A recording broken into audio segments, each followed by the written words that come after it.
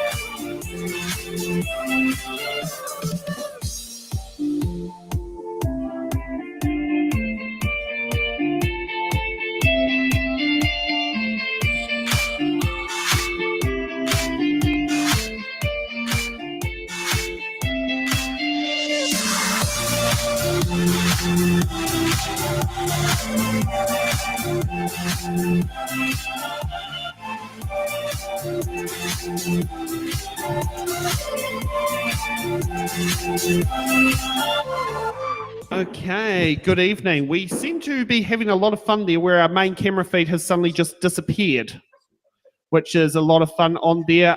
Has camera one ended up coming back on the feed again? Yeah. Oh, I'm on feed. Oh, the camera's come back again. Okay, well, that was meant to be a new opening shot that does the whole audience, but it's kind of just went completely wrong. But hey, you know, that's the joys of live broadcasting, to sit there going there. Now, let's get ready, and we'll start getting with the camera back onto the audience. And we got one candidate who's dropped his poster, so can it please go back up so we can do the big reveal? Okay, so let's go from my end. We'll start off one by one, drop off the candidate and say who you are. Let's kick off. You need your mic, otherwise those at home can't hear. Josh Nagels. Yep, that's it. Yep. Hi everybody, Shelley Archibald. Hi everyone, Kev Schuler. Kia ora, Bevan Rakoya. Good evening, I'm Darren Gilchrist. Kia ora everyone, I am Charlene Apapa. Good evening, I'm Jerry Hodgson. Good evening, I'm John Robson. Okay, thank you for that, candidates, on getting our reveal of scenes there. And we do also have apologies. Now, where is it on there?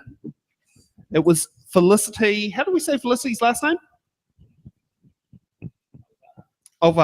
Yeah, she had to give her apologies that she couldn't make it for tonight's show. Why have I completely lost all the graphics? Oh, they've come back.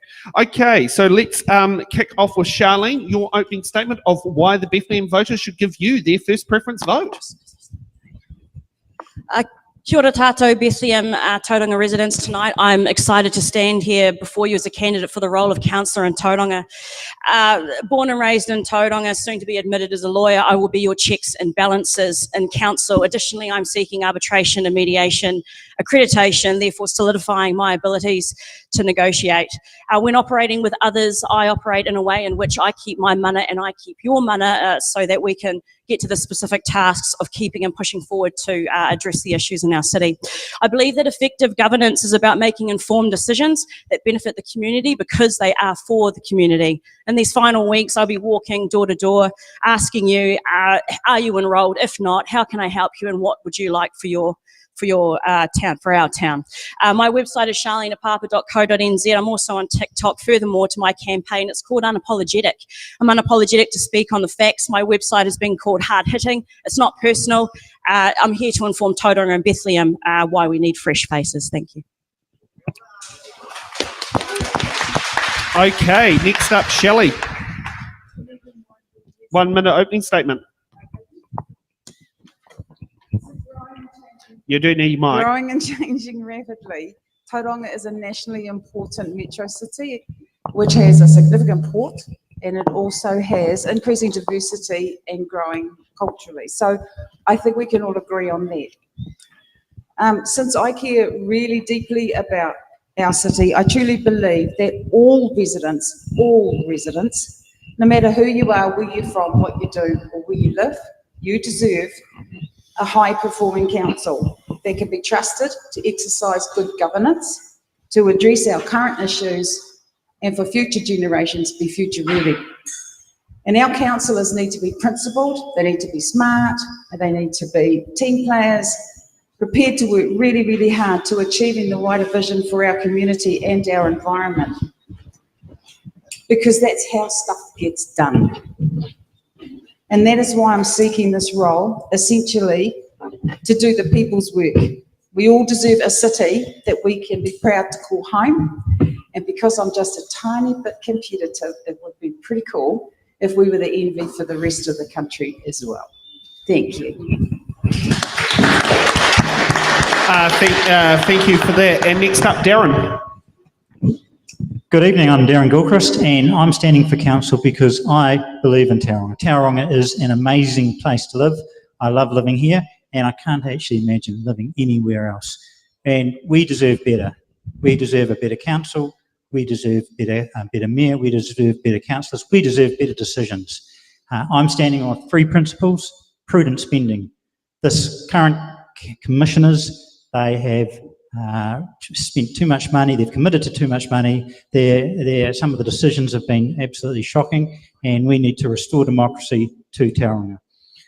I'm also standing for solutions.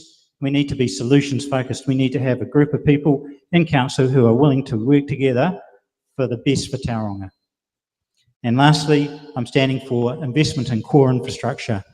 We need to focus on, the city is growing, and we need to focus on doing what is right to make sure that Tauranga is ready for the continuing influx of the people who start to realise that Tauranga is the best place to live in New Zealand.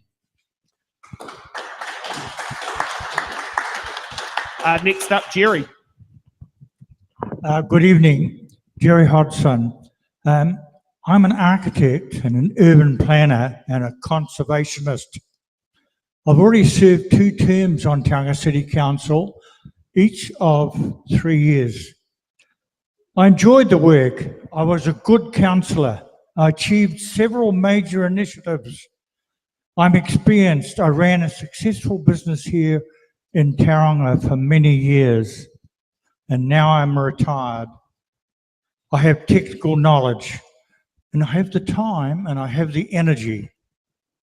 I got on well with council staff and will do so again. I want to be part of a successful, energetic council and to cooperate with technical staff to achieve success. Okay, next up now, just want to get it correct. It's Joss? Joss, yeah.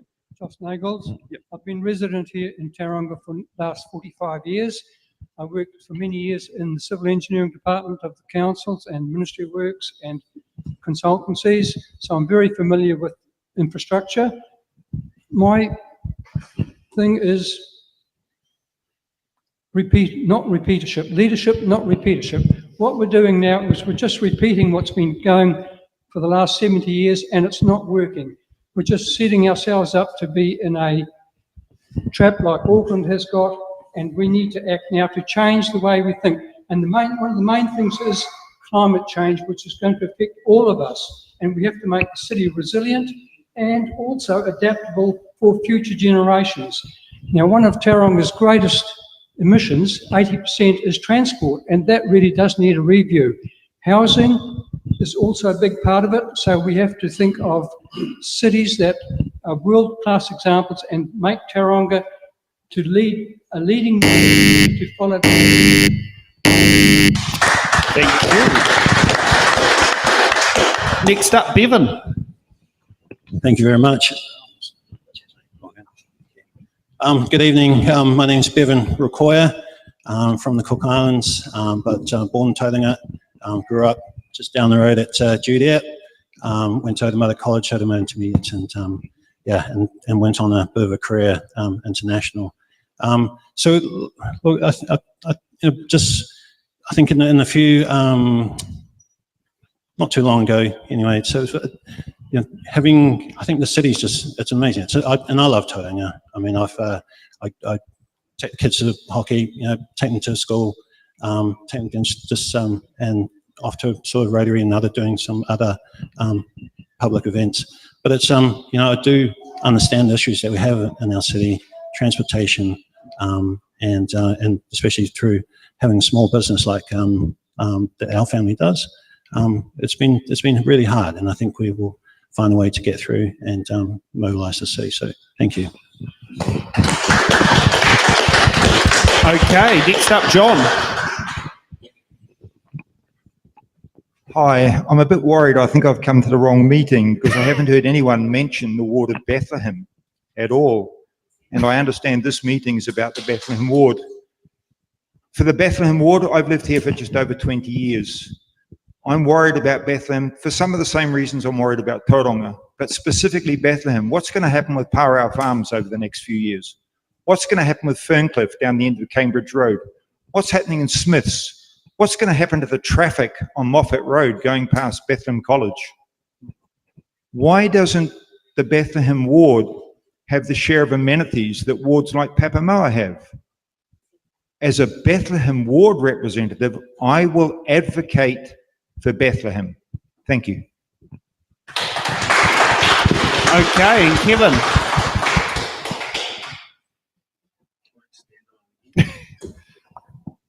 Kia ora, everyone. Good evening. My name is Kevin Schuler.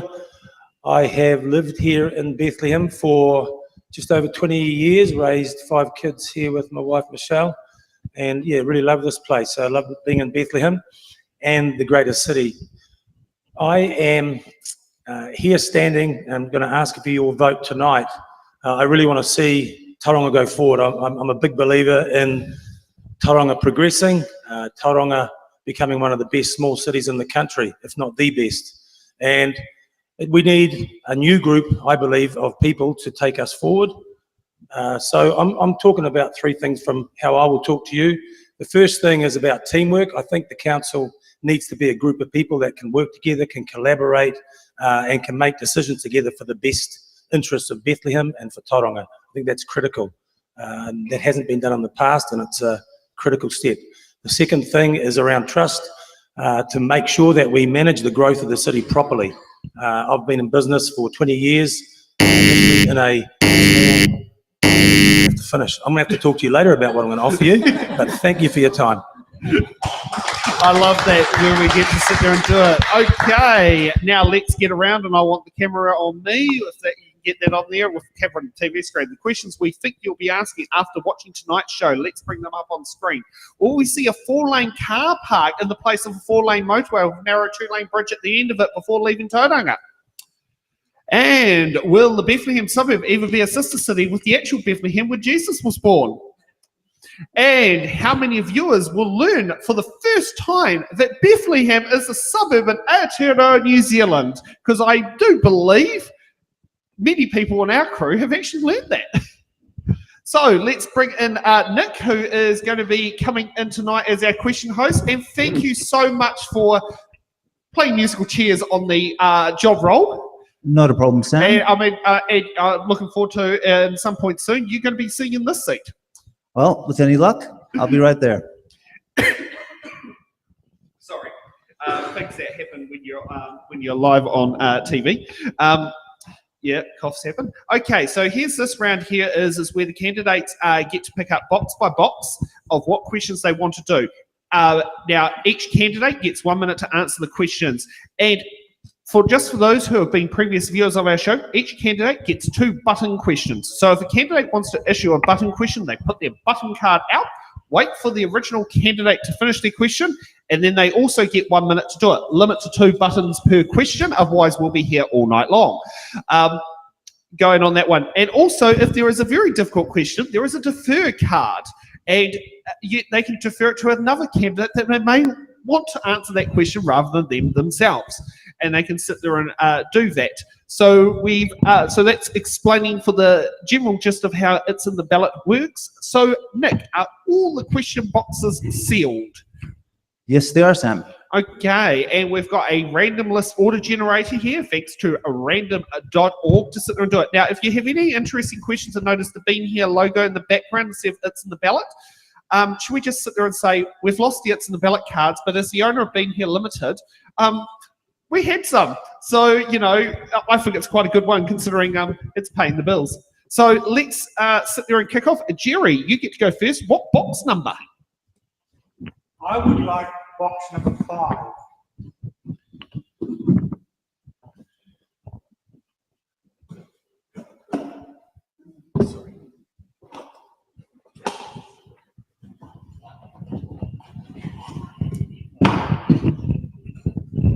X-ray. Do you support ratepayers paying for growth infrastructure? Can you tell me what question number that is? X. X-ray.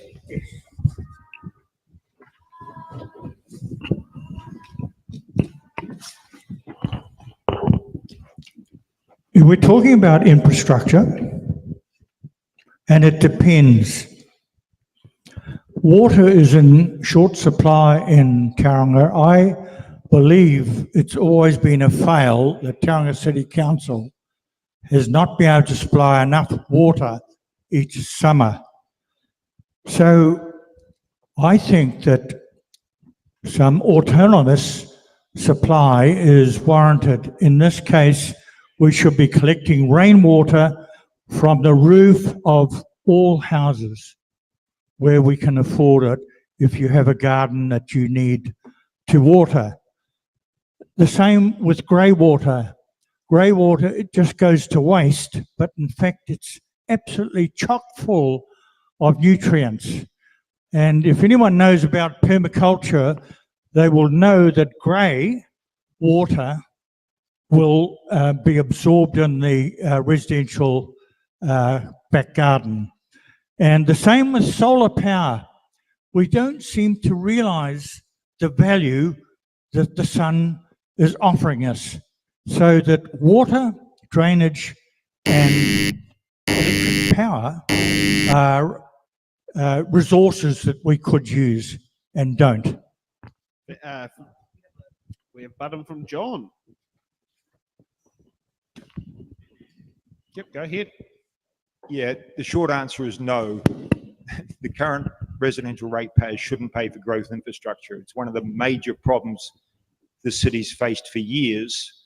Growth infrastructure has been paid for by the current residents instead of by the people that should be paying for it, primarily the property developers. And the way the funding of growth infrastructure has been happening over Tauranga for the last 20 years, the developers have probably benefited to the tune of something like $200 million that the residential ratepayers have been shortchanged over the last 20 years. So the short answer is no. Growth should pay for growth.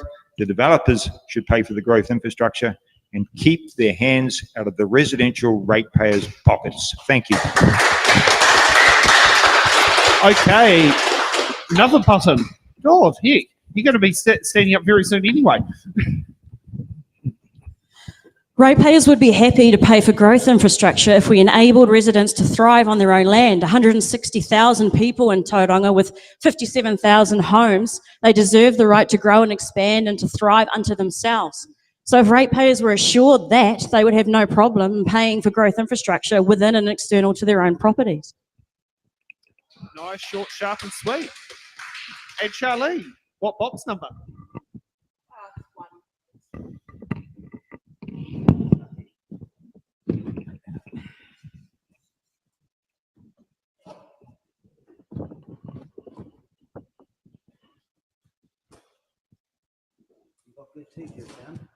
Oh, I know. You can thank Packaging Products in Lower Hutt for that, along with the boxes. D. The most vibrant and successful cities on earth have grown societally and economically in part through abandoning concepts of homogeneous societies and embracing the diversity of our populations. Aotearoa, New Zealand has a population represented by over 1,500 ethnicities, cultures, and social identities. How would you grow Tauranga through actively celebrating all peoples, who call our city home. D. D for Delta. Supportive, active participation and self-education. Self-education will let you know that 74% are European. We've got about 21% who are Māori, Pacific Islanders 4%, Asian about 3.5, just below that. We have Middle Eastern, Latin American, African communities in New Zealand, and I had the pleasure of being brought up next to Zimbabwean families. We can't resonate with their diversity and their extremities of their life, but we can talk to our communities and get involved, and that's how we actively celebrate others. Okay. Next up, Kevin. What box number? Box number 24, please. So box 24. Send it to the back. And microphone.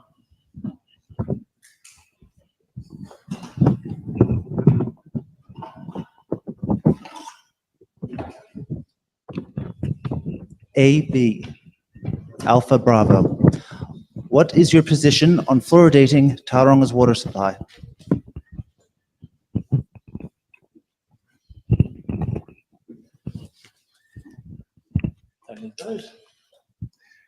Personally, I think that we should do it.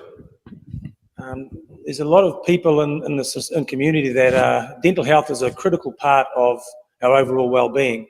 And so if there are people out there that are not getting the dental health and the dental care that they need from an early stage, Right. having fluoridated water will at least give that chance for good teeth and a good opportunity for health for those people. I know there's medical studies, a lot of work would need to be done to understand it exactly, but my basic position, if we could fluoridate the water, we will be helping the health of our communities, and I think that's important. Okay. Next up, John. What box number?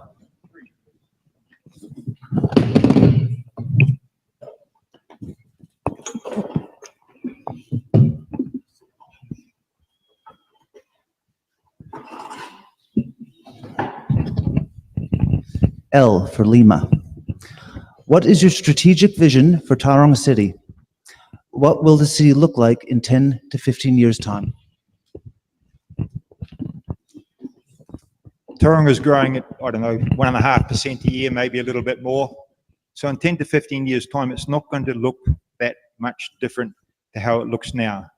It's going to be a similar size, perhaps, to where Hamilton is, or a little bit bigger than where Hamilton is now. Personally, I quite like the Mount Maunganui candidate, Garth Matheson's view of Tauranga, which is of a city of interconnected villages, joined up villages. I think that's a far more forward-looking vision than the vision of some people who want to build some sort of 1960s version of a city, looking backwards instead of forwards, where you have a big CBD full of tall buildings, often owned by finance companies and insurance companies and banks, and then a decay curve out to barren suburbs. So interconnected villages, not much different to how it looks now, but affordable, environmentally and economically sustainable. Affordable being critical. Thank you.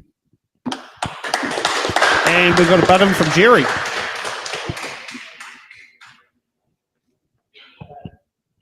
John, Microphone. or a vision of Tauranga.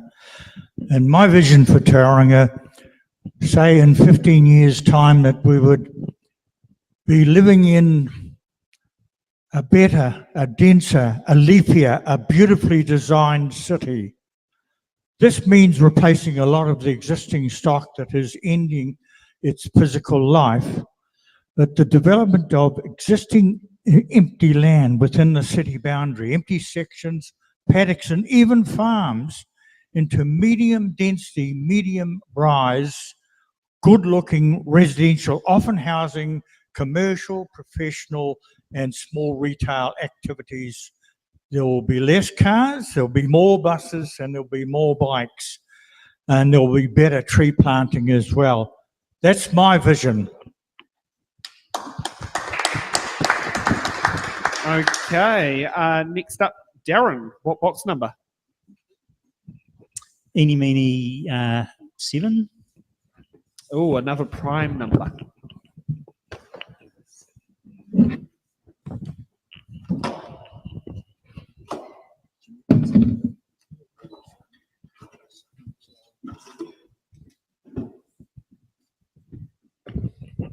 V for Victor.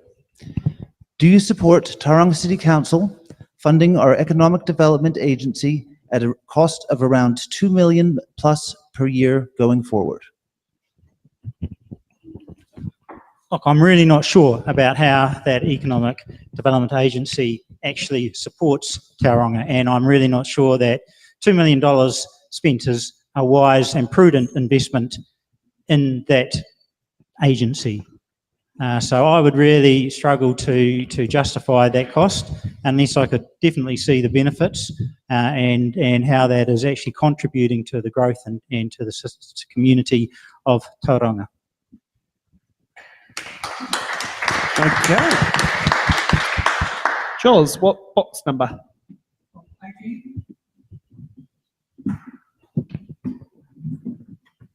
God, we definitely got an eager one for answers.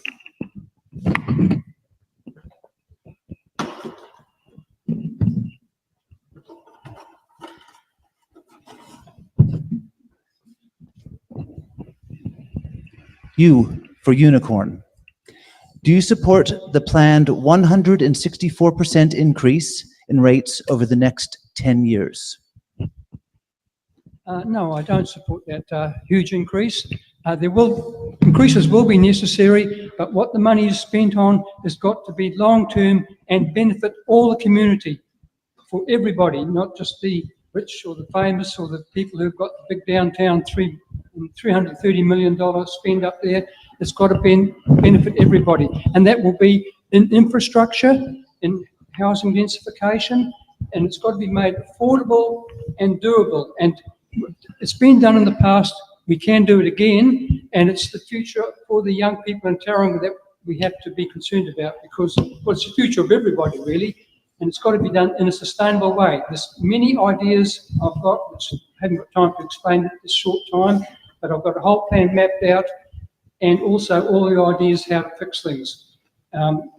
It's the way of the future. I'm in touch with some of the world-renowned planners, so it's not pie in the sky ideas. These are real ideas which are improved. Okay, Bevan, oh, we've got a button from, yeah, that's fine, Shelley. Trying to remember the names. It's all right, I'm still going to be a blur at the end of it. So I just have a slightly different view of the rates increases.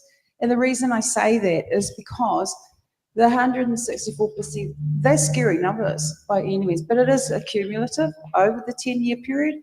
And so just for example, to make it really, really simple, because numbers can be scary and very confusing and overwhelm people, you really need not the number, you need the content, you need the context as well. So for example, to make it simple, I took my rates bill and said, what if we do 10% in the next 12 months? What that extrapolated out to is 96 cents a day or a cup of coffee a week. What if it was 20%? Well, that's $13 a week. And what if it was 30, and so on? But at the same time, life's going on, like central government may be looking at supermarkets and actually trying to put some pressure on to say, get those costs down, because it's 4 years after COVID. Or putting pressure on the petrol companies to say, you put the rates up really high on gas, but you don't take them down just as quick. So there's lots of things going on in our lives that actually to that, and those rebates to help out if you're really struggling. And thanks for actually pointing that bit out. I remember asking, because I'm from Wellington City Councillors, half of them didn't know the rates rebate existed, which was quite disappointing considering if you lived in Levin, it was the talk of the town. Okay, Bevan, we finally got to you. All good. Let's go number 70. Oh, another prime number. You can tell numbers are one of my fortes. It's all right. My accountant does like me. I sit there and make things very easy on the books.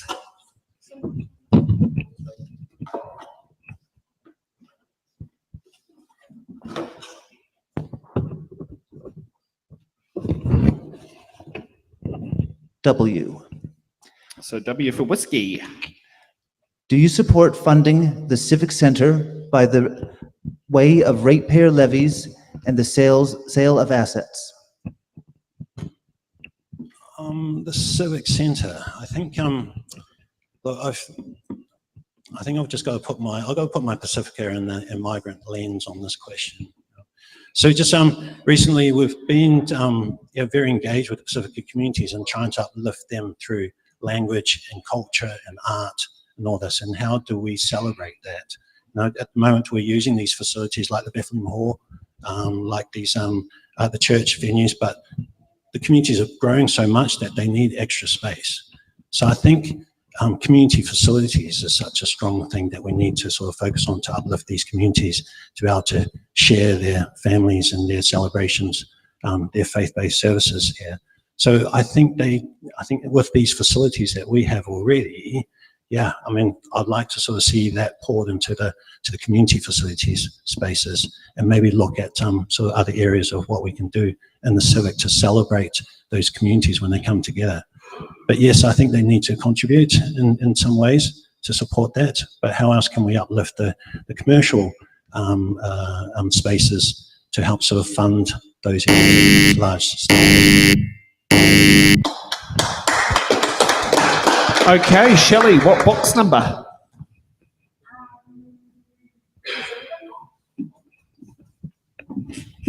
Right here. We cannot guarantee that. I mean, Nick doesn't know what's in those boxes. I don't. I shouldn't. That's a conflict of interest.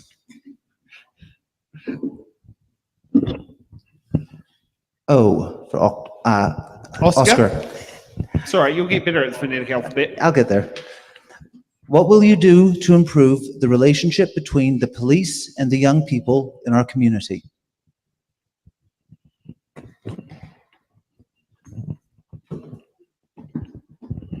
So I think any relationships have to be looked at in a few ways. And one of them is that if there are issues within that relationship, it's actually not a police problem. It's not a youth problem. It's an us problem, because we're all responsible in Tauranga for law and order. We need to actually all step up and do something to assist.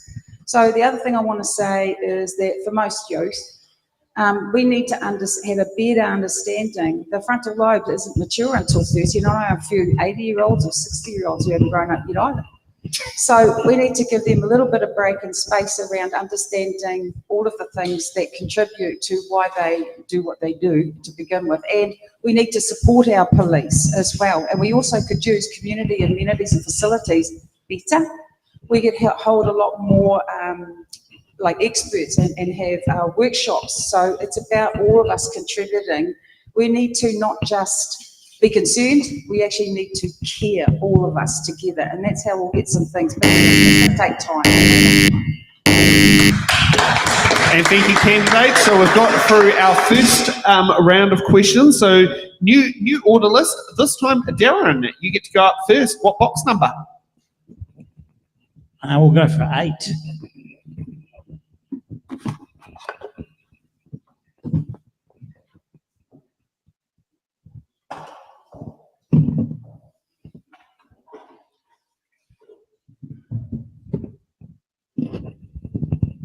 F for Foxtrot. Do you wish to promote or delay public transport measures for Tauranga? I'm originally from Wellington. Wellington has an excellent public transport system, and the reason why is that it is fit for purpose. There are trains, there are ride and goes, you can park your car, and everything is centred around the CBD.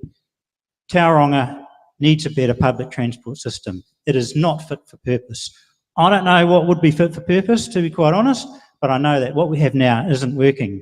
You see buses with 1, maybe 2 passengers, sometimes no passengers driving around, and you've got to get, it's not an easy to use system. It needs to be convenient. If we want people to use public transport, it needs to be convenient.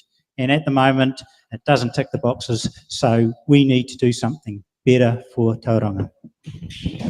And we have a button from Joss, and followed by Shelley. Yes, well, Tauranga, the transport system here is based on 1960s ideas. I worked in the motorways investigations unit many years ago, and looked at all these proposals for the motorways and that, and on the interchange on the wall was a big photo of the Los Angeles interchange, and I said to the boss at the time, I said, we don't need a monstrosity like that here in New Zealand. You need to double track the railway from Auckland to Wellington. Well, of course, it went down like a lead balloon, but the reality is they do need to do it, and we need to update our transport systems here in Tauranga to properly to a 21st century technology, electrified thing. It's possible. Tauranga is perfectly suited for light rail, buses, trains, and we should be taking advantage of that. It's amazing that we've just spending $1 billion on the Northern Interchange, and they've got $3 million budgeted for other transport needs, but not one mention of a train. And yet they're saying we've got the roads, they're going to planning years of start. And while we're continuing on the buttons, Shelley. Oh, I'm very intrigued by this. I'm also a rail fan, so yeah, we're speaking the same language. As long as you can, if one of you has promised to reinvent the trolley buses working with the regional council, you will be my best friend, considering we know what Wellington did with theirs. So I'm not here to disagree with anything that's been said. All I would like to add to that is we've got to look at our environment, because we need to have green spaces. And I think when I go and see my son in Melbourne, and it's so easy to use their public transport. And also you can go and have drinks and so on and not worry about having to drive home. But I just think we need to think about attracting visitors here as well and make this such a vibrant city that people want to come and hang out here and be in the CBD as well. And to do that, I think that's where public transport would be really cool. Okay, next up, down to the other end of the table, John. 14. Thank you. And I just realised I forgot to buy my lotto tickets. That was something we were talking about earlier. I was thinking, I should buy lotto tickets. 14 would be a good number to come out. Oh no, it's the bad luck that we've just gone through. T for Tango. What will you do to help homeless youth in our community? I think the first thing I'd do if I was mayor is probably phone central government and ask them what they're doing to help homeless youth in our community. Because I think one of the things we often see when we talk about councillors, we see scope creep and we see councils stepping in where central government has failed. And it's actually not our role to address that. But what we can do to help is reduce the cost of infrastructure or get more funding for infrastructure to reduce the cost of building in the city. But we have a situation already in New Zealand where Kāinga Ora, who are charged with providing social housing, can't afford to deliver social housing here in Tauranga. This is a central government issue. There's not much council can really do. And I tire of people taking on board issues that should be the responsibility of central government and loading them on local ratepayers who are struggling to live day to day. We've got to get the balance right here, and the balance is wrong. And that question reflects a lack of understanding. Thank you. And I think there was a great part mentioned about what is known as unfunded mandates. As many of the questions that seem to have popped through there. Joz, you get to go up next. What box number? 19. 19. Is that another prime number? I think it is.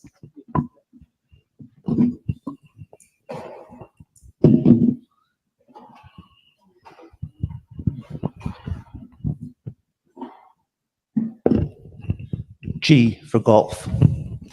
Are you prepared to support unpopular but necessary levels of rate increases in order to ensure the financial viability of the council, instead of voting for lower rates increases in the interest of your own re-election prospects at the expense of future councils being able to fund infrastructure maintenance and upgrades? Yes, so I would be prepared to support what now appears unpopular, but in years to come, people will say, why did we wait so long?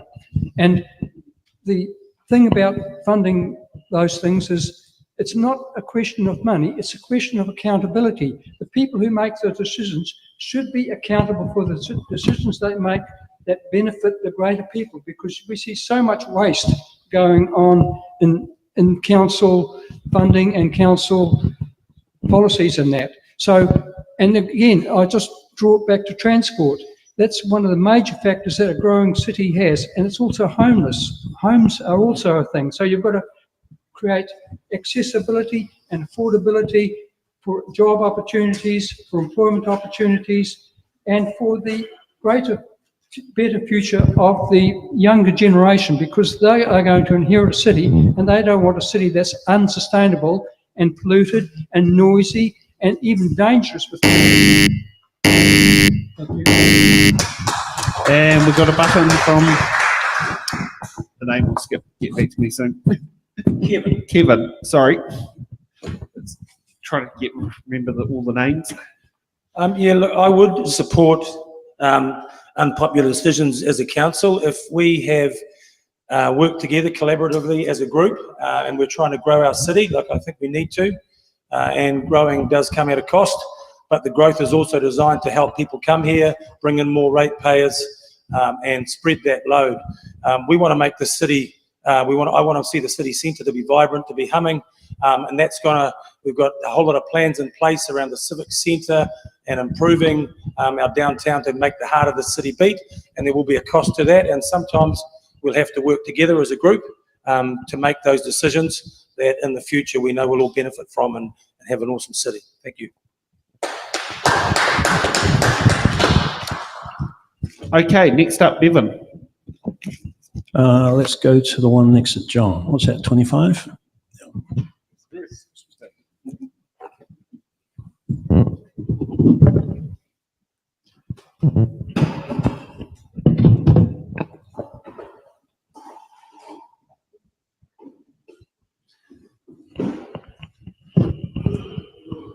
AA.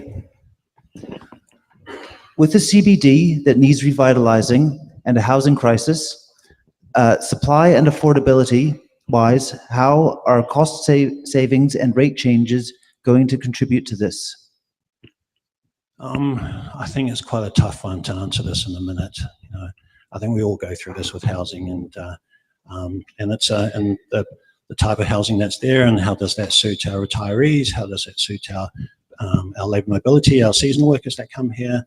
You know, how does it support the students? So it just needs a bit more sort of explanation from my point of view. So I'll be happy to sit down with any of you and share my experience about housing crisis. Thank you. Okay, Charlene, what box number? 24.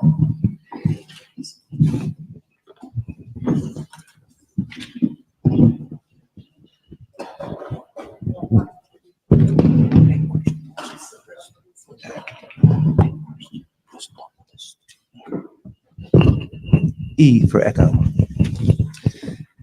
International studies have shown that an active appreciation of a society's diversity boosts both positive well-being and economic growth. Some might argue Tauranga City has in the past overly represented a specific demographic.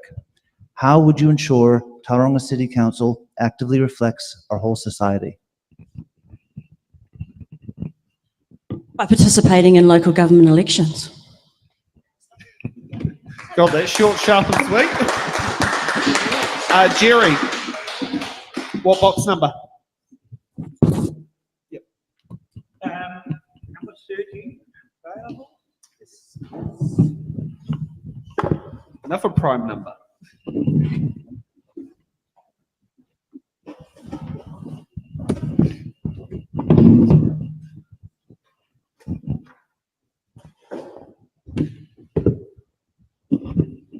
C for Charlie.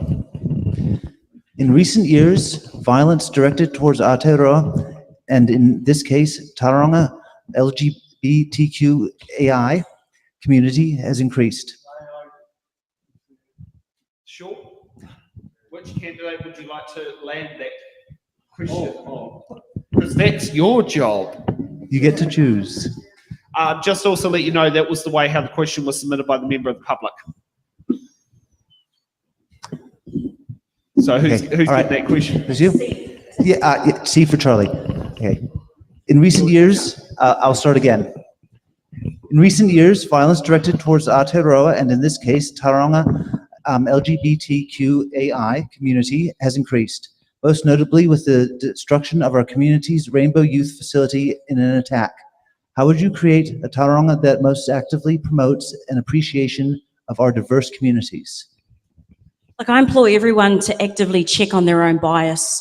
I think bias is a natural thing for all of us, but I think it comes to a point where you come across situations in which you need to engage with other communities that are outside yourself. And I think if you've got that ability to do that, then we can embrace all diverse communities in Tauranga. Thank you.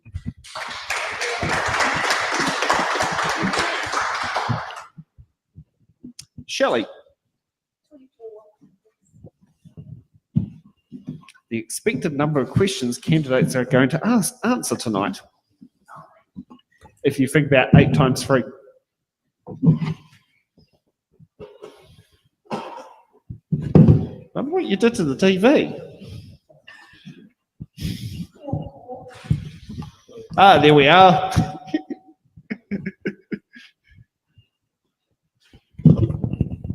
We have B for Bravo. Aotearoa, New Zealand has a population represented by over 1,500 ethnicities, cultures, and social identities. Studies have shown that diverse and inclusive societies both increase well-being and economic growth. How would you actively improve Tauranga's sense and celebration of its diverse society? And just to let you know, that has been a double up, as Stacey has just mentioned to me, but let's see what the answer is. It's appeared twice in the show. Yeah, you go ahead and answer it, but yeah, just to let you know that question has already been asked, just so if people say, shall we choose another box? Let's choose another box. Yeah. Yeah. No, I just heard in my ear going, I think that question's been asked. Careful, button. That's not your fault. I think you and I are going to have to start looking at these question sheets when we get home.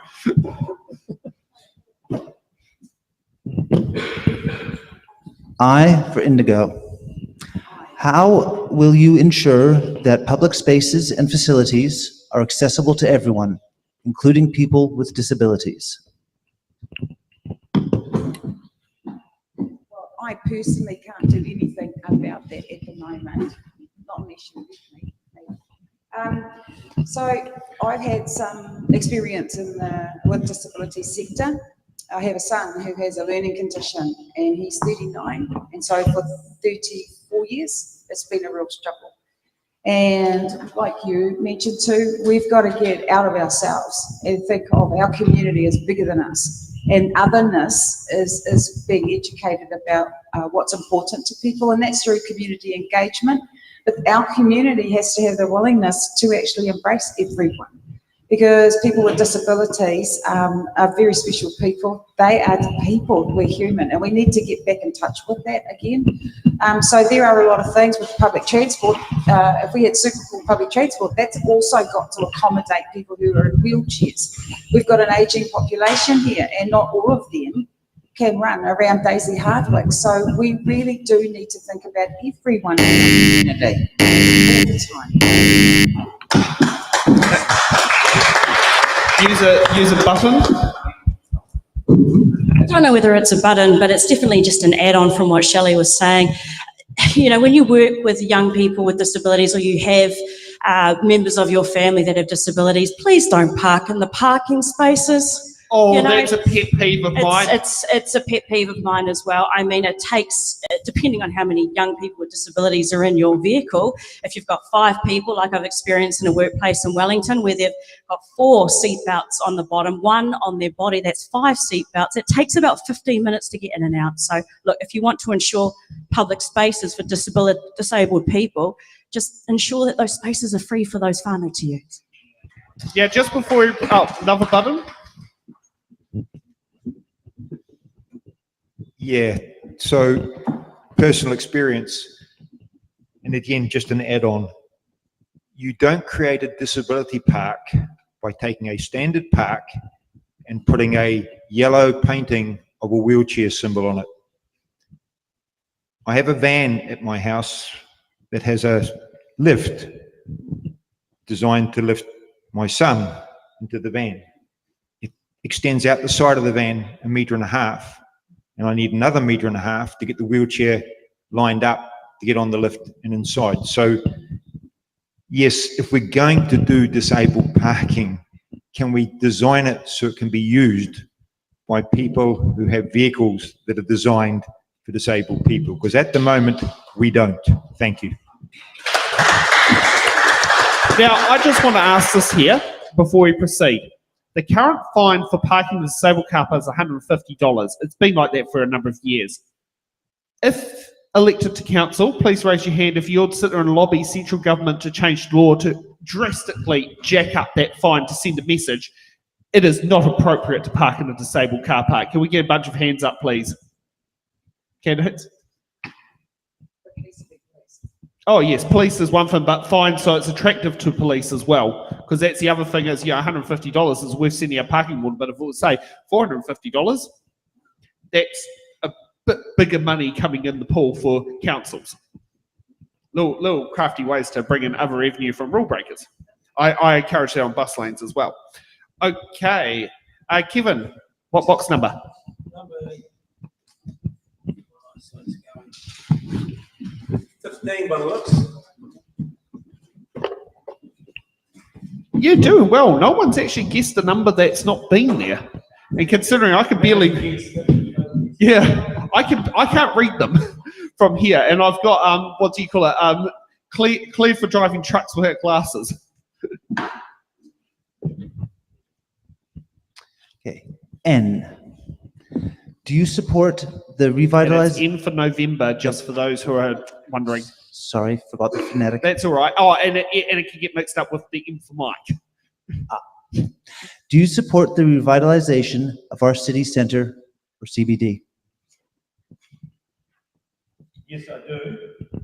Just finding my notes. Right.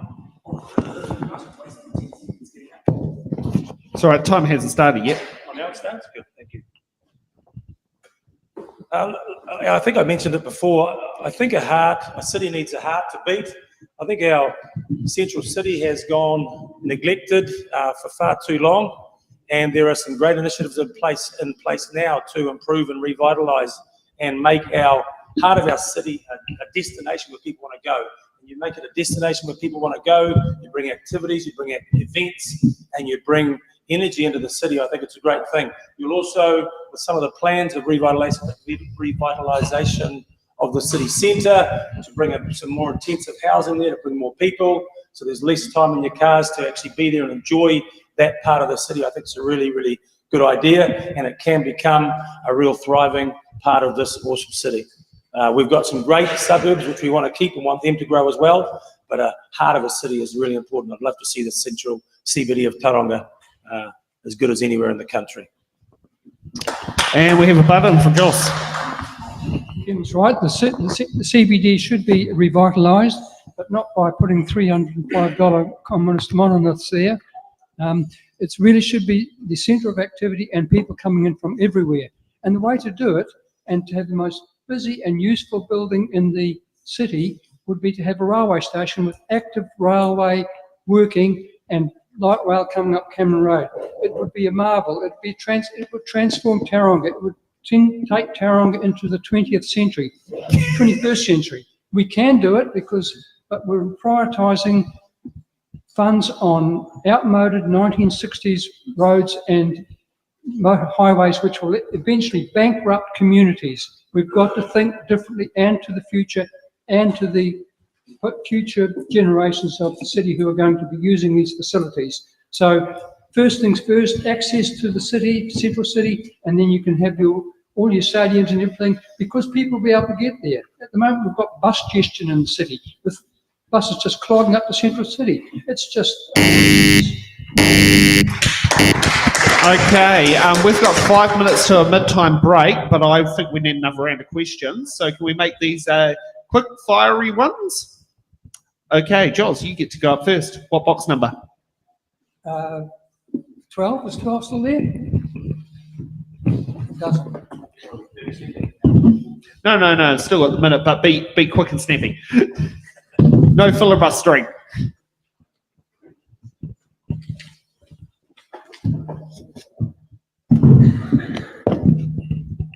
S for September? Yeah, that works. Let's go with that. Sierra, thank you. How will you restore confidence with the ratepayers of this city? First thing we've got to do, any council has got to be unified and have a direction in which to go, and furthermore, be accountable for decisions and the money that they spend. So far, I mean, we look at Cameron Road, $110 million, not a heck of a lot of change, not a whole lot of new lights, new asphalt, and new paths, and a cycle lane sort of thrown in as a compensatory measure.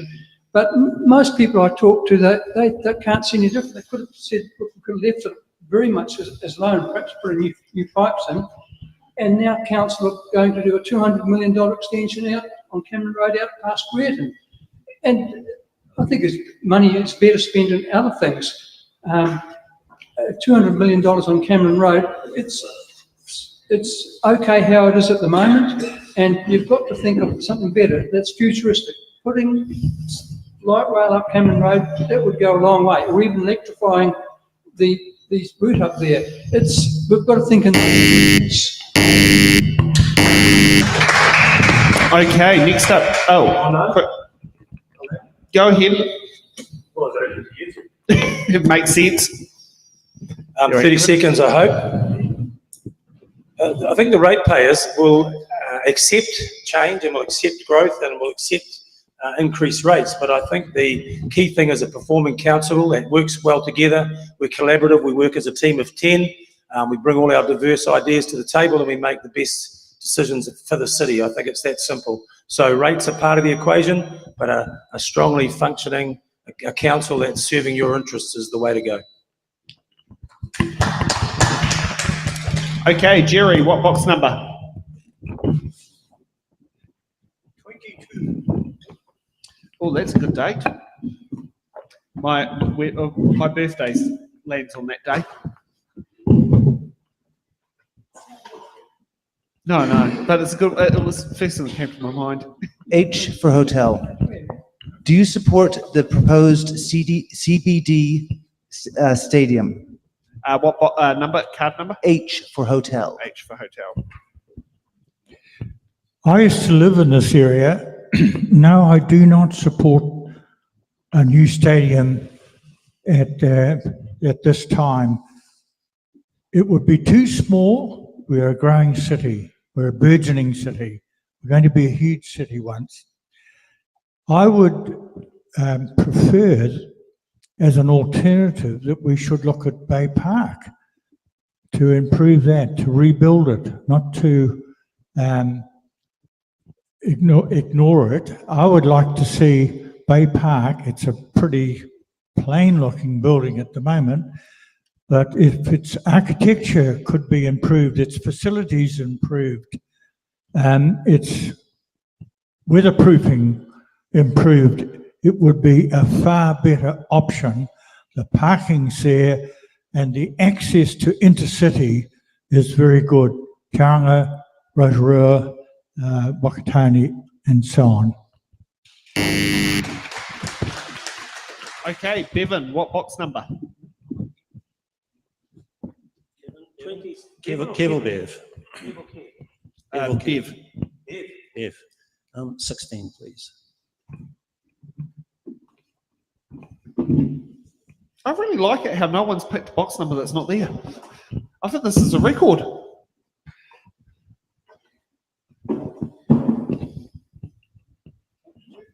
P for Panda.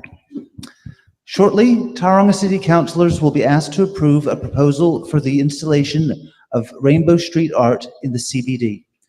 The aim for the project is to celebrate our rainbow community, acknowledge our wider diversity, and improve the vibrancy of our CBD. Would you vote in favor for the proposal, and if not, why not? Okay.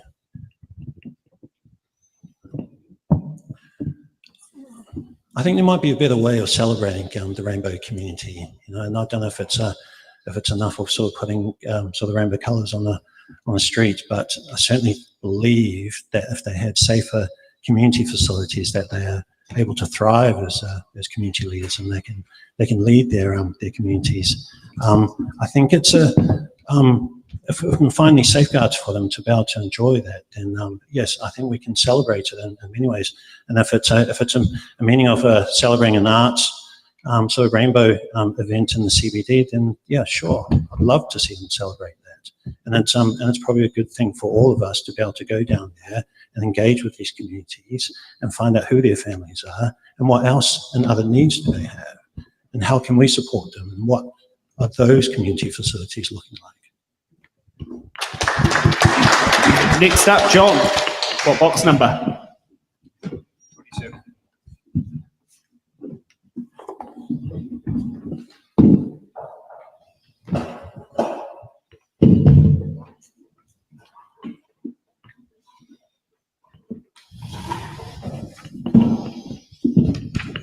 Z for zebra. Are you able to pronounce Tauranga correctly? And are you familiar with the local iwi and hapu in our city?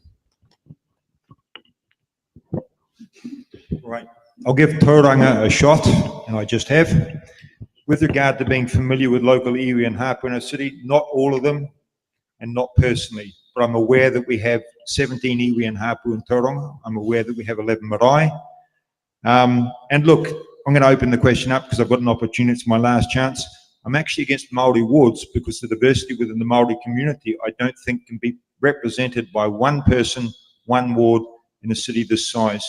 I'm in favour of going to what we used to have, was using the rangipu, getting all the representatives from all the hapu in a room and listening to it so you hear all the voices. I just sort of add that in. There's a bonus answer for you. Thank you. I love that answer. Okay, Kevin. 21. Please. The day that you find out the news.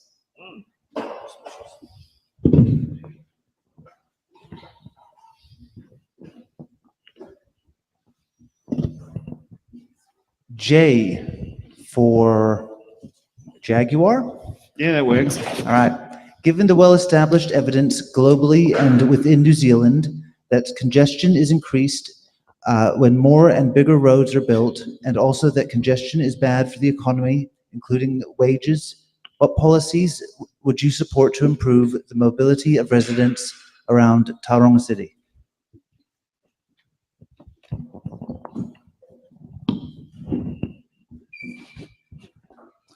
I think there already are some initiatives in place in the plan moving forward to increase intensity in certain areas. Some I agree with, some I don't, but in general, the more intensive housing you have in an area, the less travelling there is in and around with full services and amenities for those. So that's one part of the answer. I think every city is very, very unique in its own areas, and Tauranga has its own geography that makes it quite unique in terms of our long isthmuses and long distance over to the mount. And so we need our roads to be functioning, we need our roads to work, and we'll have to make sure that the people can get to and from all those great areas of our city. So it's a combination, it's a multifaceted approach. I think we do need to work on intensification in the right areas. But remember, there are roads in our town that have got potholes that haven't been looked after. So we have to make sure we go about fixing up what we've got, as well as improving the opportunities for transport right throughout the region. Okay. Are you trying to use a button card? I don't know. Have you used two? Oh, well, then you can't. Okay, Charlene. What box number? 28.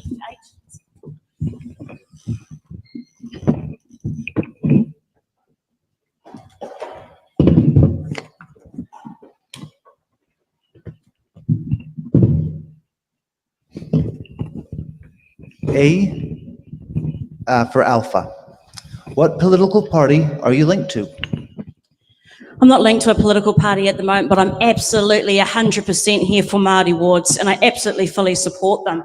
What I heard over here was I don't know local hapu and I don't know local iwi, and I don't support Māori at the decision-making table. For the last 200 years, that's all we've had, is one ethnicity at the decision-making table. We've got here questions about diversity. I'm absolutely in support of that, and that's my answer. Okay, Darren, what box number?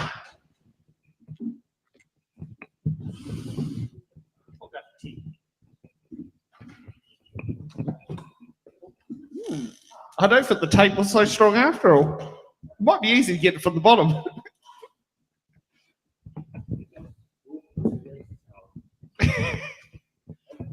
the Lee Tower boxes. Yes.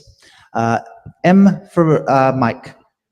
Do you support a museum for Tauranga City?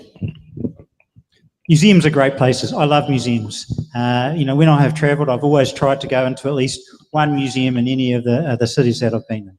They're amazing. However, they're also expensive. And while I support a museum for Tauranga, absolutely, it would be great to have one. Now is not the time.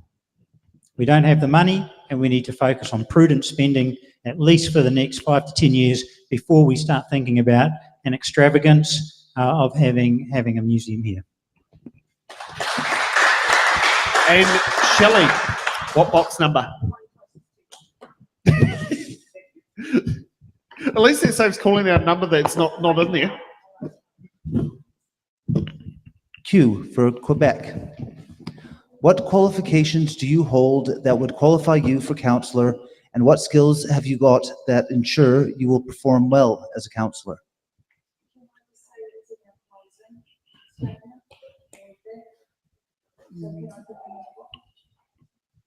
Okay. Thank you. That is a good point, but what technically qualifies you is 2 nominators and $200. That's all that qualifies you legally. Yeah. That's your answer.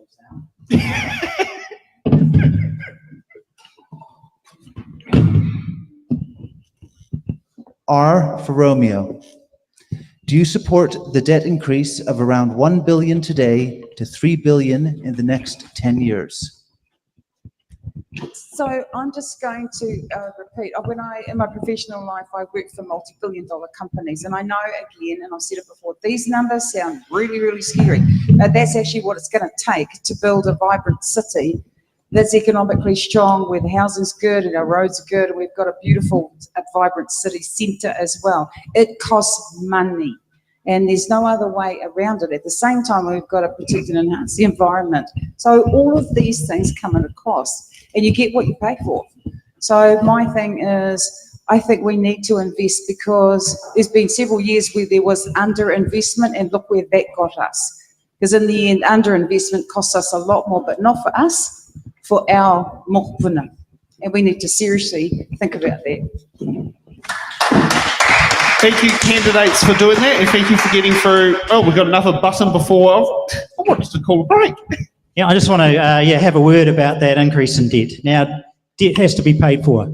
It's going to be paid for in higher rates. It's going to have to pay for the interest, and that is a massive increase in debt over a very short period of time. So we need to exhaust as many other avenues by prudent spending, focusing on what is core infrastructure and essential services, and leaving some of these vanity projects to the future. So we need to be careful how we spend our money, and I think that's what the people of Tauranga want.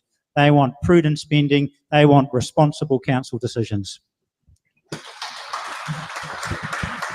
Thank you for that. Okay, we will take a break now to give these candidates a bit of a rest, and we'll come back soon for hard-hitting questions.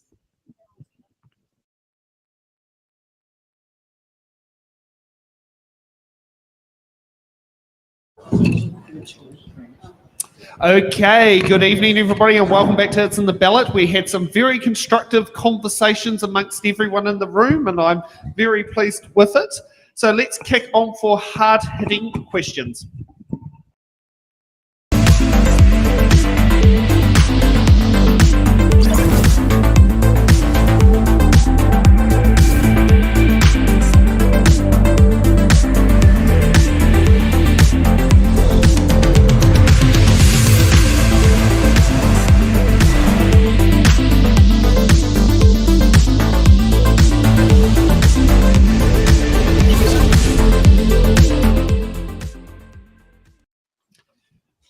Okay, so hard-hitting questions are those questions that we get every candidate to answer. You cannot use your button cards, you cannot use your deferred cards because everyone's expected to sit there and answer it. And each candidate gets 1 minute to answer the question. So let's kick off with hard-hitting question number 1. Do you support the Tauranga City Council's long-term plan 2024 to 2034? And let's kick off with John, because you get to go first this time round, according to the random order sheet. No, I don't. And when my website's launched next week, you'll see that the landing page starts with, I don't support this plan. Right. The Local Government Act is pretty simple. It's designed to allow democratic decision-making by the local community. Yeah. Our long-term plan, as gifted to us by this commission, right, does not have smart spending, it does not have fair funding, and it is not driven by democratic decision-making.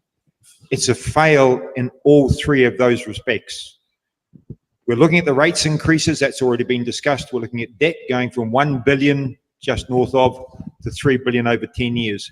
It is not sustainable. If we don't change it, people will be rated out of their homes. It must be paused. We must have a long-term plan amendment in, and we must have a council that's prepared to do that. Thank you.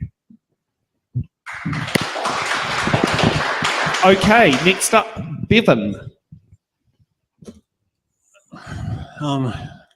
Look, I think it's I'm a first-time councillor, so but my sort of lens that I put on through my community services and just my career background that I have is that, I mean, it is an enormous vehicle to be able to sit in this room and sort of figure out how do we move forward, how do we mobilise ourselves, right? So I think with the long-term plan, 2024, 2034, I'd like to sit right next to it for the rest of the 4 years and just monitor the effects and the decisions that are made in this chamber that will have long downstream effects that could affect vulnerable communities. So that's my position in this. It's quite a bigger thing, but I do want to be able to engage with the Bethlehem ward at first and come in and sort of talk and discuss and be open, transparent and accountable for the decisions that we make. Okay, Kevin.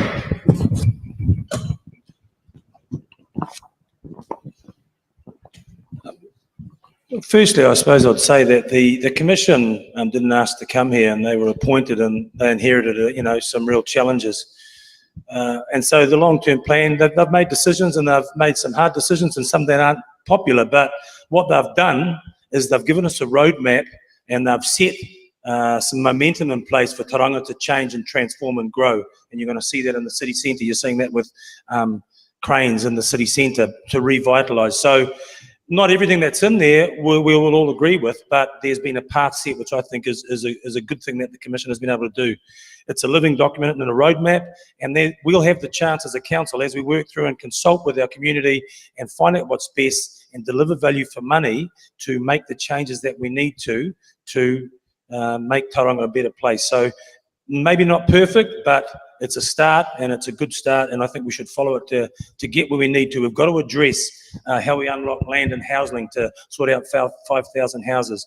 We've got to get better amenities for our people. We've got to bring life back to the city centre, and I've got to sit down because my time's up.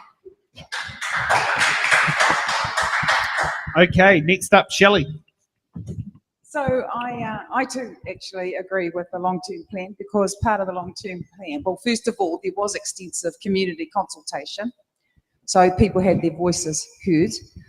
Second, I believe that the city strategic direction, which is part of the long-term plan, that's got 5 priorities that really float my boat.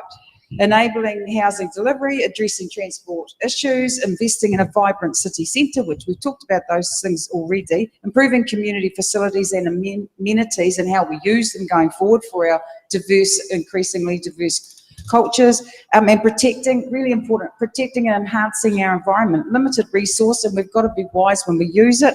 And there's 3 ways to do that: appropriate investment, fully committed council, and council working as a team with council staff, strategic partners, regional and central government. That's how stuff gets done. Okay, next up, Charlene. By John's words, the long-term plan is a gift from the Commission. So for Te Ao Māori, that is a treasure. So a treasure does change hands, and that means it can evolve. So for the long-term plan, I've had a look at it. The only discrepancy that I can see so far is the additional rates paid for new communities to enhance their surroundings, i.e. their harakeke. I want to see sunset clause on that. A sunset clause that says we won't pay too much rates all the time for additional support in its surrounding, surrounding flora and fauna kind of stuff. So yeah, I'm conscious of that. Okay, Jerry. Yes, I do support the 10-year plan. I've actually read it. It's 400 pages long. It's detailed. It's beautifully structured. It's amazing. Every project that they've anticipated has been analysed and costed, and funding plans are put in place. It's too detailed, I think, but it is, I agree, a good roadmap. And the fundamental thing about it is, first of all, it's required by the government for every territorial authority to have a 10-year plan. But secondly, this has been subject to wide public consultation, and a lot of the public thoughts and opinions have been built into it, and I understand it's just been released again with all those modifications in. Of course, plans can change. Your time has been used up. Beg pardon? You've used up your time. We've got a point of order from John. Yeah, I raised this with Sam in a pre-meet, that if someone says something that isn't actually correct, we should have the right to call it out. The funding required by this long-term plan is not in place. There are 3 issues raised by the Audit Office, 3 significant risks with regard to funding in this long-term plan. The funding is not in place. Everyone needs to understand that. The funding isn't there. It's not in place. Thank you. Okay, let's go on to Darren. And thanks for that, John, as from your experience as a former councillor. I've written a heap of consultation papers and I've written a heap of submissions. And quite often when some party consults, they don't actually consult genuinely. And I think that's what's happened here with the long-term plan. It is not actually resulting from the submissions that were raised. It is not in the best interests of Tauranga City ratepayers and the community. This is a path to debt. It is a path to increased costs. It is a path to increased rates. It is not going to be a good outcome for our community if we go through this long-term plan. There are some good components, so targeted rates on those who benefit most, that's a good idea, but selling assets, so there's got to be a really good reason to sell assets. Are you going to get a better return from the investment that you make from the sales of those assets? And even the simple things like charging for the use of sports fields. What do we want our children and our youth to do? Let's get them out involved. And Joss. In its present form, I don't support the long-term plan because it misses out a whole lot of things. It's actually, in most of its concepts, it's already out of date when you compare it to trends that should be happening in New Zealand, and they're not. I've been to 3 or 4 regional transport meetings right back from 2018, and it's really just like being in the 1960s. They're not progressive at all. They just repeat what's been done in the past. I've put submissions, 3 or 4 submissions into the long-term plan. It didn't change anything. It didn't even get a mention of what the long-term plan is almost corporately predetermined to benefit the big multinationals. And it's not there. It's 400 pages. It should be about 4 pages of bullet points, and then the detail comes after that. Yes, the long-term plan is, I agree with what John said, and it doesn't really specify where the funding is coming from to even support it. So it's a bit of a guess. Okay, now let's get on to hard-hitting questions number 2. Yes or no, do you support the establishment of Māori wards, and why? Let's kick off with Charlene. Aye. Why? Ake. Look, I support Māori in decision-making tables. It's simple.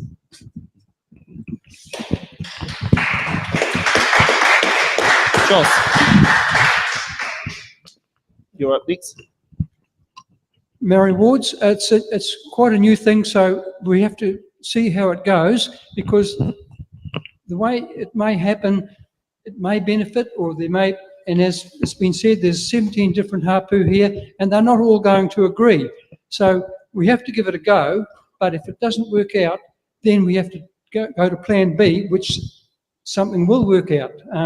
It's quite new, so it's important to take notice of it, but it's got to be subject to the best fit in the community and the future of Tauranga, how things are going to work out for everybody, because we're all human beings, we're sharing this planet, we're all in this together. Okay. Darren. I support Māori being involved in consultation and decision-making. If that's through a Māori ward and that's the best way of doing it, then by all means. I have no objection whatsoever to Māori wards. However, is that the best way of getting full community consultation and involvement from Māori? Maybe, maybe not. Maybe there is a better way. Maybe there is some way of actually working with all the hapu in the region, as opposed to just one representative who's been elected under the Māori ward. John.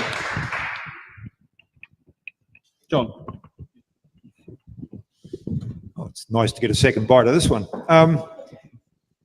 I think that's exactly where I sit. I think there is a better way of doing it than a single Māori ward.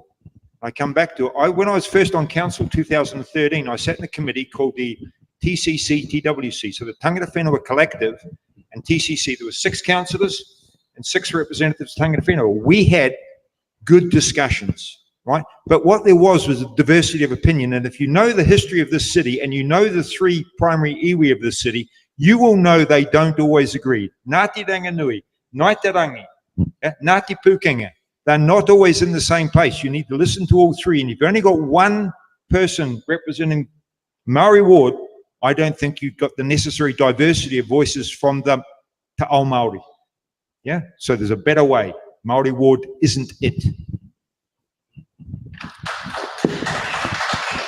Shelley. So I support the Māori ward because I think we've still got a long way to go, and I think this is sort of part of that journey. So for me, just on the legal side, Māori wards are one avenue through which councils can uphold their responsibilities, statutory obligations under Te Tiriti o Waitangi to include Māori in decision making. But what I do have an issue with is people talking about Māori, about what Māori want or how Māori decide or how Māori can't agree. And I actually have an issue with that, because if we get out there and engage, I think the question is, what do you think about this? What do you want? That's really the voice at the table, not just having a seat at a table. Okay, Kevin. Yes. No, that's the next one. Look, I'm not Māori, and you know, for me, I'm not sure what right I have to say what is of significance to Māori or what isn't. And really, I'd like to consult and ask and find out from the Māori, the iwi, the hapu of this area, how they think the Te Awanui ward is going to benefit them and their people and their voice. I think that's an important question to ask. But I will say we've got a unique situation in Tauranga over the next 4 years because we have the Te Awanui ward as part of the council. And so we all need to get to work together.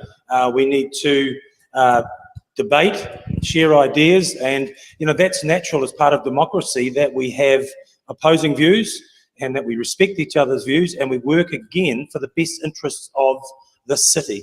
And so we have a unique situation, and I hope we take it by the horns and do the best we have with it, and we get the best results as a group of 10 for the community. Okay, Bevan.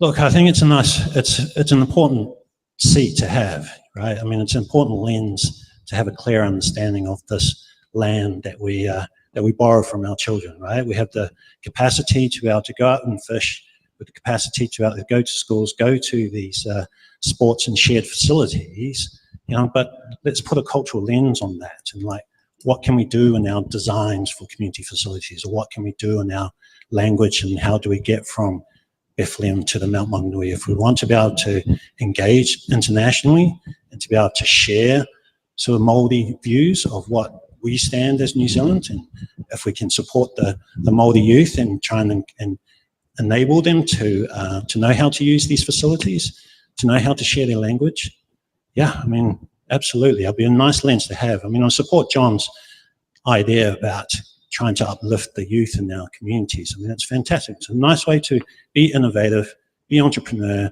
look at what we can utilize on the land to drive economy. I'll speak more to it later. Thank you. Okay, and Jerry. I personally do not support the establishment of Maori wards.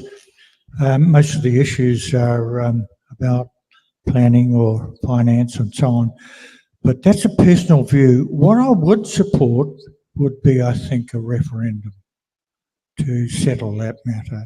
That's all I need to say.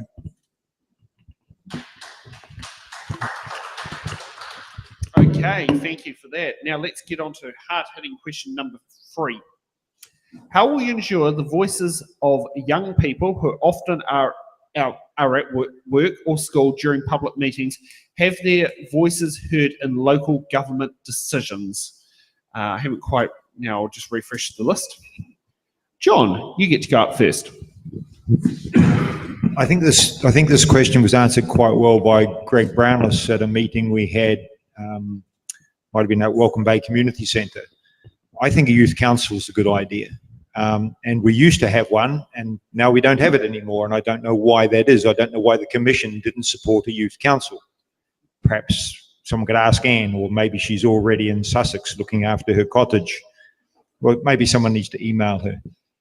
That's certainly one way of doing it. I think you've got to avoid being patronising. The other thing I think we need to do is we need to get into civics in schools. We need to start taking civics education to schools, because in my experience, most people don't understand the relationship that they have with local government, with regional government, and with central government. And because they don't understand that, some of them have expectations that are not met, they get disenchanted, and that's one of the reasons we have the voting turnout we have. We're going to struggle to get 50% in this election.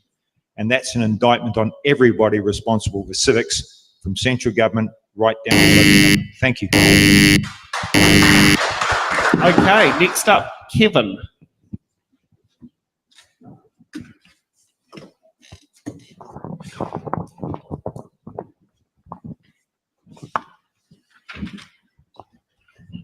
I suppose if I'm involved in the council, really we are here for the future, for the young people of Tauranga. What we do over the next 4-10 years is going to set up better lives for our kids. So that's a really important thing. I think for young children to be involved, I think education through school and getting them more interested in their local body politics and their environment and their community, ways that they can serve, and generally raising that awareness amongst younger people will help them want to be involved. And I think that's a big part of it. A lot of children, younger people, are at a different stage and age of their life. And so ways we can enable that. I think using the digital media and using other avenues as well to connect and give them opportunities if they're at work or at school, to connect to the meetings, to listen, to be part of it if they're interested, to help them choose the path of community service earlier and be part of the future of the city. Thank you. John. Young people, they are at a stage of life where they're busy in a different sphere of their thinking. They're getting on with life, they're wondering what to do, and they're aware of things that are happening in the community, but it's not their prime focus. But one thing that's they're very focused on and they're very worried about is how the future of the world and the livability of the world is going to affect the sustainability and the climate. I went on the big march, climate change march in 2019, when they went through the central city in CBD and that, and they had a big rally, and I gave quite an address to them.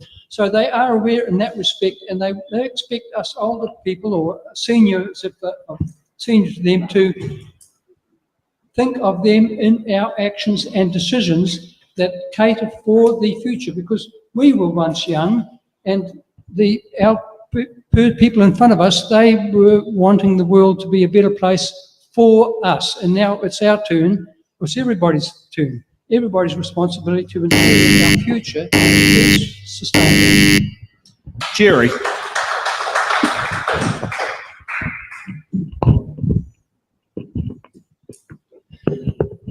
I have been campaigning by doing a lot of door knocking, and so I've spoken to a lot of young people, and the impression I'm getting from those people that they're interested, they're aware, they want to vote, they're asking good questions. I'm not sure what the answer to this question is. People need to understand that young people are interested in local affairs as much as anyone. How will we ensure that the voices of young people have their voices heard? I think they're quite capable of earning that themselves. Okay, Charlene. One day we're going to have young people come into local government between the ages of 18 and above, and when they do, we support them and we wrap around them and we say thank you for participating. But that is going to happen, and I'm really glad that John said something that we agree on. I'm fully supportive for a youth committee at Tauranga City Council. Okay, Darren. Yeah, I agree with John and Charlene. I think we need more youth representation and some kind of avenue for youth to be able to actually communicate better with council. I've got 3 young adults, and one of them is actually interested vaguely in politics, and 2 couldn't care less. So we've got these young adults that are the youth of today. They're the adults. They're the future of our city. They're the future of our country. And we need to ensure that they have a vibrant, affordable, sustainable society, and we need to consider how what we do now is going to actually benefit them for the long term. Okay, Shelley. So it's kind of interesting because we go about youth as though they're a group over there, but we've actually got 6 generations now in our increasingly diverse society. We've now got Gen Alpha, who are probably about maybe 10 years old right now. So we all live in families, and some families actually have all 6 generations. The thing that's the through line in terms of all of the generations, they do want a deeper relationship with council. So how do you do that? the through line again is technology. So meeting each of those groups where they're at and whatever is comfortable for them.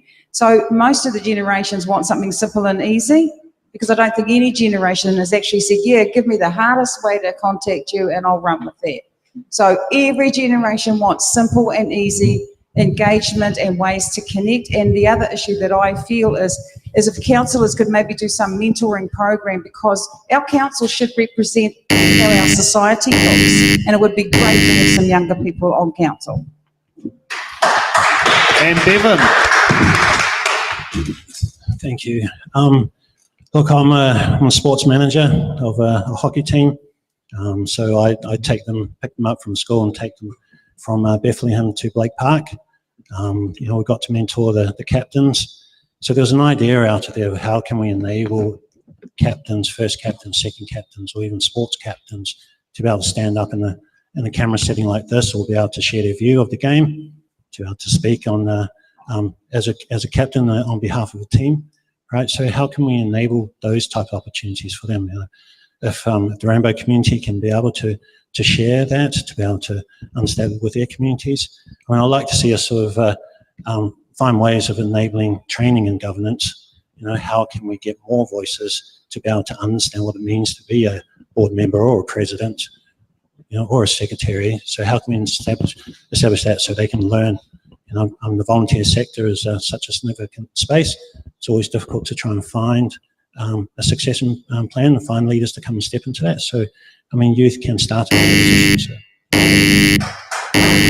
Thank you for that, and I certainly can definitely relate to that. As my first time voting in 2010, I knew the voting system STV, but I had no clue who the hell was the positions below the mayor. So I know exactly what it is about civics. We need to teach people more, and ironically, I'm now running a show that literally helps provide that information out there, including, how to do STV for voting. That's something I've been doing was at least 12 years now. So it's for me, it's second nature, but I do know different areas have different things going on there. So now let's get time for closing statements. Candidates get 1 minute for that. Charlene, you get to be first on that list. Papa, not Zeta Papa. Anyway, that's all good. Vote for me, Bethlehem, because I've knocked on your door, because I've dropped off a pamphlet, and because you know what I'm about. It's a beautiful thing to actually sit here amongst people that love Bethlehem as much as I do. And I don't have to be at their back doorstep to actually love Bethlehem. We are an awesome place. And, vote for me, number one. Come. Okay, Bevan. Thank you very much. Thank you all for coming. It's a bit cold in here, but I think we had sort of greater facilities that we're always invested in, so we can do opportunities like that and share spaces like this together. I think we can do that more, whether it's through a cultural lens, or whether it's through a sports club, or whether it's just for faith, to celebrate this hall as a church service. I mean, it's all great. So can we have more spaces like Bethlehem Hall that we can integrate into our schools? Can we integrate into the CBD experience? Can we integrate into other wards? Yeah, sure. I'd love to invite other wards to come and share this facility, and I think that's good. That's good for us. So we can share ideas, we can be innovative, we can talk about our issues, and then we can solve these long-term planning for our children together.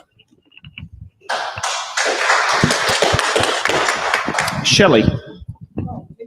Yeah, I know. It gets around here quite quick tonight. Microphone. My professional life has been long and varied.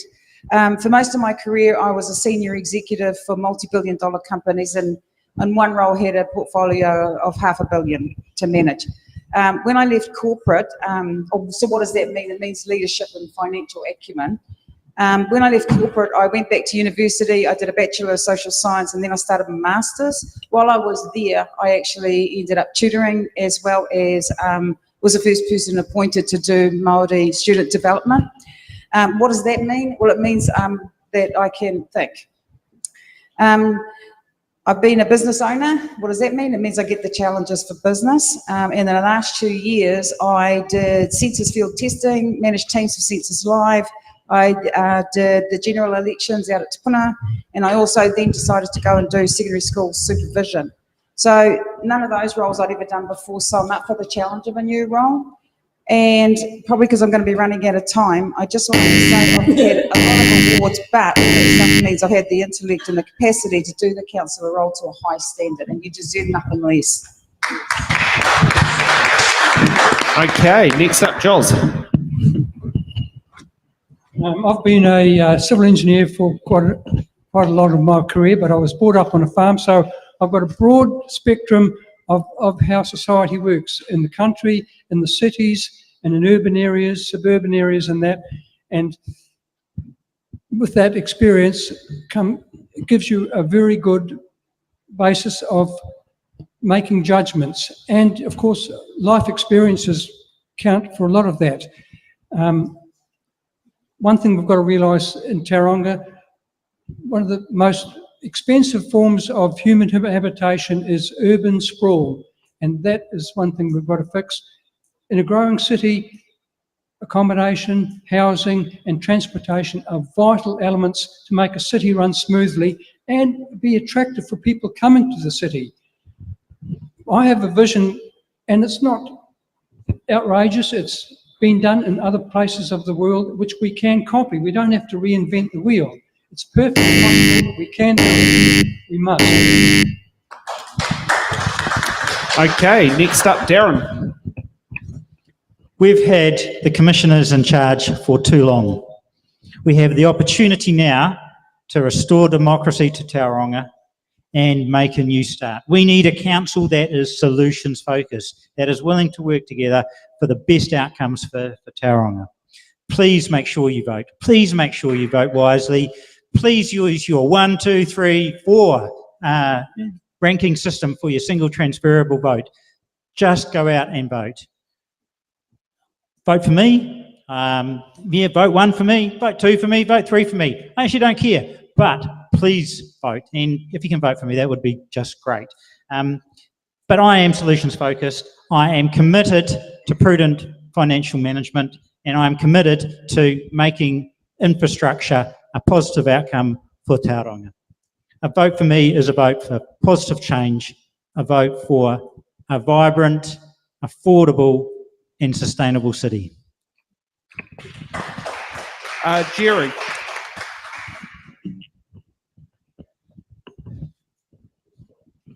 I thought there would be better questions tonight. I'm sorry. Questions about the 10,000 shortfall in the housing stock.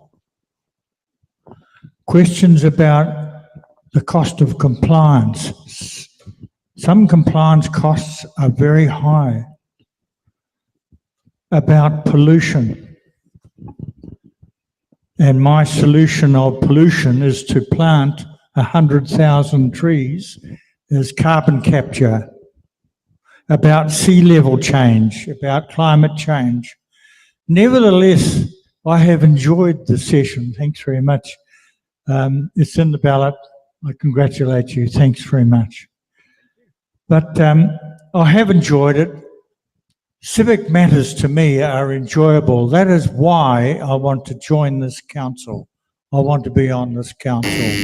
I enjoy it. Okay, Kevin.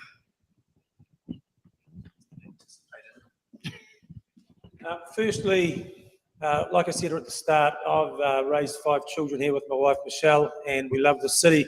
I really want to be part of shaping Tauranga's future. I want to be part of making this a city that my excuse me, children want to come back to and live. And I'm a bit selfish. I don't want to go too far to raise my grandchildren. I want them to be here.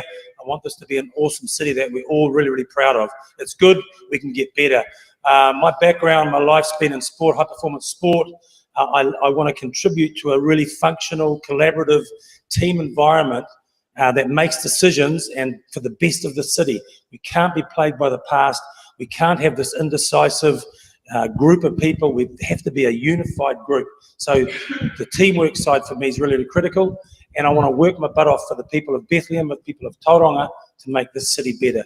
It's really simple. And I want to use my business, my background in farming and business to really make sure that the decisions we do make are well considered and they make sense for us to grow this community smartly and in the right frame with the right use of our money. Thank you. And John. Yeah, thanks, Herb. I nearly got a full range of zeros. You're the only person that actually mentioned Bethlehem, just. I'm standing here to be a ward councillor for Bethlehem. So what I will do is I will advocate for Bethlehem. I've raised the issues already. We have issues about what's happening with intensification here. We have 3 significant blocks of land that plans are being made to put housing on, but I don't see commensurate investment being promised to the Bethlehem ward with regard to our roading systems. And I do think there's a legitimate question for the people of Bethlehem to ask council with regard to the level of, or the lack of amenity that there is here in Bethlehem. The first and foremost role we have as advocates, as Bethlehem ward councillors, is to advocate for our ward. Above that, we have an obligation to make decisions in the best interest of the city, now and into the future.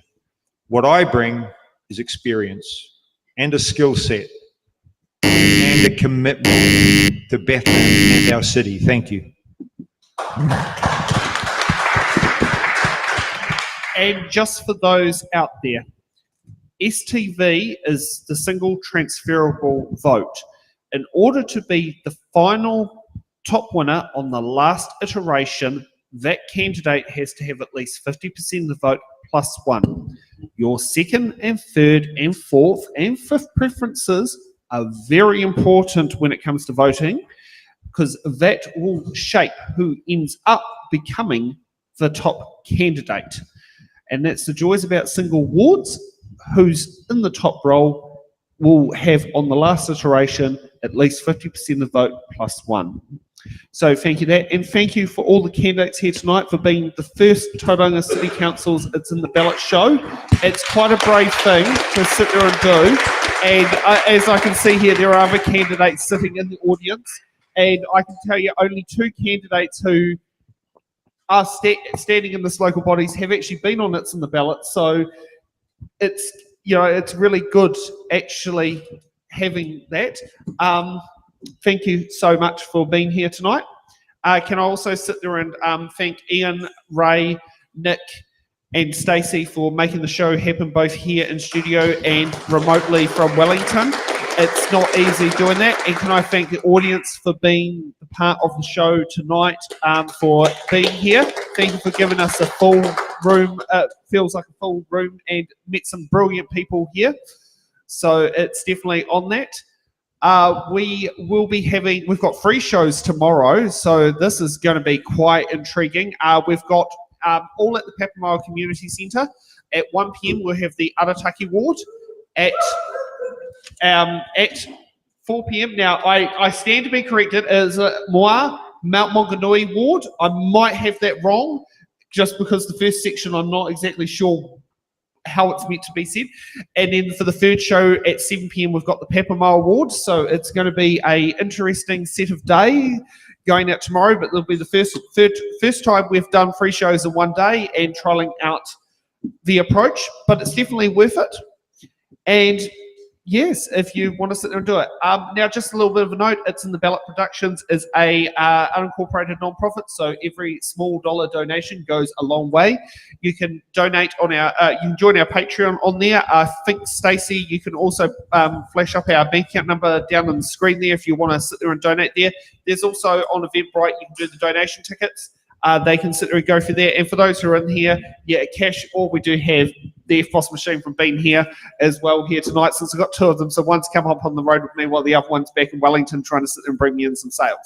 So thank you for that. And we will see everyone back here at 1 p.m. Well, not here, at Mauao Community Centre at 1 p.m. And anyone who's here, well, come along and join in. It's a very good time being here, and I very much appreciated everyone coming here tonight.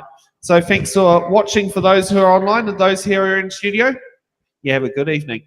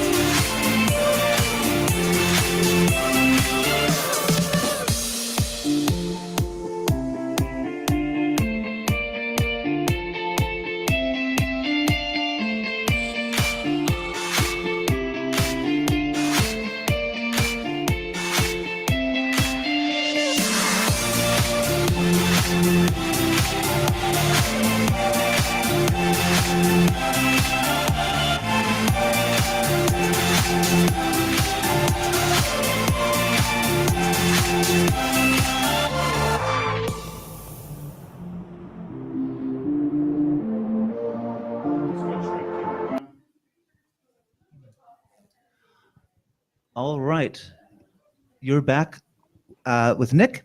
I'd just like to introduce our question host tonight. We have Brody across the room here. How are you?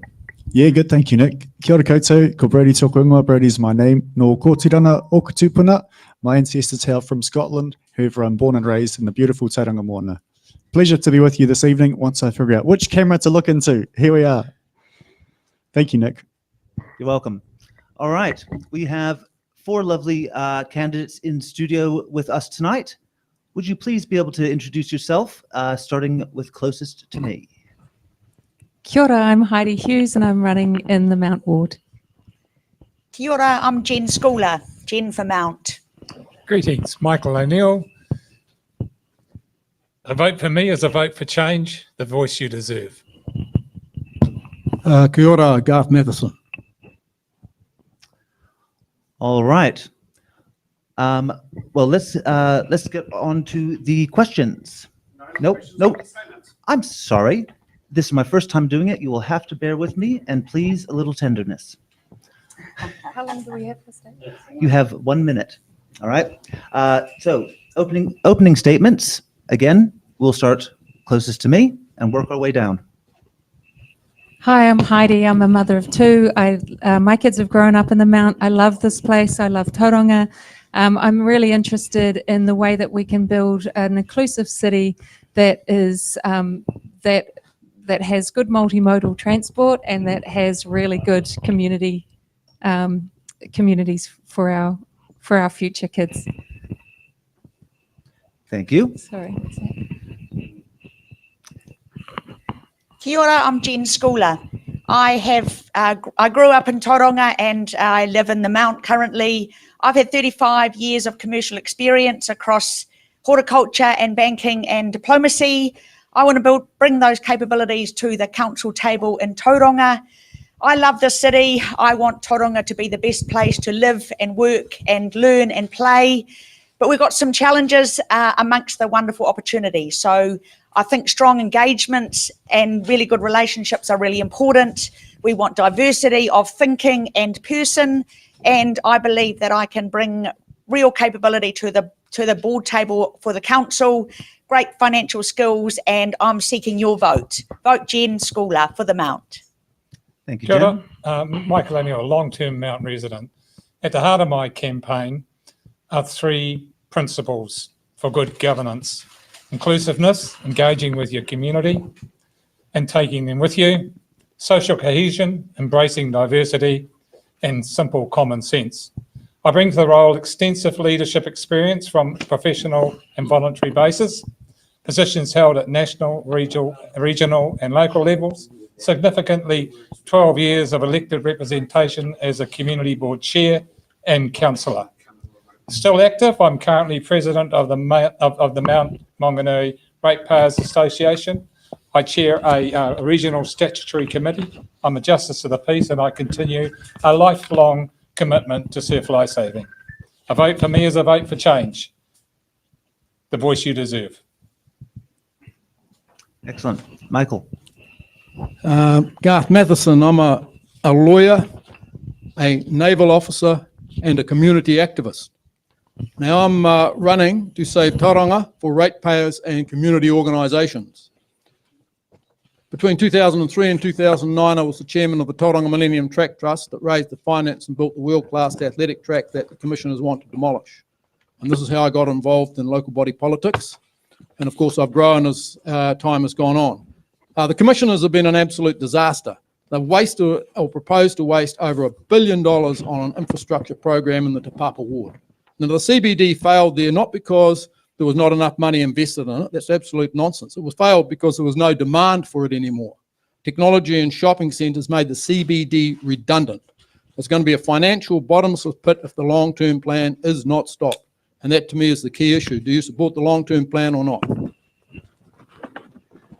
Thank you for that. Now, I need to add there are 2 candidates who were not able to make it today, and we're not entirely sure why. That is, they were meant to remotely come in. That is Teresa Nichols and Jacqueline Poynton. All right. Next, we have questions you think you might ask after tonight's show. Number 1. Will the shopping mall hours of trade be soon brought to the freestanding street across cafes of Mount Maunganui. How many extra cameras will it take to make Mount Maunganui ward in the ballot show work? And third, will voters be able to distinguish between Mount Maunganui and Matua Otamutai wards, even when Google Maps?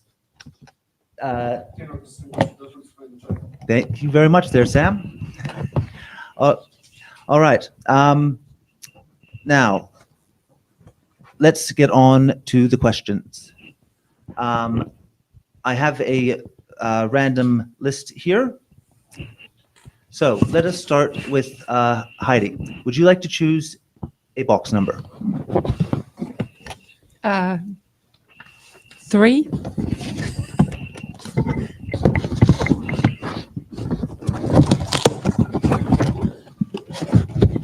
Ka pai, te pātau tuatahi mō koutou. The first question for you all, letter R, reads, what qualifications do you hold that would qualify you for councillor, and what skills have you got that ensure you will perform well as a councillor?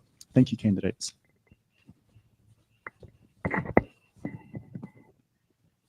Kia ora, I have a degree in Parks and Recreation Management, and I have a postgrad in Sustainable Practice. And I also have experience in local government, and I understand the local government system very well.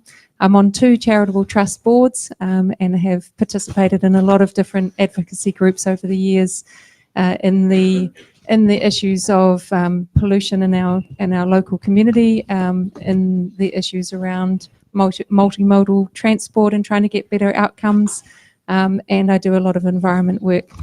Kia ora. Thank you. Garth. Okay, well, I have a 38 years experience as a lawyer, 31 in my own practice. Garth, would you like to choose a box number? Oh, I've got to choose a box number, sorry. Yes. All right. Choose box number, say 10.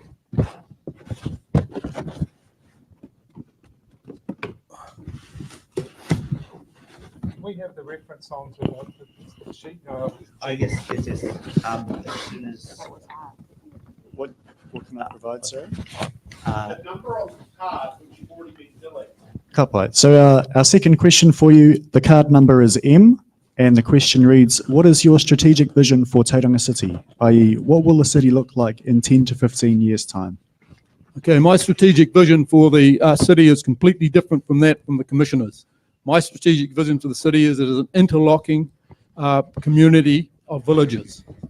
Just look at the geography, harbours, peninsulas, the main parts of the city, i.e. the Tauranga Te Papa Ward and Mount Maunganui.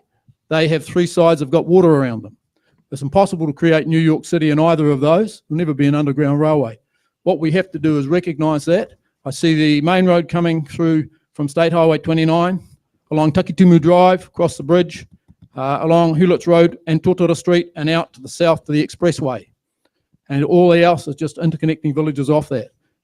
Always we've got to remember that Aotearoa New Zealand is the quarter-acre, half-gallon pavlova paradise. We don't want to be putting people, jamming people. You can cross your head as much as you like, mate, putting them in apartments. Okay? We want people having the quarter-acre, half-gallon pavlova paradise. That's my vision for the city. Thank you. All right. Next, we have Jen. I'll have number 6, please.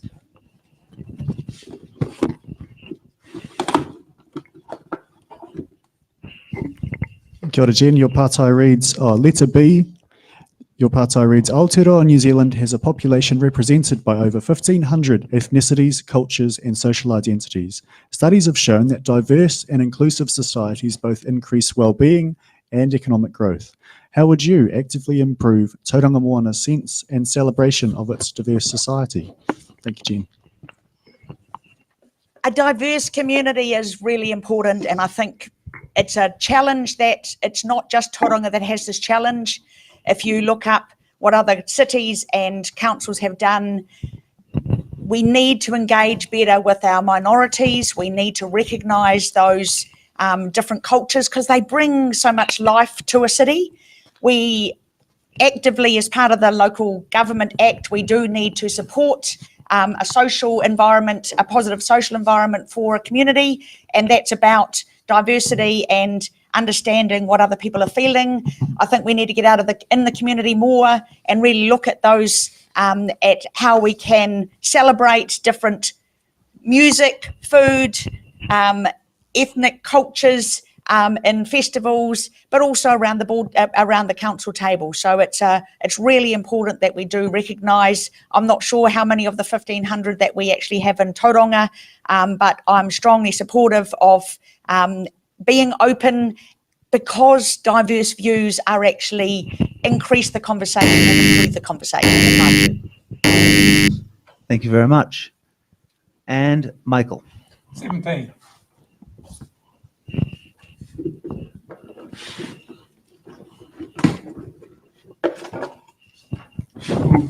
Kia ora Michael, tēnei tō pātai. This is your question, letter S.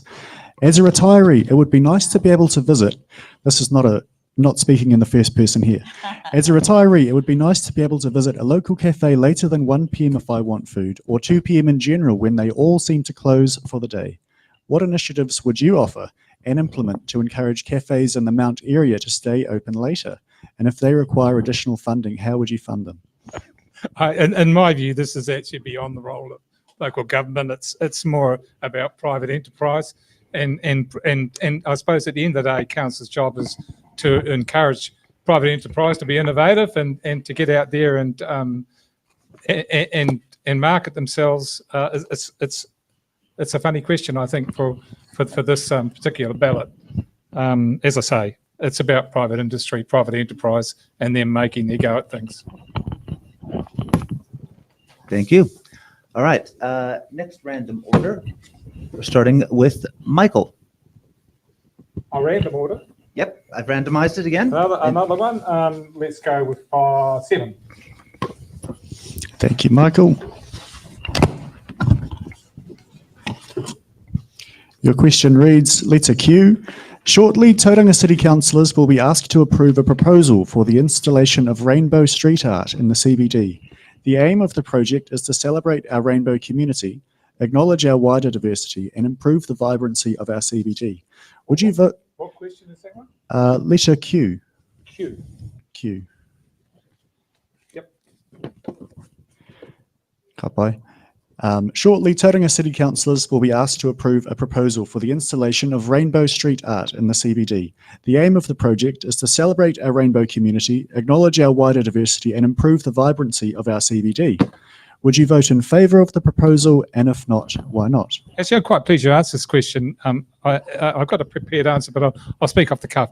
I have a background with the NZTA as their behaviour change analyst and safety coordinator, and it's a lot of research points to the fact that if you normalise road signs and normalise the expectations drivers have on the road, then you get the best outcomes for safety. In this instance, what they're asking us to do is something that's a bit abnormal. Put a crossing in that people won't recognise as a crossing. Therefore, I don't deem it to be a safe initiative. I think personally that there are better ways for them to celebrate their diversity. I encourage diversity, but when it comes down to road safety, I draw a line, and that's mainly because of my background with the NZTA agency and my experience in road safety initiatives. Thank you. Thank you. All right, Garth.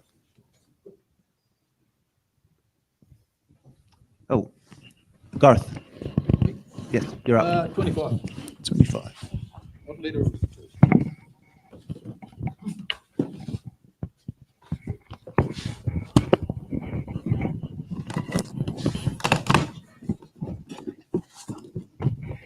Letter Y for you, Garth. Being on council requires reading, comprehending and analysing complex information, including financial, statistical and regulatory information. What background and skills will you bring to the reading and numbers requirements? Button card. I've been a lawyer for 38 years, 31 of those on my own account. I've had 2 staff members who've been with me for decades, so They're pretty pleased with the way I treat them. I work well with other people. I was the officer in charge of the Naval Reserve Unit here until recently. I've done 2 military overseas deployments, plus multiple military and military exercises, both domestic and international. And then, of course, I was the chairman of the Tauranga Millennium Track Trust. That was a voluntary group that built the athletic track at the Domain. We raised $1.7 million over 6 years, constructed it, world-class athletic track. So I work well with people, no problem, but I've also got the initiative and the background to be able to deal with complex problems, understand accounts, and et cetera, et cetera. Cheers. Thank you. Heidi? Sorry, I didn't. Oh, I'm sorry about that. Yes, go right ahead. Can we have the right question up, please? We've still got the rain. Oh, so, all right, and this was question number, letter? Y for Yankee, thank you. Right, okay. So I'm a fellow chartered accountant. I have been reading numbers for a long time. I like numbers. I do believe we've got rates of about 263 million that come in each year. We've got assets of about 7.6 billion, and around the council table, they need to be discussed. I know that I've got really good experience. I was, as treasurer of Zespri, I had to do a $250 million loan every year, and dealt with 600 million of foreign exchange each year. And I believe that's really important to be able to make sure that the council is providing the councillors and the mayor with the right numbers for us to make governance decisions. Thank you. All right. Heidi? 8.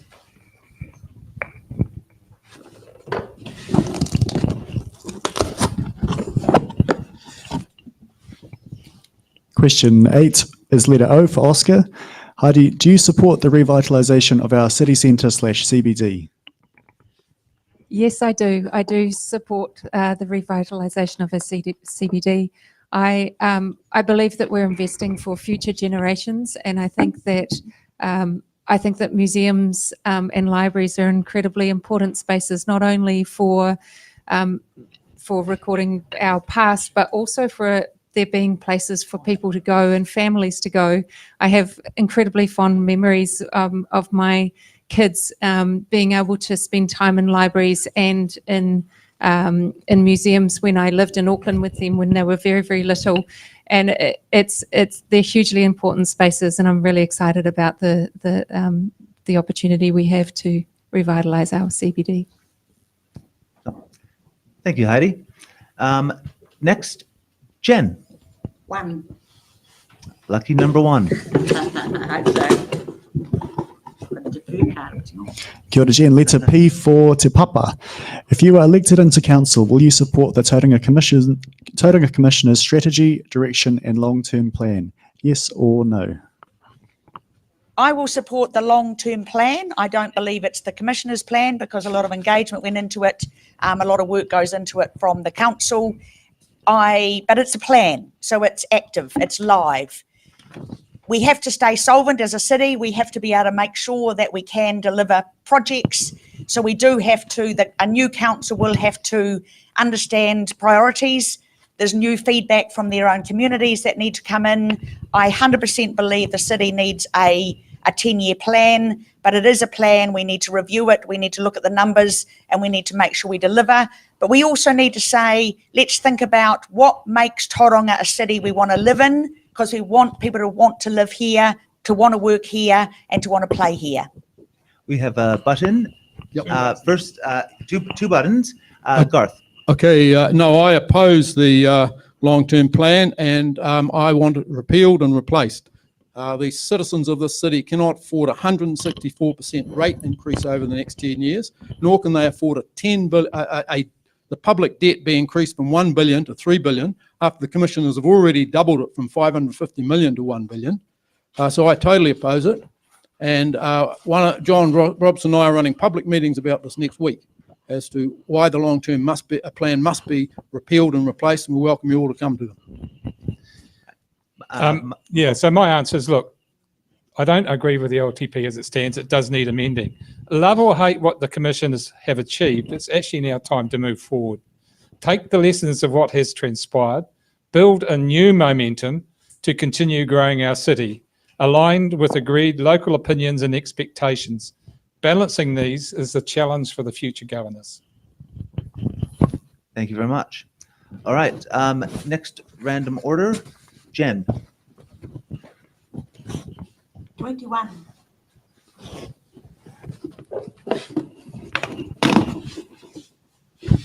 Thank you, Jen. Easy one right out front. J for Juliet is our question. Are you prepared to support unpopular but necessary levels of rates increases in order to ensure the financial viability of the council, instead of voting for lower rates increases in the interest of your own re-election prospects at the expense of future councils being able to fund infrastructure, maintenance and upgrades? There has been significant lack of investment in Tauranga for a long time. We do need to invest in the city. We've had amazing growth, but we do need to make sure that that growth is sustainable. We need to invest in the infrastructure, in the transport, in the housing, and the water. We need to make sure we're sustainable economically, environmentally, and socially. So I believe we do need to make sure we're investing, and yes, that may well be a rate increase, and that has been forecast in the long-term plan. But we also need to look at it and say, are we getting value out of what the council itself is delivering? 1,200 people in that council, are they delivering value for your rate to the ratepayers? And we need to make sure that we are balancing to make sure we're getting delivery, but we've got a great city to live in going forward. Thank you very much. Michael. Is 14 available? I've got a different alignment of questions, the same questions, but box numbers have nothing to do with what's on the sheets. no, I know that, but my numbers are different, my alphabet letters are different. Oh, okay. Oh, I've got for your Good shuffling. for your number 14 question F. Yes or no? Do you support the establishment of Māori wards? Do you support the Treaty of Waitangi? Why? That's the question as written. To all of those things, yes, I do support the Treaty of Waitangi. I have a number of academic qualifications understanding the issues that Māoris face in studies that I've done at academic levels. But as far as a Māori ward, I just see that as just another ward. By my choice of where I live determines how I can vote in the electric ward that I vote in. So effectively, by choosing where I live determines whom I can vote for. Māori choose to go on the electoral roll, so they choose to elect a representative from that role, from that ward. Simple. I don't see any difference to what they choose to what I choose. Thank you very much. Garth. Can I have box number 28?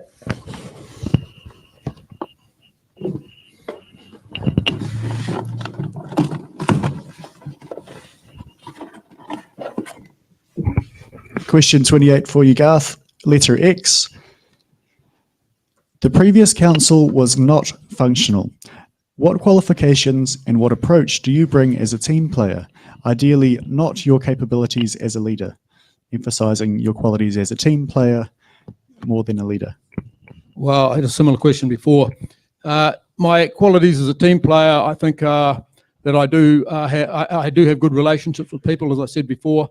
I've had my two secretaries for decades, and we all get along well together.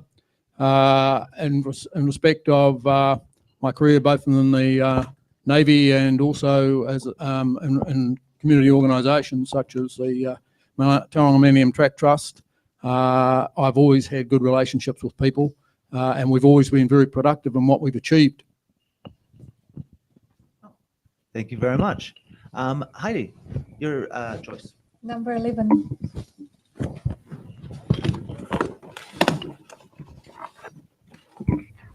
Number 11 is question A. What political party are you linked to? I don't have any affiliations with a political party for this candidate role.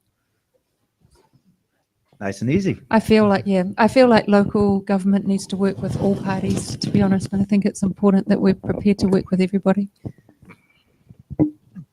All right. Next order, we have Garth. 27.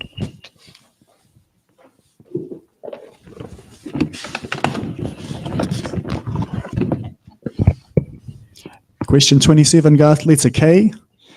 In regards to the Plan 33 change for residential density around the city, where do you stand on the changes? I'm totally opposed to the changes. I've had experience as a lawyer, of course, when one of the big developments was done. It must have been done about 10, 15 years ago. They put an apartment building up along Maunganui Road. Clients go in there, and of course, the basement, they dug into the sand, and the basement floor lifted 2 centimetres in a couple of weeks, and concrete blocks had to be put down on it. Building on sand is very difficult. Not only that, we don't have the infrastructure there to be able to cope with the type of buildings that be built there, and that includes the stormwater as well as the roading, obviously. And the other important factor of this is that people at the Mount don't want it. It's going to ruin the character of the Mount. So I totally oppose that. Thank you. Heidi. Oh, we're back? That was quick. Yes, you are. Yes, you are. Well, it is very quick when there are 4 of you. Yeah. 15.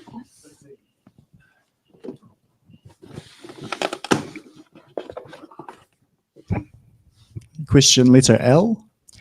Do you support the proposed CBD stadium? No, I don't support the CBD stadium. I think that there has been a significant investment already into the CBD. I think that we've got so many priorities that we need to do in this city, and a lot of them are functional priorities around water, transport, and housing. And I think that at this time and potentially into the future, it creates a lot of traffic, and a lot of people need to come into a very constrained area. So I'm not even sure whether that's the right location for it. We have a yes, I absolutely support the stadium. I was one of the leaders of the opposition and the protest movement in respect of the stadium, and a speaker at both the protest and the public meeting. Now, the stadium started in 2015 as a proposal by business people for $25 million. The cost of it now is $280 million. We'll also run it at a loss of $15 million a year for a couple of rugby games and 2 concerts. Absolutely, I absolutely oppose it, and I think any sensible person would. There's no parking for 15,000 people. I pointed that out to Ann Tolley, and she told me people were going to come on buses. Thank you. Michael. 30. Oh, ready to go. Go to the top. Is there 30? 28. Huh? 28. We don't have a number 20. Oh, okay. Next at 28. That'll do. No, I did that one. I did you? 26 is our highest remaining. That'll do.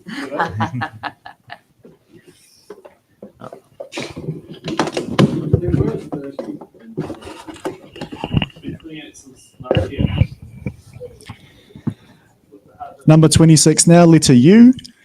Are you able to pronounce Tauranga correctly, and are you familiar with the local iwi and hapu in our city? Tauranga, as in Tauranga. Yes, I can pronounce most Māori pronunciations appropriately and properly. The second part was, am I familiar with the local iwi? I'm very familiar with. In fact, I've done a lot of work around marae on this side of the city, not so much over on the Bethlehem side.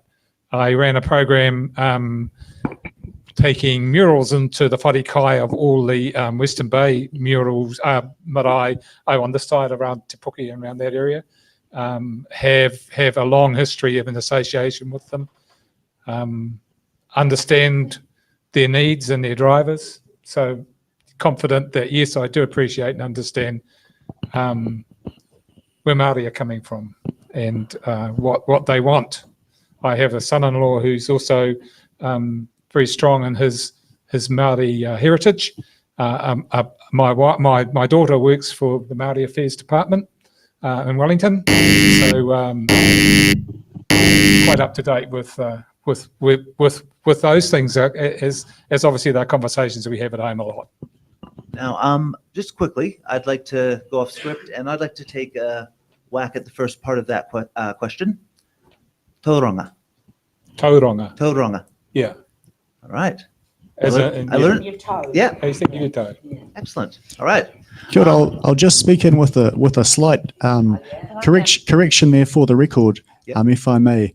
If we look at the phonetics there, we have, and if there are others in the room with the Mātauranga, then I invite you to speak up. But my understanding is that the full name of Tauranga is Te Tauranga Ngā Waka, meaning the safe anchoring place of waka, given that we have our beautiful harbour Te Awanui. So in this case, the correct pronunciation is Tauranga, and Tauranga is halfway there. Kia ora koutou. Thank you for that. Always good to learn something new. All right, Jen. Number 2.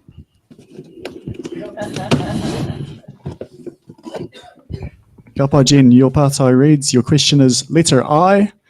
Do you wish to promote or delay public transport measures for Tauranga?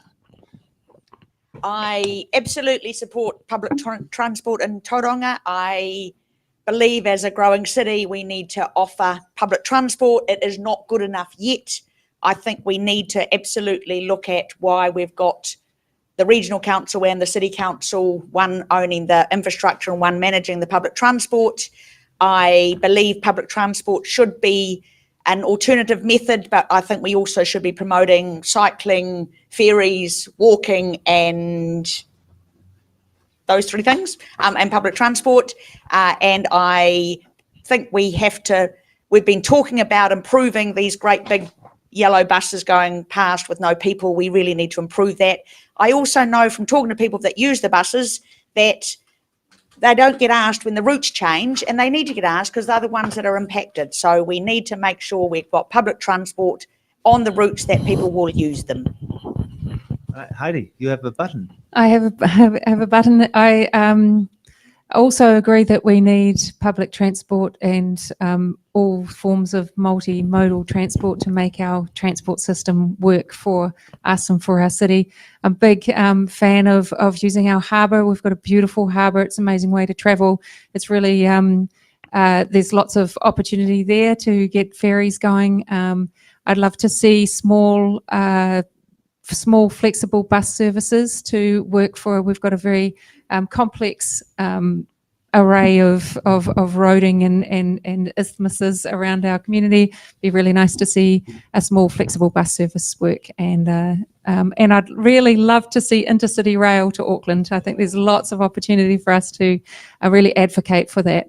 It would connect us to Hamilton and to Auckland and make a big difference. Thank you. I know that our usual host, Sam, would agree with you completely. He is a man who loves his rail. All right. Train spotter. That is. Okay, next order, we have Michael. I'm going to go for number 13. Ooh, lucky number. We'll find out. Thank you, Michael. This is question T. Given the overwhelming empirical evidence showing that sprawl costs the public purse, ratepayers, way more than intensive urban development, for example, the OECD show it triples the cost of public services, will you agree to contain the city boundaries as they are to encourage the city to go up instead of out? See, I don't have that question.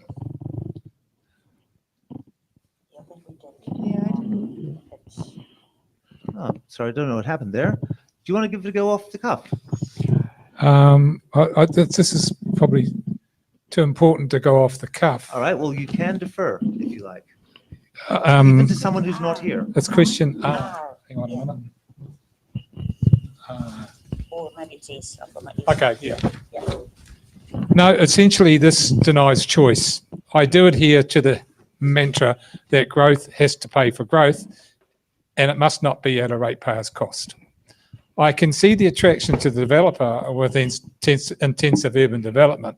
If we take them out, though, with limited and extremely expensive land options, how will intensification improve the well-being of the residents, given the ingress and egress problem is already at maximum capacity, and there are no plans to improve? Indeed, quite the opposite, given the commissioners have removed Tauranga Street, Hewlett's Road remediation from the LTP. On top of that, they're pushing for intensification of the mount with high-rise, more people, more cars, more vehicles, more need to come in and out. Just not going to happen. Was there a button from Heidi? Yes, I will butt in on that one.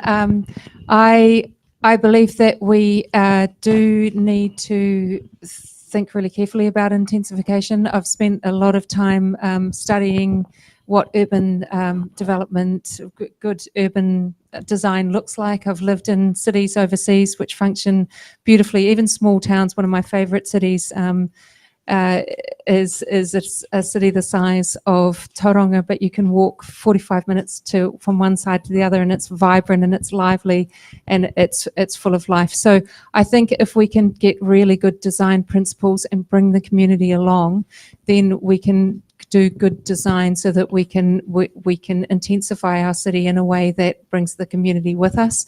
Currently, we've had incredibly bad examples of high-rise buildings in the past that have that don't give us good outcomes. So we really need to ensure that we work together with the community and with good design principles to get the best outcomes. Thank you. All right. Next up is Garth. Okay, let's try 25. 24 is currently 24?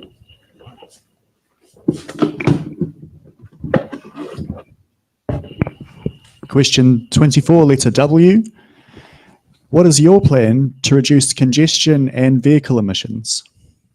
Okay, my plan for that, as I said before, is interlocking villages.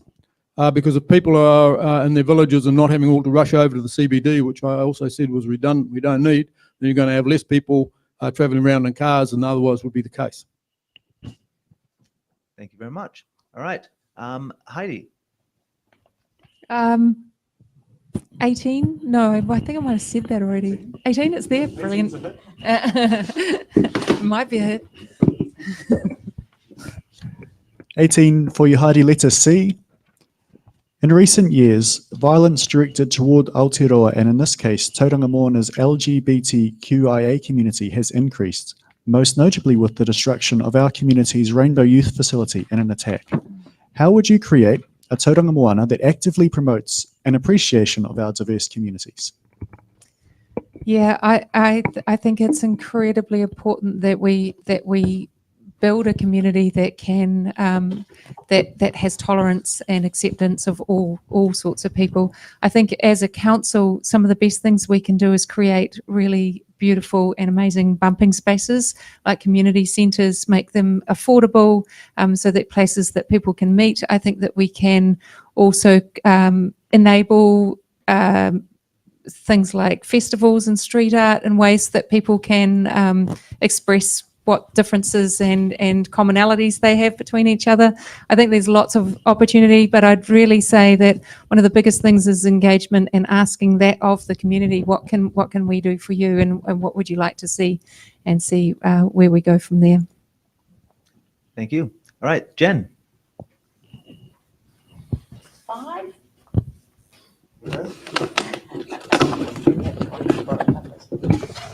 Question number 5, letter M. Do you support a museum for Tauranga City? I definitely support a museum for Tauranga City. I think one of my colleagues talked about revitalising the city centre.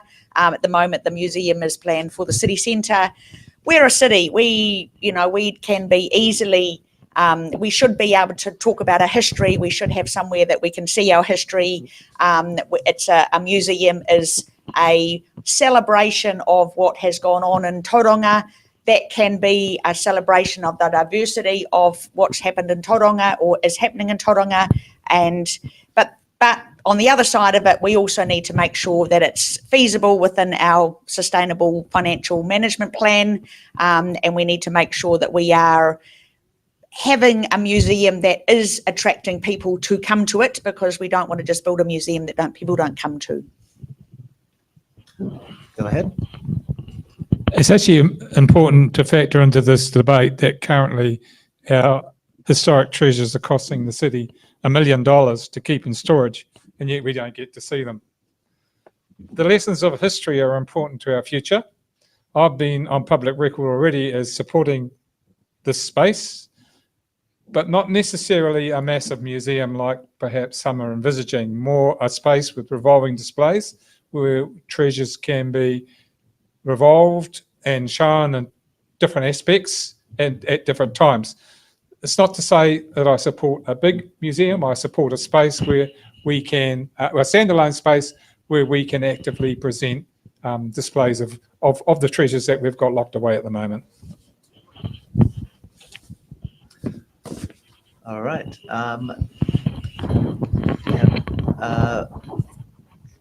Michael. 22.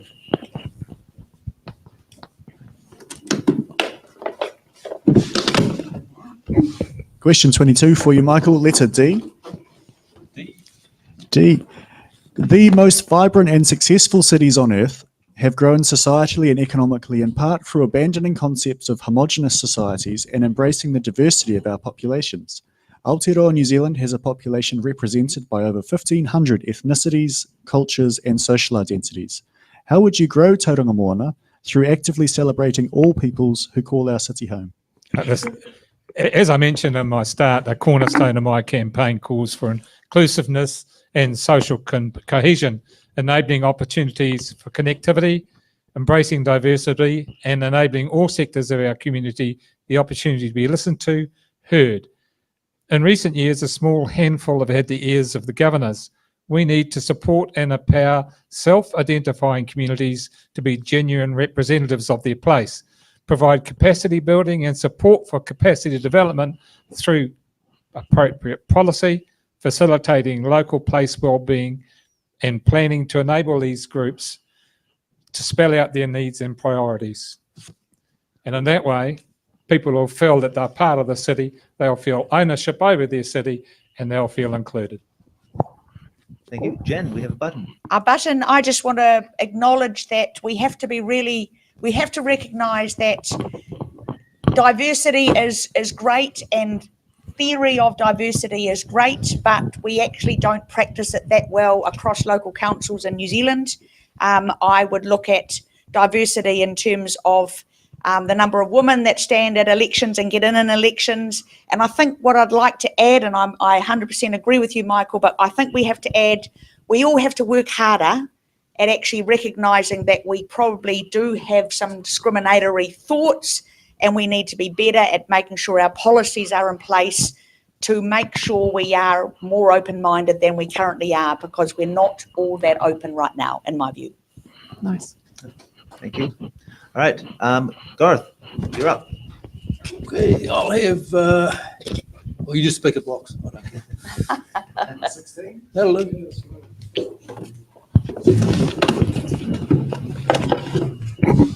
Oh, 2 letters for this one. This is question AA.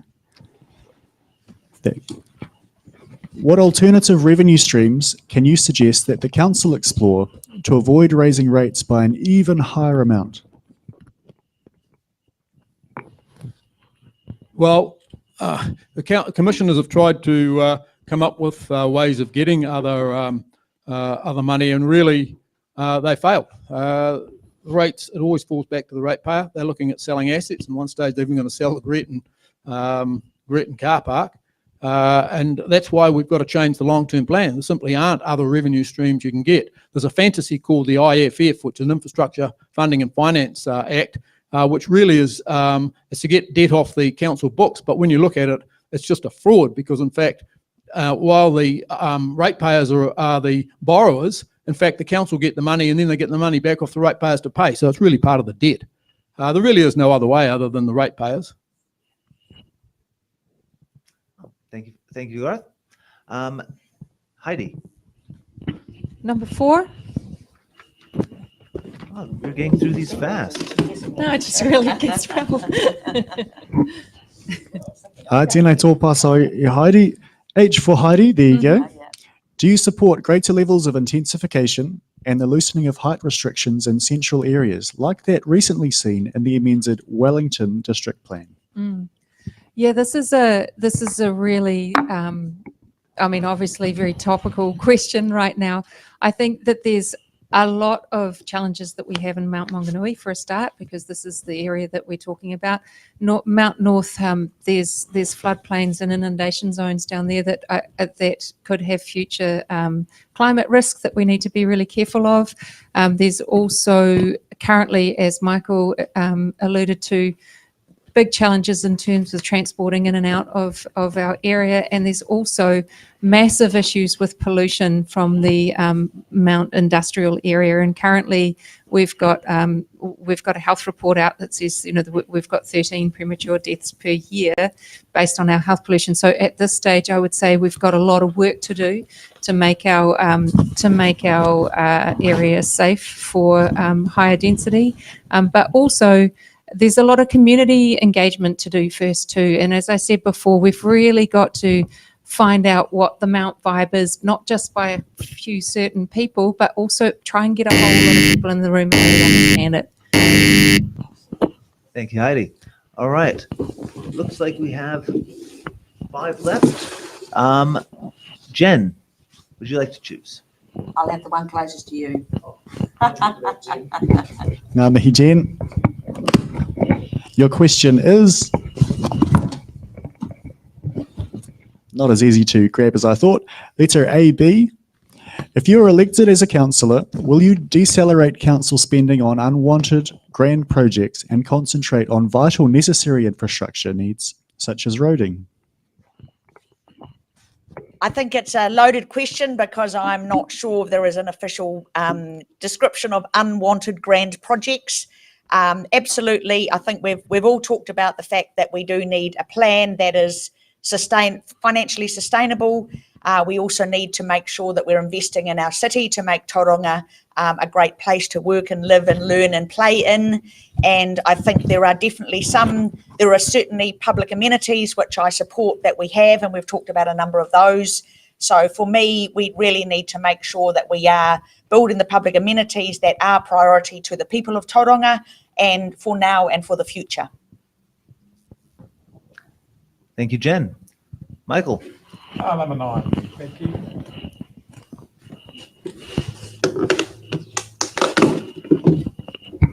Kia ora, Michael. Your question is number G, letter G rather. Given the well-established evidence globally and within New Zealand that congestion is increased when more and bigger roads are built, and also that congestion is bad for the economy, including wages, what policies would you support to improve the mobility of residents around Tauranga City? Gosh, this one fits really neatly because, as I mentioned, I have a background working in the planning and funding team with NZTA and was responsible for sustainable and safe travel. This is not an easy fix. Locally and indeed nationally, it's more about a cultural shift and behaviour change, which can take a generation or two to manage. Unfortunately, and in real terms, public transport in Tauranga is very new and is struggling to gain traction due to a number of mitigating factors. Poor bus infrastructure, a poorly perceived bus culture, and issues around dependability. The change will come, I believe, through global technological change, self-driven vehicles, for example. I perceive a not too distant future where we may not own our own vehicles, but use public vehicles as we do the many green scooters littered around our streets. All right, Garth. Okay, I just pick the next box, whatever it is.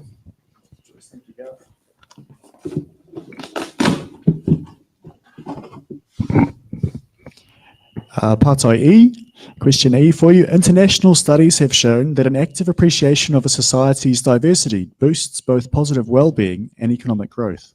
Some might argue Tauranga City has in the past overly represented a specific demographic. How would you ensure Tauranga City Council actively reflects our whole society? By holding a democratic election.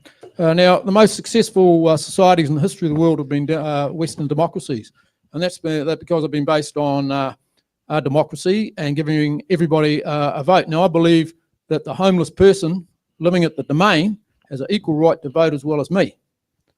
And Western democracies have been the most successful societies politically, economically, and socially. Thank you. Heidi. Oh, I have to guess that one. 21? Oh my gosh, I did get, no, it wasn't 10. 23. Oh, take 23. Yeah, I was like, wow.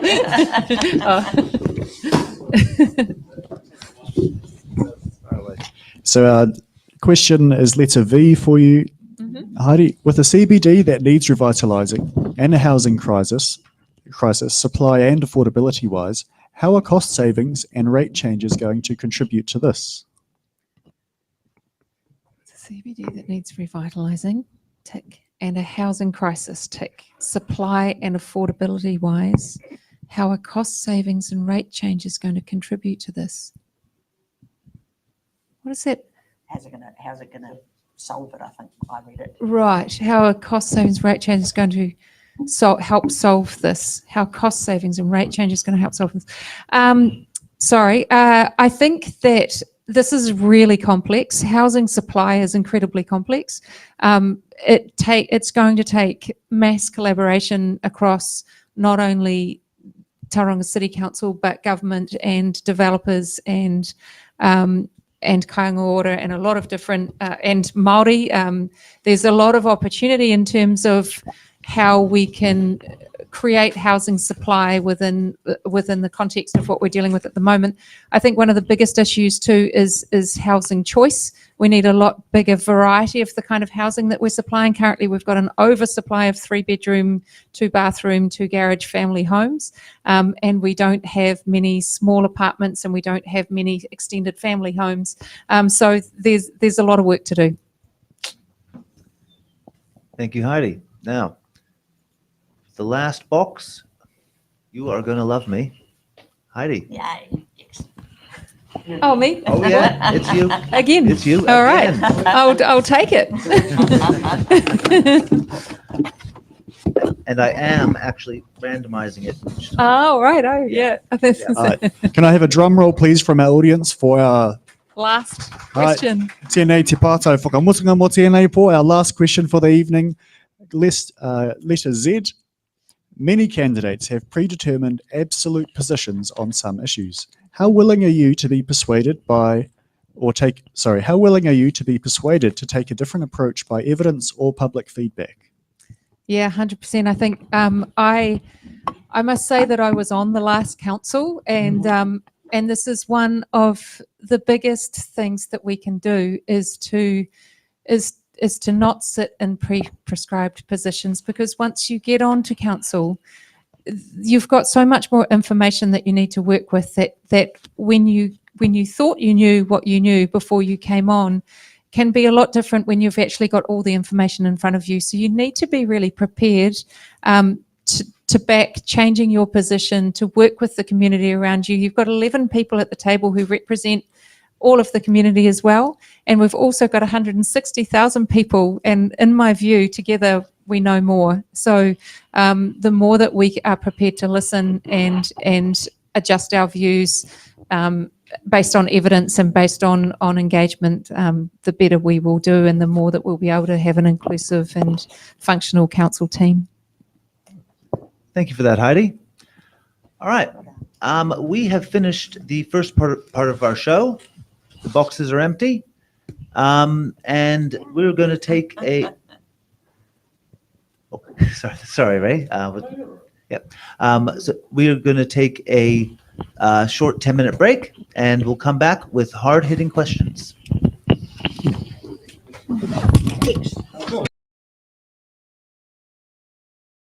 Welcome back to It's in the Ballot. Now it's time for hard-hitting questions, but before that, I just need to make an apology to Jacqueline Pointer.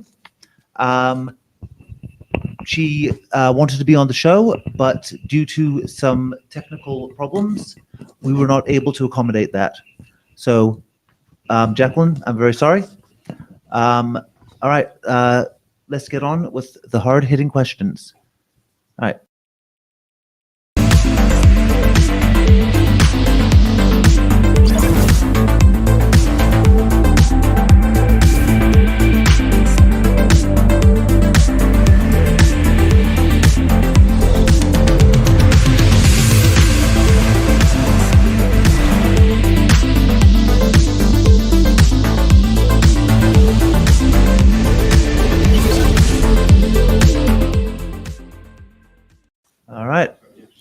We're back. Now, let's start off with hard-hitting question number one. You can press it on the phone on there. Yes. First, I'm generating the random list for our candidates. Sorry, me micromanaging. Yep. Okay. So, our first hard-hitting question. Do you support the Tauranga City Council's long-term plan, 2024 to 34? And first up, you're never going to guess. It's Heidi. I do support the fact that the long-term plan, because the long-term plan gets revised every 3 years.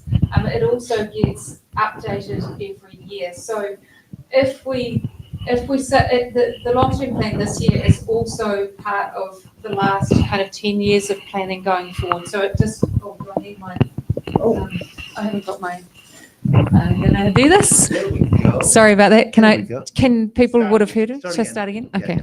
I do support the long-term plan because a long-term plan just doesn't come out of the blue. It's based on planning that happens over 10 years, and it also is kind of a progression through the next 10 years. So it's based on a lot of work that goes on before it. And I think we need to be really careful that if we suddenly flipped out of that and tried to do something completely different, it would, one, cost a lot of money, but it would also just create a lot of complexities. We need to work with the plan that we have when we come in as a team.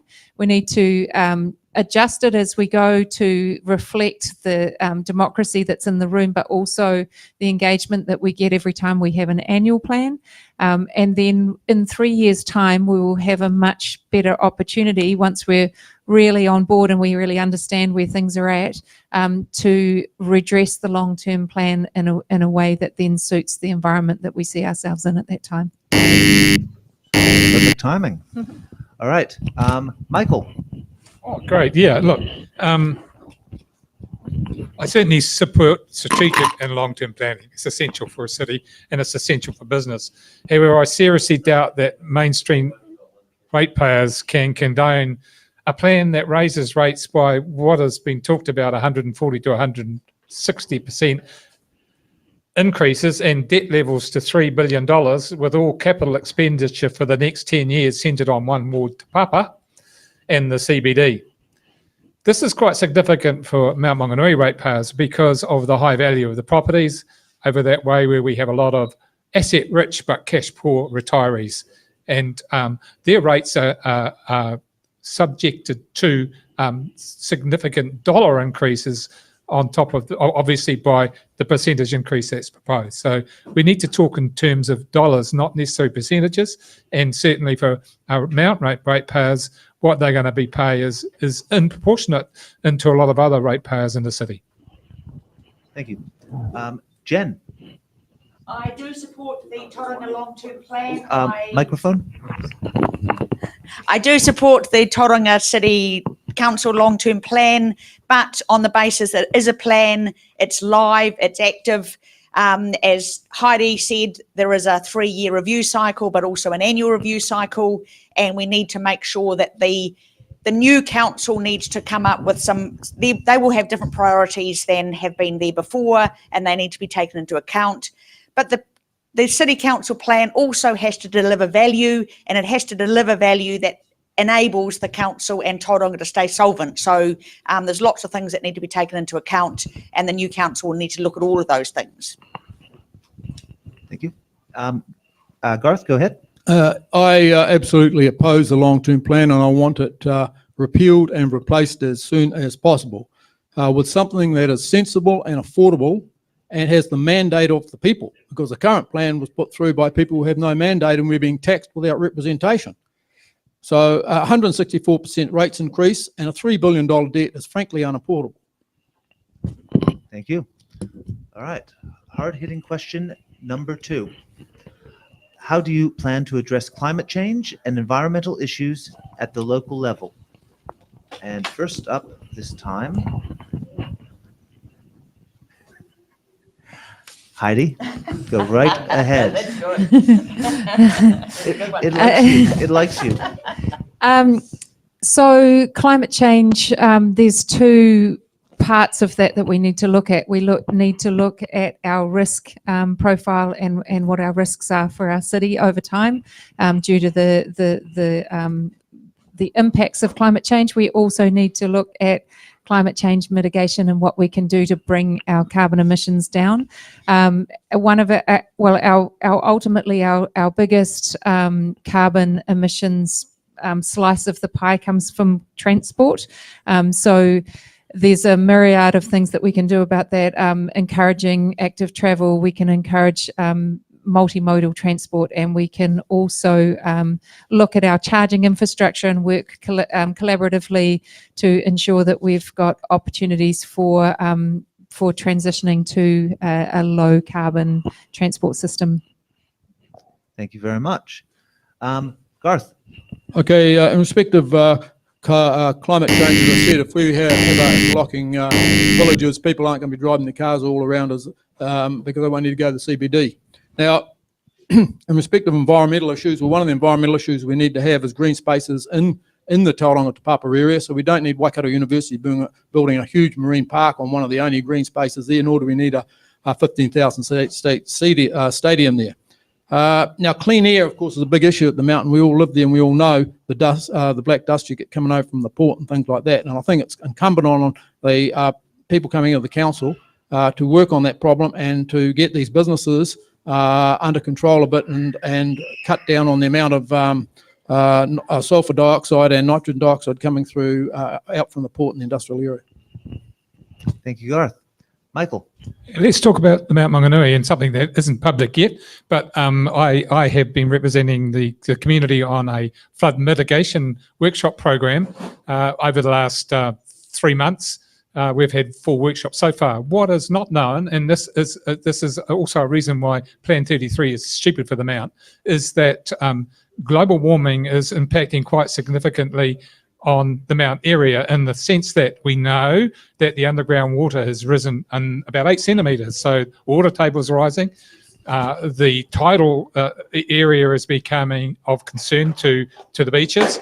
We also know there are major heavy global rain events that are likely to create flooding and significant flooding. We also know that the topography of the Mount is basically sand. We know that the land dips from about Zespri and then goes into a loop and then starts climbing back up the mountain. So the Mount is set for significant flooding problems, and we have to mitigate against those. And those are driven by climatic events, global warming, all those issues. And we are currently formulating a plan to hopefully start some mitigation processes to save them out. Because at the end of the day, we are subjected to tsunamis, we are subjected to flooding, we're subjected to ingress from the harbour, and a lot of the old historic waterways that used to get water out of the Mount are currently underground. So that's an issue that the Mount faces and do other areas of the city. Matua, Welcome Bay. Thank you. All right. Next up, Jen. I think my 3 colleagues have all talked about the impacts of climate change, and particularly for the Mount. We have got a tsunami risk, we have got flooding. We've also got a real issue with air quality, and that's something that we do want the port to be there. It's our biggest economic funder in the region, but there's some businesses there we need to say, are they doing well enough with air quality? I certainly don't like the black soot that I get all over my house in the Mount. And I think just with transport, I 100% agree we actually need to get better ourselves at biking, walking and using public transport to get a few of the cars off the road, because we are at the Mount, we are pretty heavy on using our cars. So we also have to take a little bit of that ourselves to be able to do something ourselves rather than expect the council to do it. Thank you very much. Hard-hitting question number 3. In your view, has Tauranga become a better place since the commissioners were appointed by the Minister of Local Government? And first up on our list Michael. Look, Tauranga is a great place to live regardless of who's governing. The Mount has two great new assets, the Coastal Pathway, and a lot of that is thanks to actually a lot of input that I put into ensuring that that council didn't do a stupid thing and take 250 car parks along the main beach road and stop people being able to bring their toys and their picnics to the beach. And a presentation I put to council saw the Coastal Pathway go up onto the dunes. So that's been one of the most wonderful assets that the Mount's had in a long, long time. And that was thanks to local ingenuity. And of course, we've got the new skate park as well. And we've got the traffic slowing mitigation along Maunganui Road with the median strip and lovely trees being planted on there. Love or hate the commissioners, it's time to move forward, grow the city for future generations and make the best of what we've got. Jen. If we look at the global the global environment, we've had COVID, we've had there's a couple of wars going on. So I think we have to recognise that we are all impacted by what's going on outside Tauranga as well. But I 100% agree with Michael. I think that the Mount Path is phenomenal. It's wonderful to see. I think it's taken 31 years to get there, but great, good on you if you were part of that. The skate park is really well, is being really well used. And I think we are seeing, I like some of the cycle paths going in. So I think we have to acknowledge that, yes, we have made some progress, but let's take that progress and move it on in a more democratic way. Thank you, Jen. Heidi. Yes, there have been some amazing things. The other thing that I'd like to say is that the Mauao interpretive signage and the sculptures, etc., up there has just been beautiful. It's really stunning, and that has been a wonderful collaboration with Mana Whenua there. So just to add to all those other wonderful things, I absolutely love the Coastal Pathway. The skate park is absolutely rammed with kids, which is just epic, and they are just feeding back. They're just absolutely loving it. So looking forward to getting those safe routes across the road, though, because it's a pretty challenging environment down there. So yes, in my view, I'd just also like to say that there's a lot going on in the world, and there's a lot of challenges for people with the state of the cost of living crisis. For some people, their mortgages are really high, and the cost of food, etc., is really making a lot of people struggle. So we just need to keep in mind that it's very different wherever you are along the income and equity stream. So we've got a lot of work to do. Thank you. All right. No, I disagree with all that, actually. I think the commissioners have been a disaster, as I've said. I got involved because they wanted to demolish and duplicate sporting venues all over the city at the cost of hundreds of millions of dollars. And you've got to remember that people involved in that actually paid for all those things, and then we're going to get the ratepayers to replace the ones they're going to duplicate. Fortunately, the Speedway's been taken out, so that's $300 million you don't have to pay. Then they've got far too many projects going on. They're poor managers. They were dogmatic to deal with. I really had no experience of project management. None of them had any financial management experience. We've got, for example, Cameron Road was to cost 40 million, and it's now 110. Cameron Road Stage 2 was costing 40 million as well, 220. You should be frightened as to what that civic centre is going to cost when they're the ones that are behind it. 306 million, it'll be hundreds of millions of dollars more. Now, they've been a disaster. There's no way about it. And in fact, we've got a boardwalk at the Mount, doesn't make up for the lack of maintenance work done down at Main Street. Talk to Main Street people and ask them what they think of the commissioners. No, I don't agree with that at all. I think they've been a disaster, and I don't mind saying that publicly, and I am saying it publicly. And also told them to their face, I objected to them cancelling the 2022 election behind the backs of the people on behalf of a handful of business elites in the city. And we're talking about more of that on my meetings coming up. Cheers. Thank you, Garth. All right. Now it's come to the time for closing statements, and we are going to start with Garth. Closing statement? Right.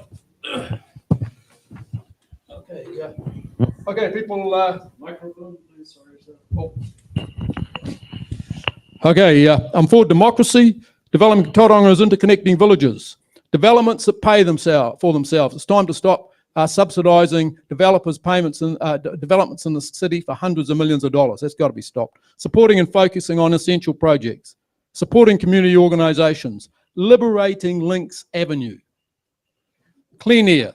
Using some of our rates on Mount Maunganui instead of all going into Te Papa. Repealing and replacing the LTP. Funding priority one for over $2 million a year. That's a business advocacy group. It should be funded by business, not by the ratepayers. Just another example of the subsidies we give business in the city. That's got to stop. Increasing rates, as I've said, 164% to subsidise other people's developments and pay for the civic centre, the planned increase in building heights and the stadium. So those are my for and against. You can take I've got them sitting over there on a little pamphlet if you want to take them. Cheers. Thank you very much. Next up, Heidi. I think that our main focus getting into council this time should be to build a really collaborative team environment and to make Tauranga proud of the governance that they have in this city. I think that we need to really work on our engagement and our trust with our community, and I think that's going to be a journey that I think all of the councillors would like to see. I'm really excited about the return of democracy. I'm excited by the candidates and the standard that's out there, and I really hope that everyone gets out there and votes, because that's the way that we can show our representation. Thank you, Heidi. Michael. Yeah, I believe that what sets me apart from my fellow candidates is the fact that for the past 5 years, I've been walking the talk. I've been attending all locally sponsored council workshops, representing the ratepayers, flood mitigation, coastal pathway, Hewlett's Road workshops, etc. I've been a strong voice, both public and within my community, advocating for the Mount. I've achieved some outcomes that I'm pretty proud of. Specifically, as I already mentioned, the coastal pathway, getting council to agree that the plan that they had was not common sense. Throughout my working life, I've been acknowledged as a forward-thinking strategist, someone who can see the bigger picture and approach issues with realistic and common sense outcomes. A vote for me is the change you need, the voice you deserve. Thank you. Thank you for your time tonight. Thank you very much. All right, Jen. Hello, I'm Jen Schooler and I'm seeking your vote for the Mauao Mount Maunganui ward. I bring a commercial head and a community heart. I've had lots of experience that I would bring to a council table. I've navigated some difficult situations. I've looked at how to deliver value. I've also looked at how to understand and govern growth and the risk that's involved in growth. I am a second generation person in Tauranga. I've lived here a long time. I've seen the changes. I want Tauranga to be more livable again. I want to attract great people, because businesses need great people to want to live and work and play in Tauranga. I'm proud to be the patron of the Mount Surf Club. I'm proud of my community efforts in the hockey club and through Chamber of Commerce in my earlier days. So I'm asking for your vote for Jen Schooler, for capability, for a commercial head and a community heart. Thank you very much. Now, I can see we've got Sam standing over there. Yeah. So I think he'd like to say something. Yes. Sam, I'll pass it over to you, shall I? Okay, I'm just wondering which camera is going to end up on me. Okay, I've got one now. So how do you think you go, Nick? First time in the driver's seat. I take the fifth.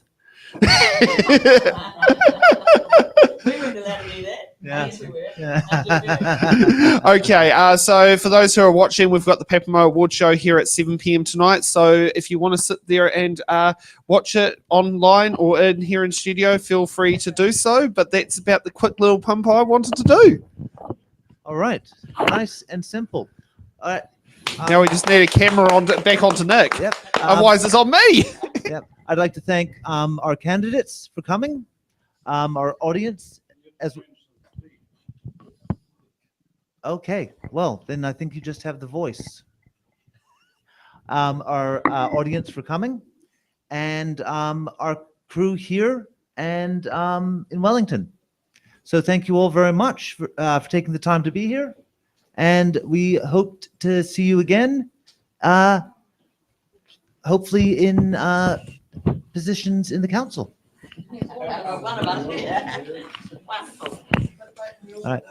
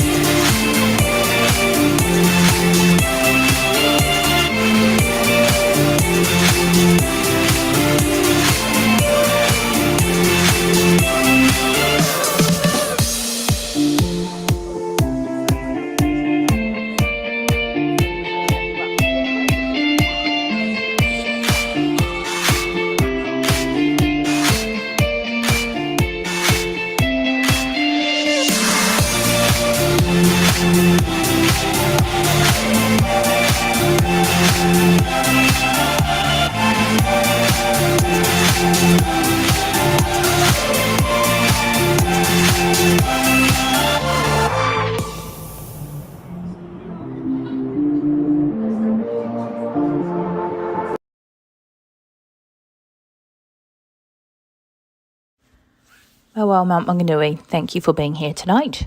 I'm Jacqueline Whatmatawanu Poynton and I'm honoured to be a candidate for the Mount Maunganui ward. Mount Maunganui thrives as a community, but as we grow, we face new challenges that require long-term and outcomes-focused leadership. Let's work together to shape the future of our community. I'm committed to sustainable development, preserving our environment and ensuring our infrastructure meets your evolving needs. Our beaches, parks and public spaces are central to our lifestyle, and I'll advocate to protect and enhance them. I'll champion policies for local business growth, support community groups and sports clubs with essential resources, and ensure all voices are heard in our decision-making. Let's transform Mount Maunganui into a community that's connected, healthy and livable. Vote for Jacqueline Poynton. Thank you.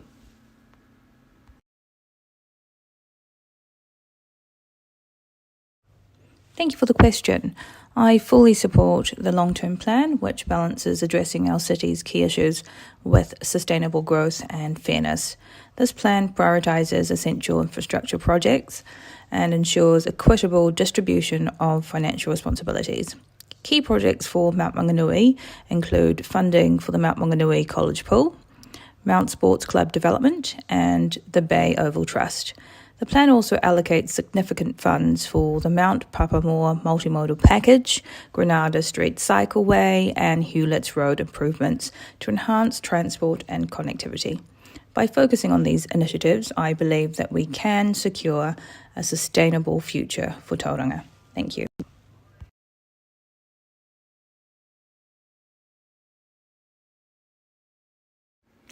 Thank you for the question. Addressing climate change and environmental issues is a priority for our community.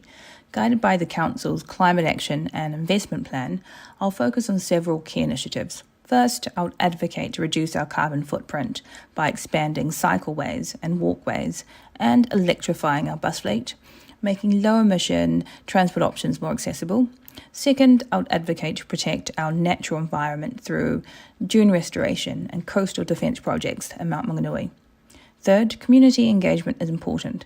I'll support local low-carbon initiatives and education programs, and I'll support the enhancement of urban green spaces, plant more trees, and protect wetlands.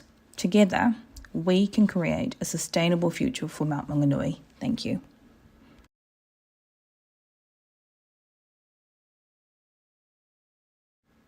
In my view, the appointment of commissioners has brought both positive changes and challenges to Tauranga.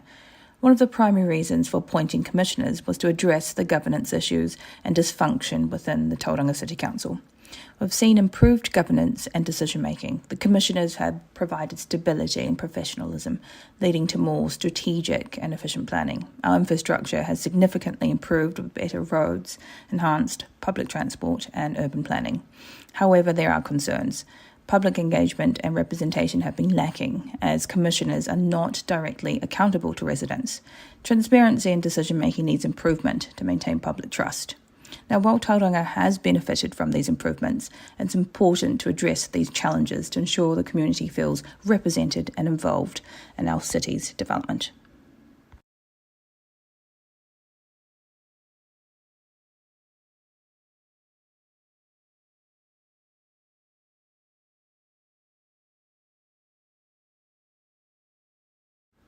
Thank you for the question. To actively celebrate the diversity of Tauranga Moana, I'll focus on key initiatives. First, expanding cultural festivals and events to showcase our community's unique traditions, and this will foster unity and respect. Second, supporting local businesses and initiatives led by diverse groups will help enhance economic opportunities for everyone. Third, promoting sustainability and inclusivity through community engagement and education will help ensure accessible spaces for all. And last, encouraging diverse participation in local government decisions through initiatives such as the Rainbow Communities Forum will help make our governance more representative. Together, we can build a vibrant and cohesive Tauranga Moana. Thank you.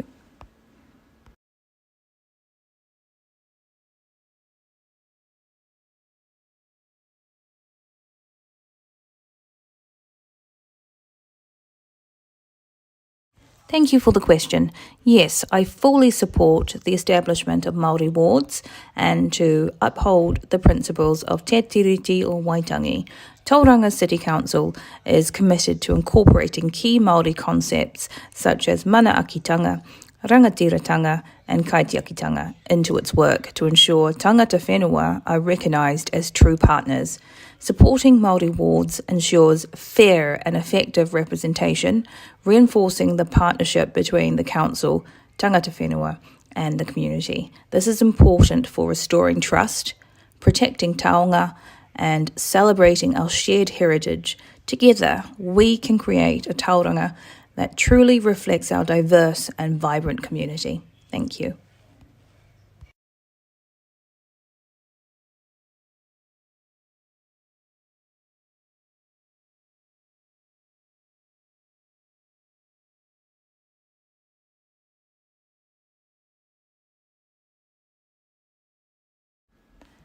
Thank you for the question.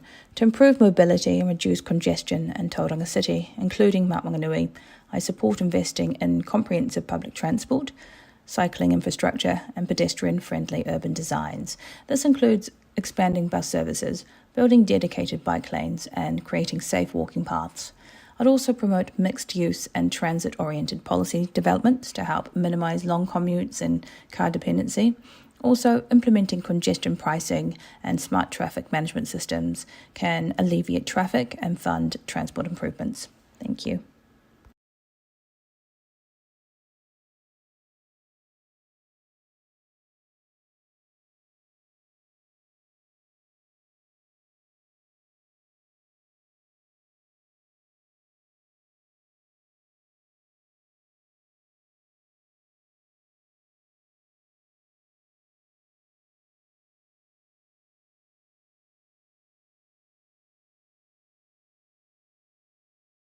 Thank you for the question. I support greater levels of intensification and the loosening of height restrictions in central areas to address housing shortages and support sustainable urban growth. Increasing building heights can make better use of our limited land, reduce urban sprawl, and create vibrant and walkable communities. And this needs to be balanced with careful urban planning. Engaging with the community is important to achieving a balanced outcome that benefits all residents. Thank you.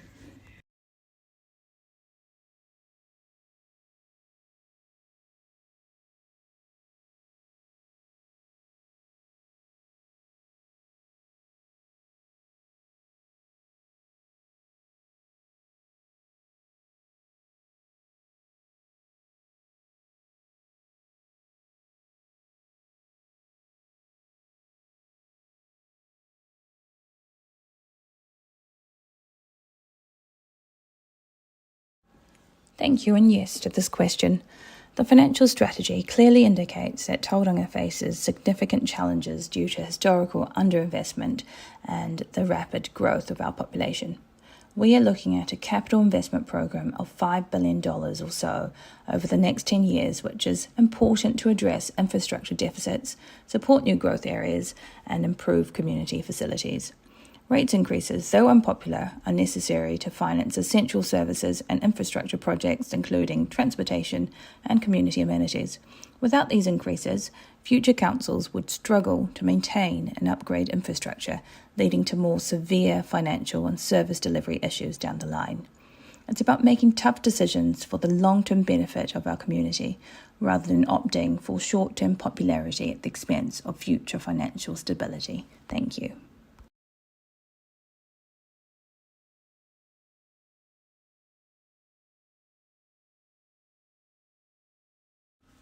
Thank you for the question. I support Plan Change 33 to the Tauranga City Plan, an intensification planning instrument under the Resource Management Act. These changes are important for several reasons. First, the PC33 aligns with the National Policy Statement on Urban Development, ensuring we create a well-functioning urban environment. This plan change is also important to address our growing population, housing shortages, and the need for efficient land use. By increasing building heights, we can add more housing units without expanding the city's footprint, making land use more efficient and reducing urban sprawl. This approach also supports better infrastructure and services, enhances urban revitalisation, and improves housing affordability over the long term. In Mount Maunganui North, for example, it will create an urban area that preserves essential view shafts and coastal values. While it may be contentious, these changes are necessary for Tauranga's sustainable growth. Thank you.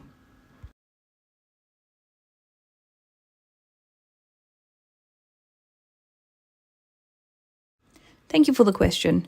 The evidence shows that urban sprawl significantly increases costs for public services, often tripling them compared to more compact urban development. This is supported by different studies, including those from the OECD and research focused on the US and global cities.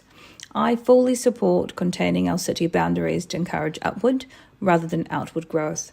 This aligns with the Tauranga Urban Strategy 2050, which advocates for a compact urban form to promote sustainable living, efficient land use, reduced environmental impact, and vibrant communities. This approach not only reduces public service costs, but also promotes housing affordability in the longer term. Compact, mixed-use developments can provide many benefits that align with smart growth policies that will not only reduce costs, but also improve our public transport systems, create walkable neighbourhoods, and protect our natural environment. Thank you.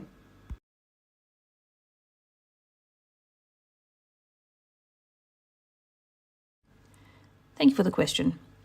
Revitalising our CBD and addressing the housing crisis are critical priorities. Cost savings and rate adjustments will play a significant role. By forming public to private partnerships, we can attract investments to fund key projects without heavily relying on rate increases. Implementing targeted user fees ensures those who benefit from specific services contribute fairly. Development contributions from new housing projects can help fund necessary infrastructure. Seeking central government grants and responsibly selling underutilised assets will provide further financial flexibility. These strategies, combined with strategic planning, will help drive the CBD revitalisation and improve housing affordability while managing costs effectively in the longer term. Thank you.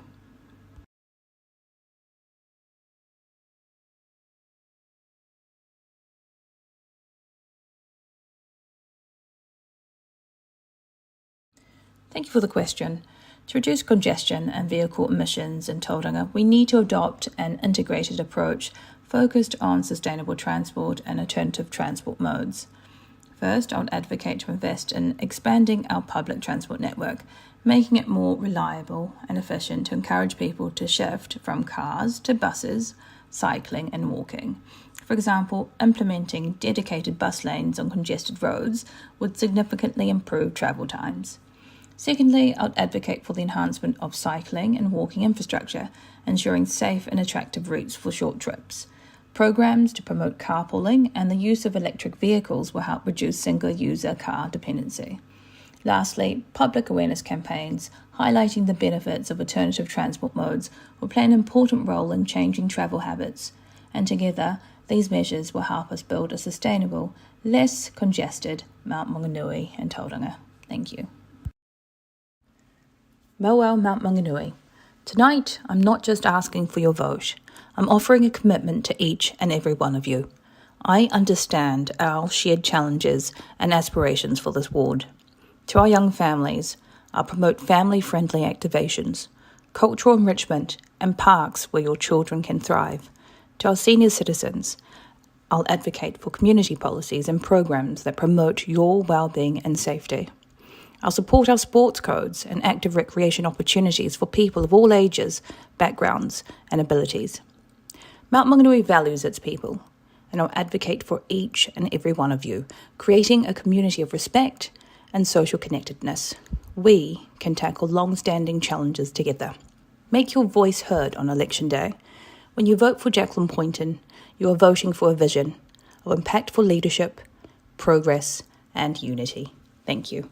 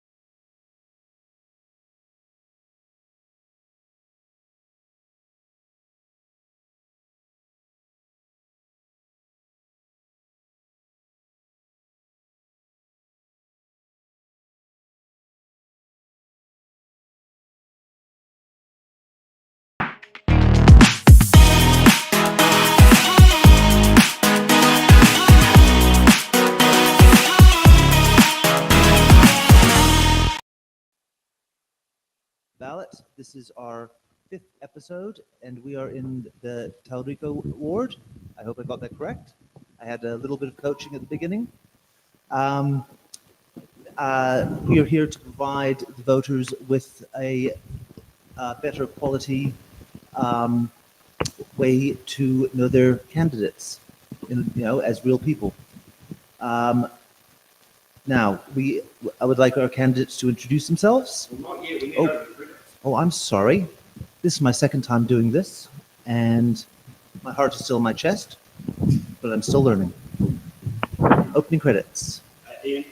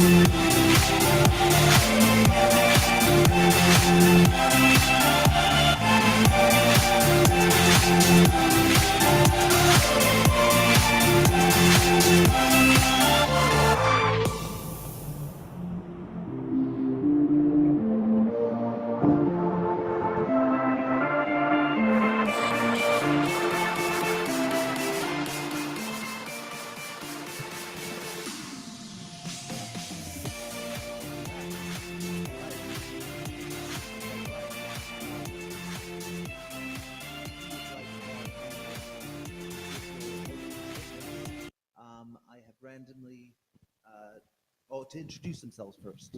How about that?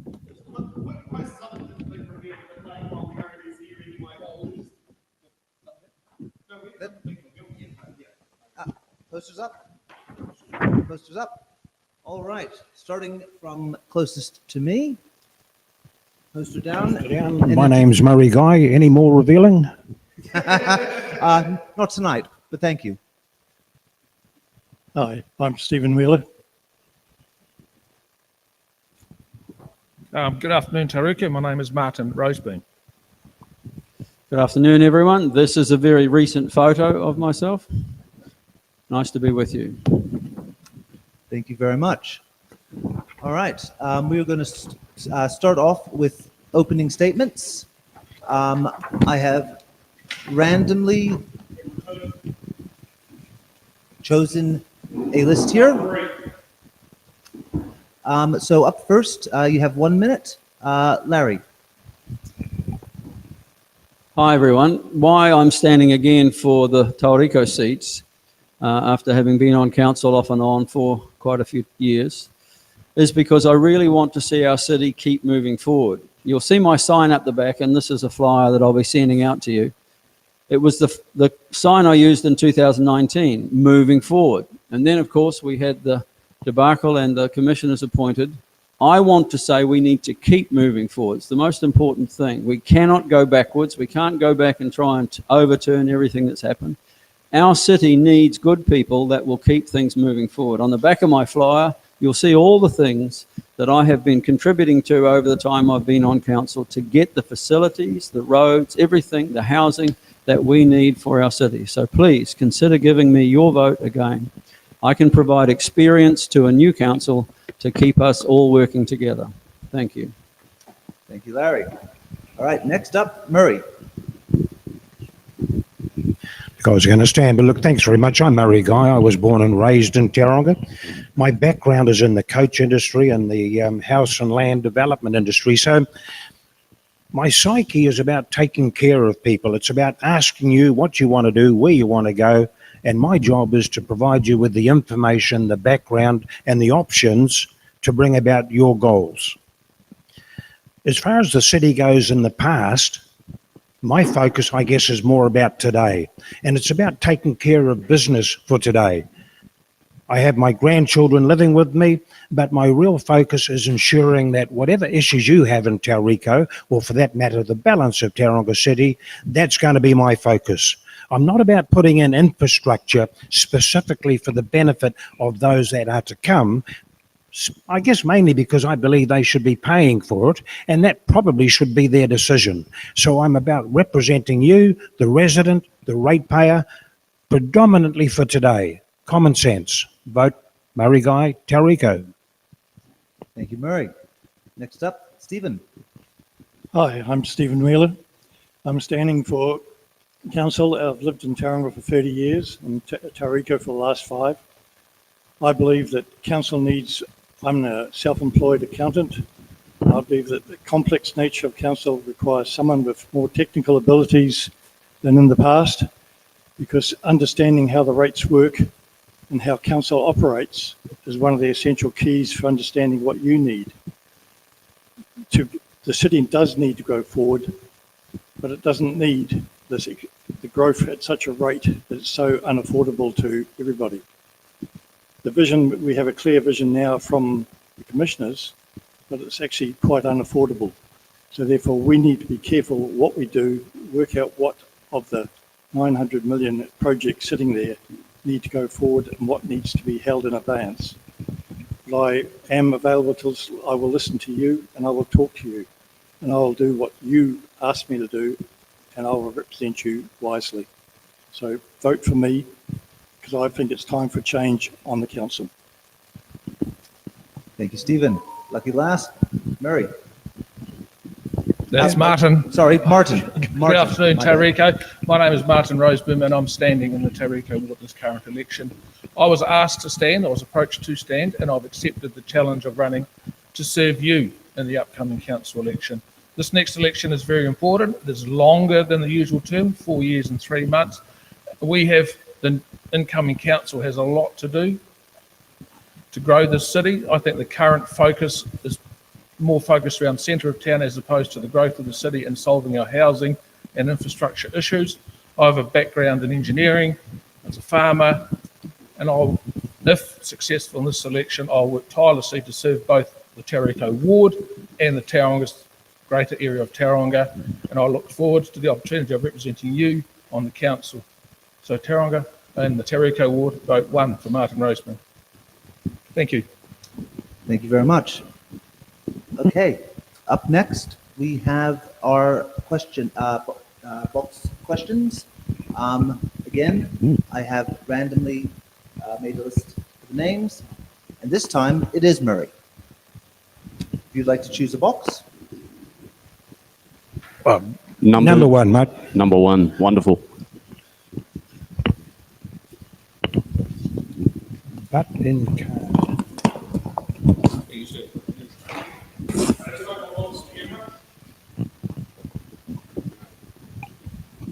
Question J, Juliet. Do you, Martin, support the proposed CBD stadium? I totally reject the proposal for a new stadium on the domain. It's actually my vision, hopefully one day, when it might come to pass, that we actually develop the domain more as a green space.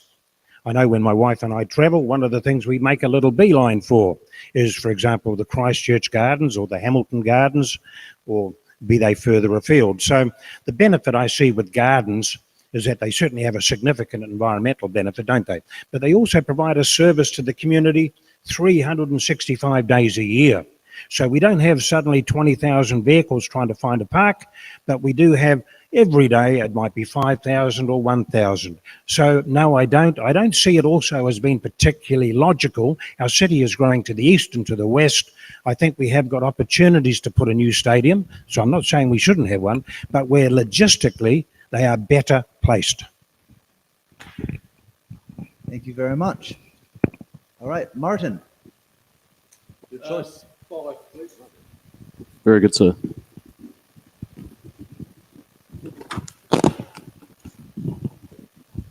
Yeah, while I appreciate the attention, for those at home, main camera 1, obviously address the room. No worries. G for Gordon. Yeah, I'm supposed to know this one.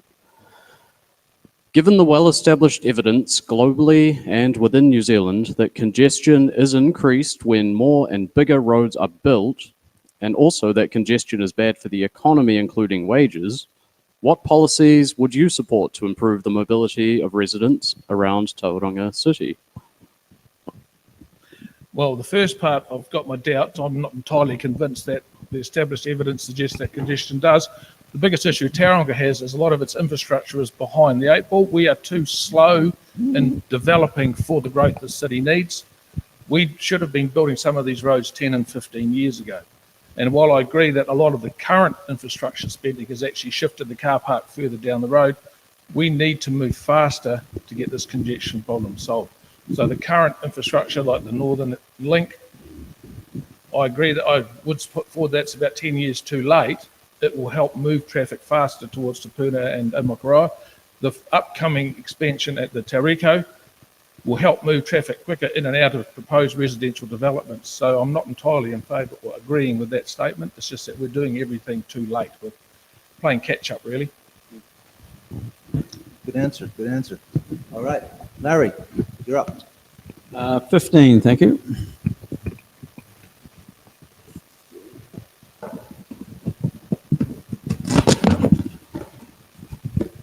Question X. X-ray. X. How do you plan to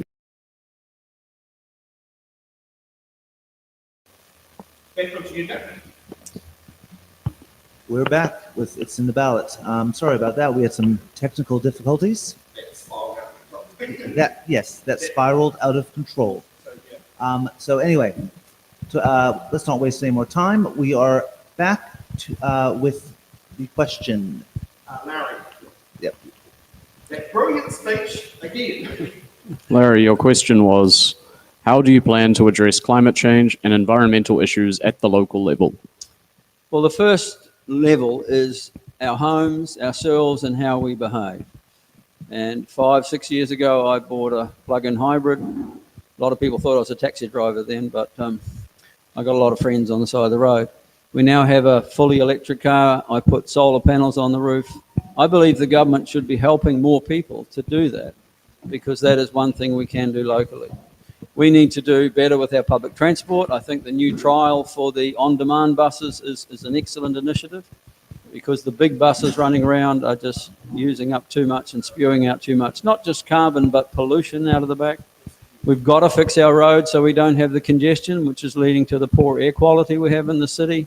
We have all of the trucks going to our port, spewing out diesel pollution. Those are things that I think are very important for us to address in our city. Thank you very much. Stephen. We might as well go 15. Roger, box 15. Oh, that was box 15, so 20 then we go 20. Yeah.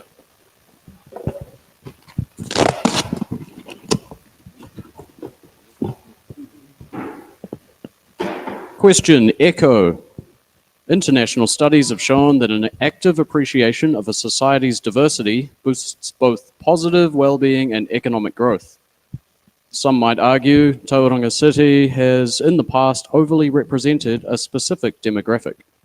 How would you ensure Tauranga City Council actively reflects our whole society? Right. Tauranga City does, I believe, actively reflect our society.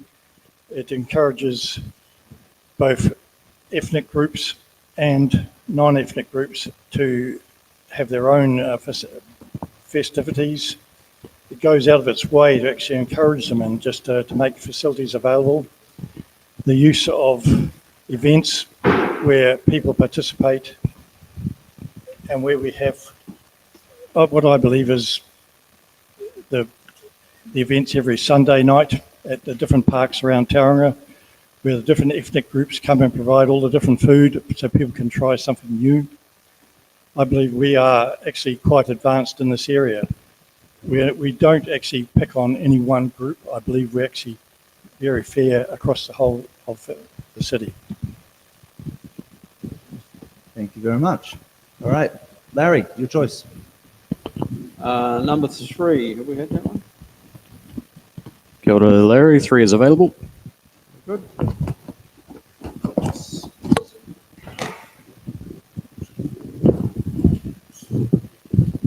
Question Alpha Bravo. How will you make sure that the needs and concerns of young people are a priority in your policy making? It's a very challenging one, that, because over the years that I've been on council, we've tried to have youth councils and find out ways to connect with young people and hear from them. And I think all those things are things we need to work on. But you have to have young people that are prepared to step up and get involved as well. And in this city, many young people go through high school, then go off to university. Fortunately, we have a university here now, so some of them are staying. But really, it's up to young people to get involved in voting too. In this election, if they want to be recognised and heard, there are some very good young candidates that are standing. And I think if they don't vote, they won't have people there that live in their world and can represent them. That is the most important thing about who's sitting around the table that has connections to youth that can represent their viewpoint, as it is to many other sectors of society. So my encouragement is young people, get out and vote this time. Couldn't agree with you more there. Stephen. Number 2. Box number 2, which I already opened accidentally. Question U for uniform. Do you support funding the Civic Centre? Do you support funding the Civic Centre by the way of ratepayer levies and the sale of assets? The Civic Centre is going to be a very expensive item, and the current ratepayers cannot pay for it straight away. It will have to be charged over, I agree, a uniform charge over the city over a number of years. Otherwise, the new people arriving will get the benefit of something that's paid for by the old. I do believe that the Civic Centre the costings are a wee bit short our history in Tauranga City is not good at doing costings. And we find that normally we'll be over budget in every building, every major item we do, we've estimated incorrectly. So yes, we do need to future-proof it and make sure it goes out further. All right, we have a button. Larry. Thank you. Yes, that project is underway. The contracts have been signed. The work is going. So it's not something any new council should come in and try and delay or defer. Funding it has been worked out pretty well. There will be additional things, and there may be some things that could be sold or that can help support that. But that CBD centre is vital to this prosperity of this whole city. And I'm really stoked to see the life coming back there as we've seen the farmers open, we're seeing number 2 Devonport Road and so on. People would not be investing in there if they weren't seeing the council invest also in that Te Manamataki Otipapa Civic Centre, which is going to be incredible for us as a city. Thank you, Larry. All right. Next is Martin. Wait for the young man to get back. Yeah. I'll have box 24, thank you. Box 20. All right. 24.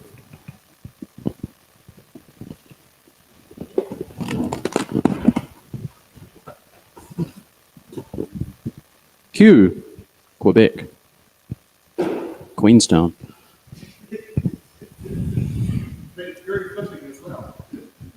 With a CBD that needs revitalising and a housing crisis, supply and affordability wise, how are cost savings and rate changes going to contribute to this? Well, first of all, I'm not entirely convinced that our entire city centre needed to be revitalised all in one hit.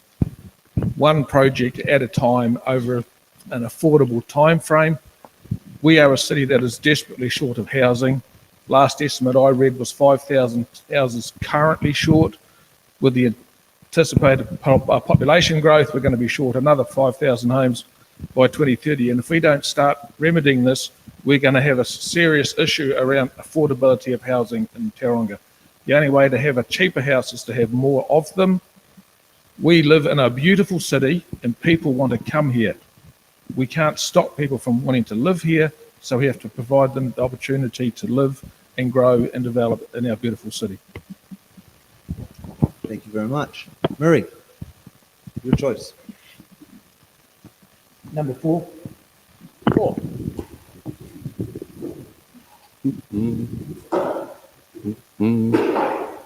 I, Indigo. India. Everyone said, yeah. They both work. U for unicorn, right? Your question reads, are you prepared to support unpopular but necessary levels of rates increase in order to ensure the financial viability of the council, instead of voting for lower rates increases in the interest of your own re-election prospects at the expense of future councils being able to fund infrastructure, maintenance and upgrades? I can reread that if you need to bring it to you.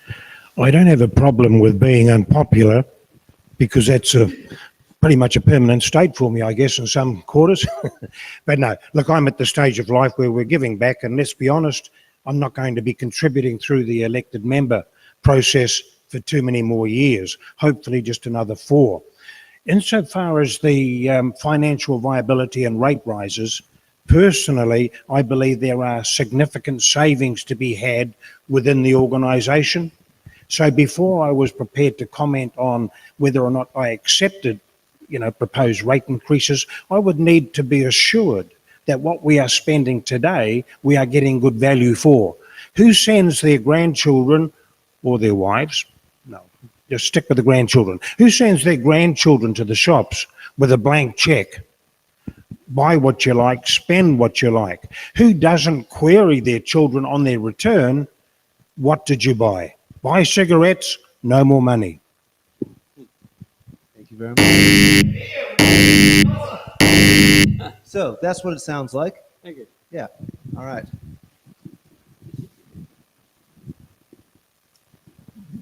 Martin, you're up. 21. 21 for Martin.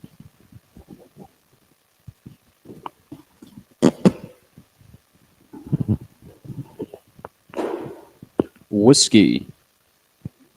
How do you plan to address the issue of affordable housing for young people and young families?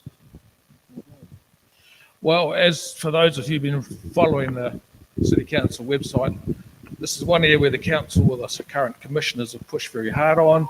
Plan changes to allow medium density housing around Tauranga, roading infrastructure to push Tauranga into new potential subdivision areas. Mauao East has its problems at the moment. There's not enough funding for the roading infrastructure, but the suburb potential is there. The Highway North is opening up opportunities in Tupuna and carrying on extension in Mauao. And of course, the recent developments at Keenan Road give opportunity for future development. But as I've already stated, all these things are too late. They should have been done 10 odd years ago, but they are there. The houses are coming. All right, we have a button. Just further to that, one of my frustrations with Tauranga City as a council has been we have in our city what's called, well, it used to be called a building impact fee. One of the very few councils in New Zealand that imposes a fee on the young person or the older person that is building a new home. Now, I just saw, I think just recently, $40,000 to $50,000 is the proposed approximate amount for the individual building a new home. So before you even pour the foundations and buy the land, when you apply to build your new home, you're struck with building fees. It might be $7,000, it might be 10, but on top of that, 40 or 50. So it does intrigue me why we continue to, in my opinion, subsidize the developers, because that's what we're doing. This fee of $40,000 or $50,000 is about meeting the cost of growth. You know, those new amenities that we're going to need for the new people. So personally, I would prefer it was included in the development impact fee, because as a previous developer buying greenfields, I would deduct the cost of that fee from the greenfield seller. Oh, and another button, Larry. Yeah, I think it's important to point out that in 2020, they introduced new infrastructure funding and financing models, which Tauranga City Council has been the first to use, so that we can shift that burden of costs from those building impact fees and the developer contribution levies and spread it more over the generation of the people who'll come in, providing all of that extra infrastructure to open up housing, which is super expensive. Can't all be laid on the cost of the section or the cost of the house, as has been pointed out. It's got to be spread further, 30, 50 years into the future, so that places like the Tauriko West development with 4,000 houses can come onto the market at a reasonably affordable rate. Also, the intensification down at the city centre has to happen. There's supposed to be 4,000 people living there if you compare with Auckland's inner city. And if we don't invest in that city centre to encourage people to live there in apartments, we won't see that suburb grow either. Thank you very much. Okay, Murray, you're up again. 5. Got it. 5 is gone. Next is 6. Negative on 5. 6. Sweet as. Just keep it going.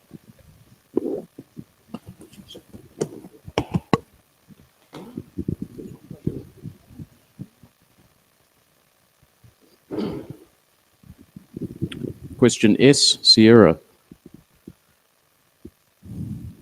Do you support the debt increase of around $1 billion today to $3 billion in the next 10 years? Look, I haven't got enough information, and quite frankly, I haven't got enough expertise as an outsider to really understand what is making up that full quantum. What I do know, and I'll rephrase that, what I genuinely believe is that more than likely there are items and procurement costs associated with that 10-year plan, which, could be reduced quite significantly. So my answer would be no, I don't agree with it, but that's on the basis of not having full and complete information. I look forward to being a city councillor, seriously, because I hope the very first role of the elected members will be to sit down, take a deep breath, and clearly understand where are we heading as a community? Where actually will our debt levels be? Because we don't want to be like the coalition government and just find out when the books are opened that they were just a little bit misled, perhaps. All right. Next is Stephen. 7. 7 for Stephen.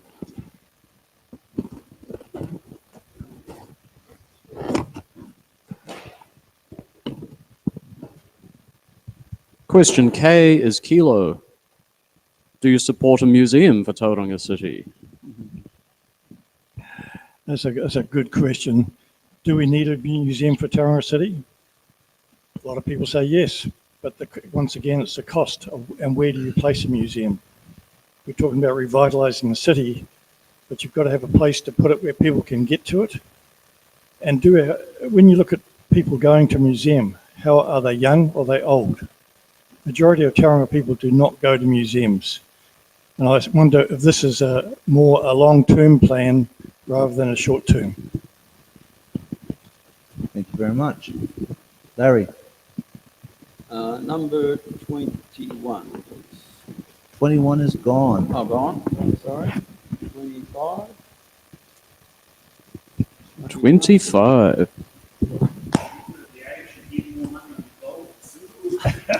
Oh, learn something every day. Sounds very arbitrary. A for arbitrary. What political party are you linked to, Larry? I'm affiliated to no political party. I stood last year in the Parliament elections as an independent because I wanted to try and push the government, be it National Labor, and it turned out to be National, to do more about our roading here. We've been waiting so long for State Highway 29, 29A to be addressed. When I was in Parliament with United Future, if I was ever affiliated to a party, but it no longer exists, I worked very hard for this city to get our roading on the map, and in 2005 it was all funded and going to go ahead until Winston took the toll off the new harbour crossing, and the funding for TEL, TNL, ring road round the city fell apart. But that's why I stood last time, and I will stay as an independent because in council I believe the benefit we have here is that councillors are independently aligned. We can think for ourselves, we can make decisions not along party lines and do what's best for the city in every decision. Thank you very much. Now, I'd just quickly like to introduce my question host, Ray. Hello and welcome. I forgot to do it. I run trains, not buses. Wow. Rail replacement can be a nightmare. So anyway, thank you, Ray. And Thank you. Move on to the next round. Stephen, you're first. Number 3. 3 is gone. Lowest is 8. Yeah, that is gone. Looks like a 3 in a mirror. Yeah. Question T, Tango.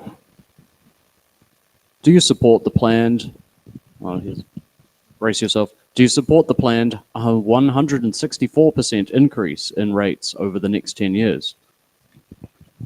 Having read the long-term plan, I'm not sure where the 164% comes from because it doesn't quite add up to what's in the books. We had some fact checking the other night, but please So, continue. Yeah.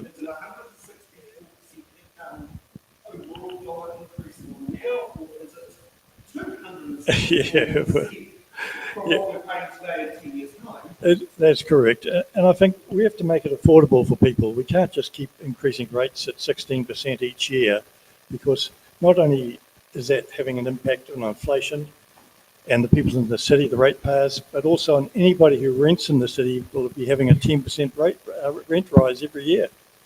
So we have to be careful what we do and make it affordable for people. It's not a race to get this vision done.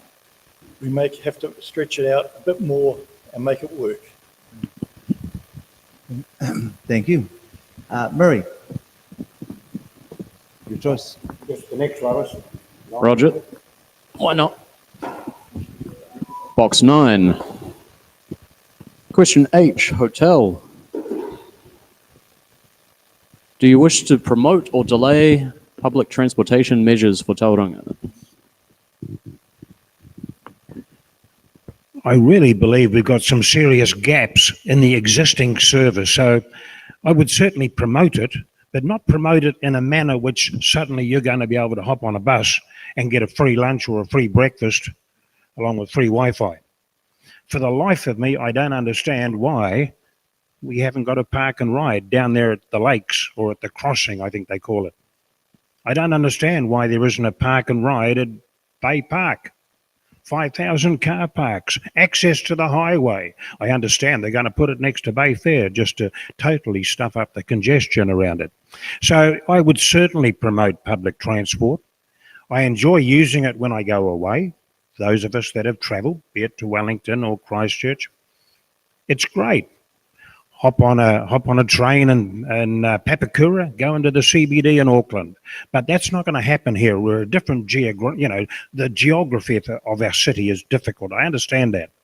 But until such time as we put in park and rides, just a simple park and ride, that new service which Larry referred to, parking goes the way of me. Thank you very much. Martin. 22, please. Thank you, Martin. Also, microphone a little closer for you, I think. Cheers.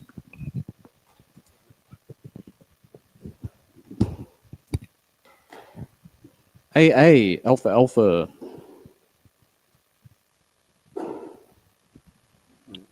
What will you do to help homeless youth in our community? Very challenging question, and it's not one that's entirely the responsibility of council. This is a central government and all its agencies, health, housing. Homelessness is not a one fixed solution. It depends on why the person is homeless. Many different issues at play here. Pulling out of society, drug, alcohol abuse issues. There's lots of different things why people become homeless, and it's engaging with them. It's engaging with each person. Each one is an individual case. Each person has their own uniqueness. They may have just withdrawn from society completely. They may not have a wish to re-engage with society, so just providing them with simple amenities where they can possibly get a meal, have a shower, get a little bit of dignity back in their life. It is a slow process. It is not simple. I would support anything, any measure, any program that helps young people back to be a productive, contributing member in our society. Good answer. Good answer. All right. All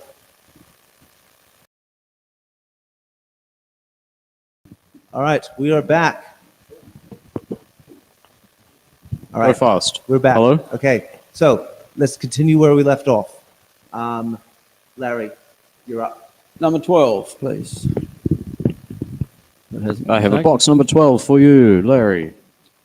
V. Victor. Auckland Council has recently shifted to taking away recycling bins of people who mix in general waste with their recycling.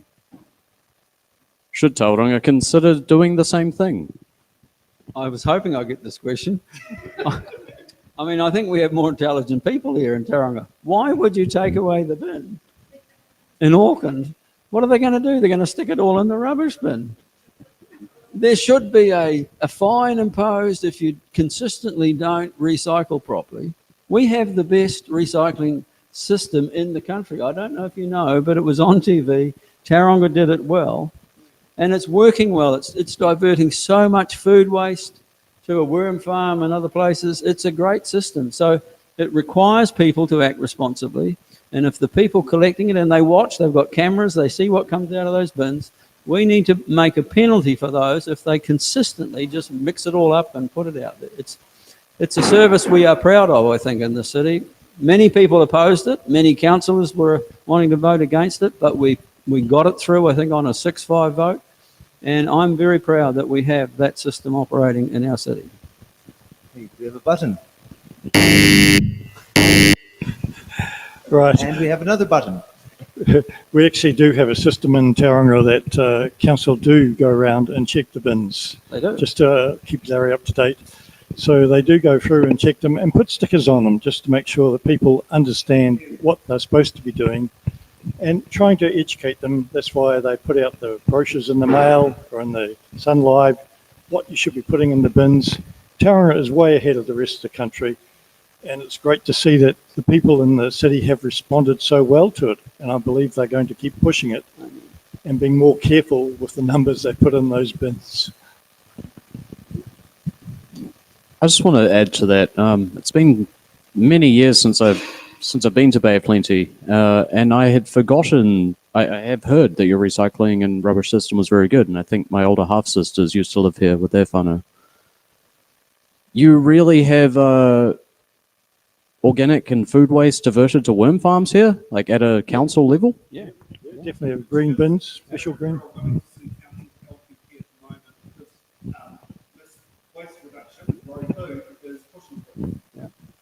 Very cool. It was when I did 4 years as a chef, and it was very difficult to.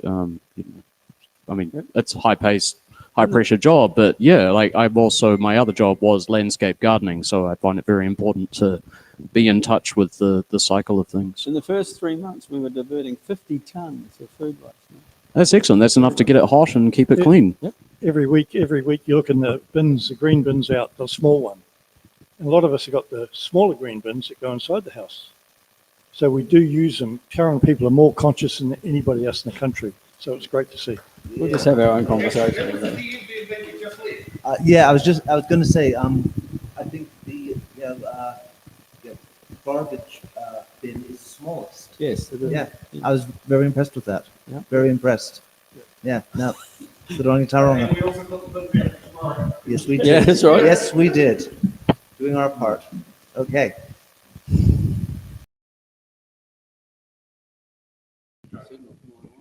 Welcome back. And hopefully I'll be saying that for the last time tonight. All right.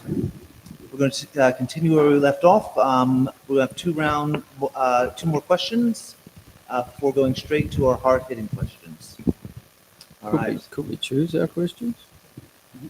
Okay, so we were up to Murray. Just the next lowest number, buddy. Very good, sir. They're all good questions. Box 10. Question F, Foxtrot. Yes or no? Do you support the establishment of Māori wards? Do you support the Treaty of Waitangi? Why? Got a feeling I don't know which card to use on this one, Larry.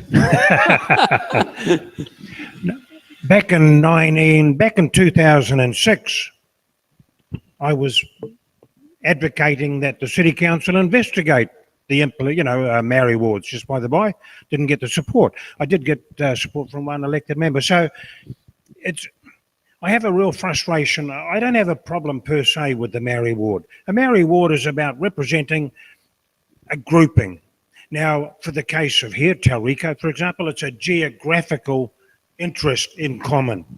With the Maori ward, it's obviously a Maori interest. So that's what wards are about. I don't particularly have a problem. Where I do have a problem with the authorities and those who have promoted and initiated the Maori ward is that there doesn't seem to be a desire to really take the community with them, to really help the community understand what are the issues, what are the options. Now, we're told that Maori wards are to to create that input, to give us a better Maori view when we are making decisions for our community. So it's reasonable of me to ask then, many local authorities, and I think including Tauranga City, actually appoint Maori representatives on various statutory committees. Will that cease?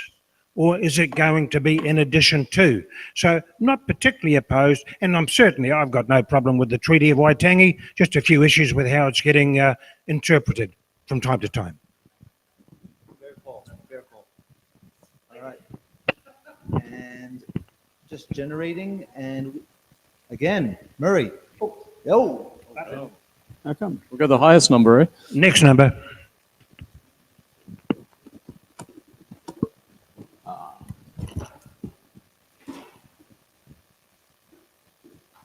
R, Romeo. If you are elected as a councillor, will you decelerate council spending on unwanted grand projects and concentrate on vital necessary infrastructure needs such as roading? Look, I think without doubt, a focus for me and for the rest of the community really is about the infrastructure, the critical infrastructure versus the nice to haves.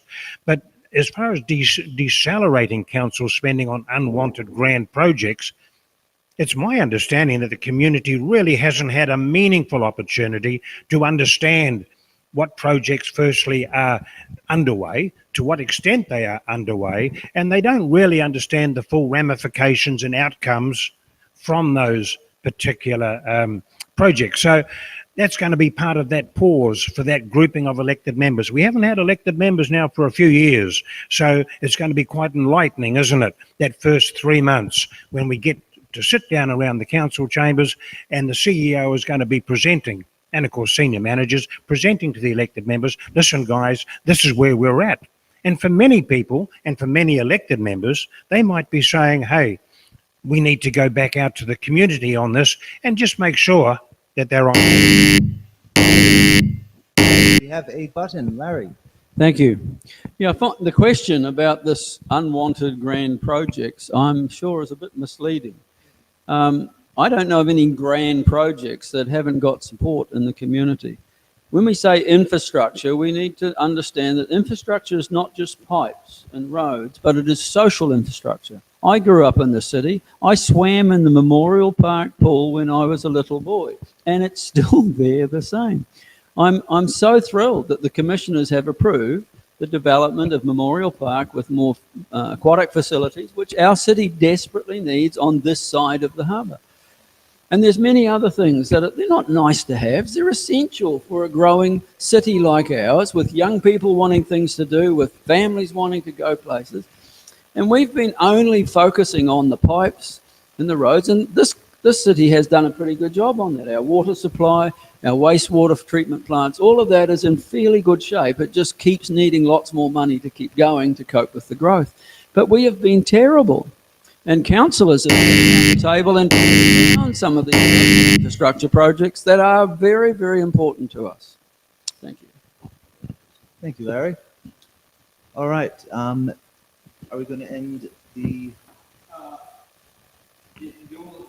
Oh, I'm the host? Let's keep going. Let's keep going. All right. Larry. Is 18 there? I believe so. Where did it go? Very good. Here we are. Question B for Bravo or brilliance. Your question. Aotearoa, New Zealand has a population represented by over 1,500 ethnicities, cultures, and social identities. Studies have shown that diverse and inclusive societies both increase well-being and economic growth. How would you actively improve Tauranga Moana's sense and celebration of its diverse society? It's a pretty tough question. Council does a lot in the area of arts and culture and so on, and supporting the multicultural society. Other ways in which we try and help people who move into the city to settle here and become familiar with what's going on. But by and large, it requires the participation too of all those diverse communities to have their voice heard at the council table. And of course it begins with voting, and we can help them with understanding how voting occurs. I have Filipinos living in my neighbourhood, and they all have, as soon as they got here and got their residency, they went and enrolled to vote, and they've been voting in the last couple of elections. That's an important part, because they'll never get representation if they don't participate in our democracy. I'm not quite sure how much more the Tauranga City Council could do to help improve this. It's a vital thing. Everyone should feel welcome. Everybody should feel this is their new home. And the diversity of our communities is part of life, and people have very different ideas. We need to have harmony in all of that. But I'm not sure that there's a specific... Thank you. Stephen. 13. Lucky number 13.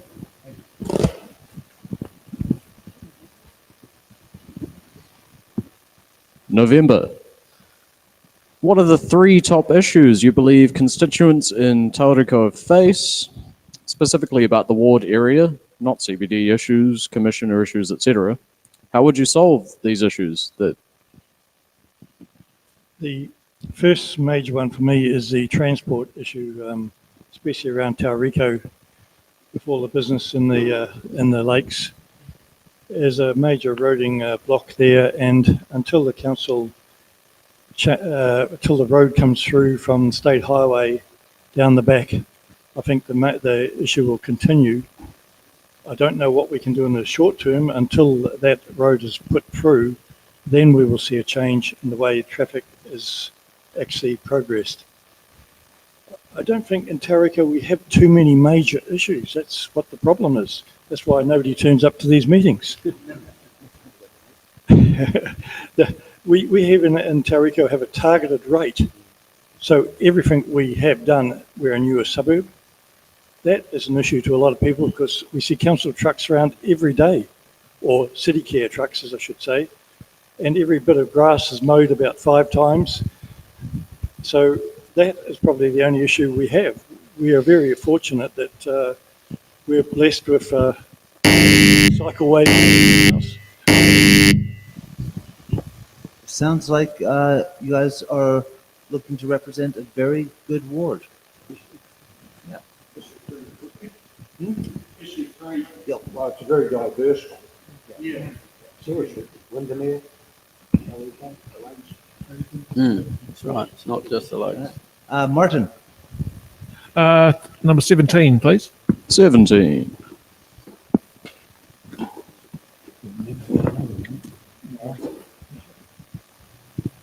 D for Delta, your question. Preamble first. The most vibrant and successful cities on earth have grown societally and economically in part through abandoning concepts of homogeneous societies and embracing the diversity of our populations. Aotearoa New Zealand is a population represented by over 1,500 ethnicities, cultures, and social identities. How would you grow Tauranga Moana through actively celebrating all people who call our city home? This question appears to be a double up. Your choice on answering. Yeah, it's a slight variation in wording from another question. Growing Tauranga is not a challenge for Tauranga at the moment. It's dealing with the growth we already have. We already have a very diverse community and it's well represented, and that diversity continues to be attracted to Tauranga because we're very good at accommodating a very diverse community. Tauranga has its biggest issue is providing spaces and places for all these different community groups to show off their value to our community. That's the council's, one of the council's issues, is giving all these different diverse communities a place in which they can show the rest of us the value that they've added to us just by them being in Tauranga. And I value this very diverse community and the various communities around Tauranga because they've added so much to our community. Thank you. I just wanted to ask if anyone here knew. I read an article in the Post recently which cited the percentages of, how much cities have grown from the last census. Yeah. Does anyone know how much Tauranga's? I think it was 10 plus. I think it's the fastest. It was the fastest growing in the last census period. Yep. Yeah. We're now not. Hamilton is growing faster than us, but in between census periods we were, and I think it was 10 point something rather. That is impressive. That is really impressive. That's over 3 years, you see. Or whatever the census was. Because this is what's adding to all our housing issues. You grow when we haven't got the houses to provide for people. Yep. Yeah. Yep. All right. We are going to move on to hard-hitting questions.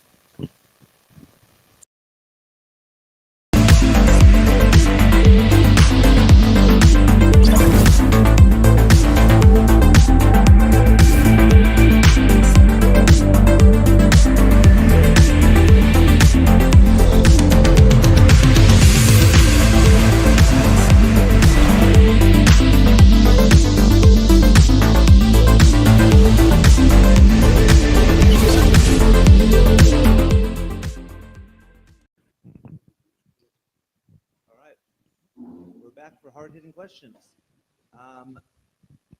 First hard-hitting question. Do you support the Tauranga City Council's long-term plan 24 to 34? And this time, Stephen. It's essential that we have a long-term plan for the city.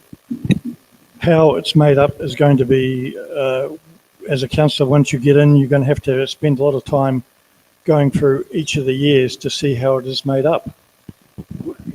We have to support it because that's the way we're going to grow. We need to have a plan ahead. We need to have a vision for the future. So therefore, I believe we must continue in this vein and just make sure that we are totally aware of what is in each year. At the moment, we're in the dark about a lot of things, and we need to make sure that we can get inside with the staff and the CEO and go forward. Thank you. Martin. Yeah, in its current format, I'm not entirely agreed with the 10-year plan.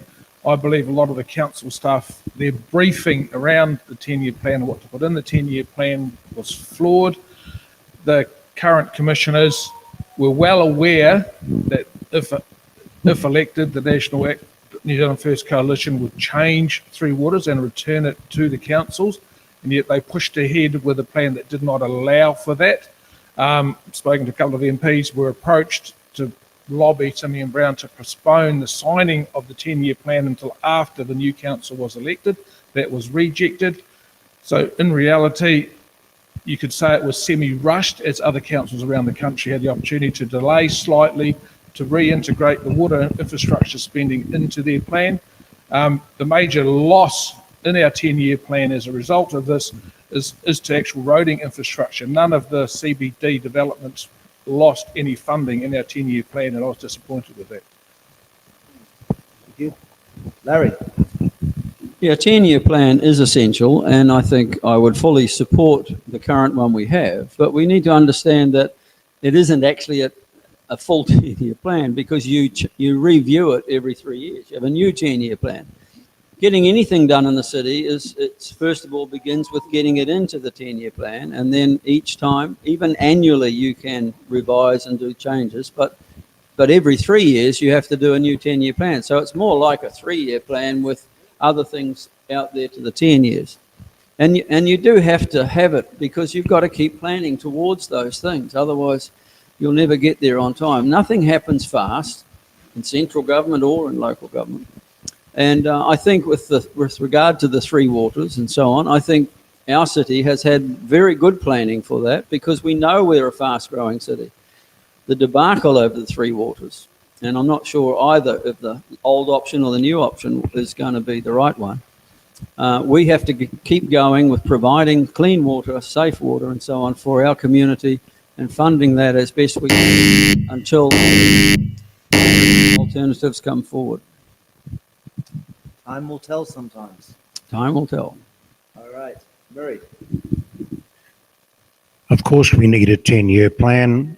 It would be irresponsible not to have some idea of where you're heading.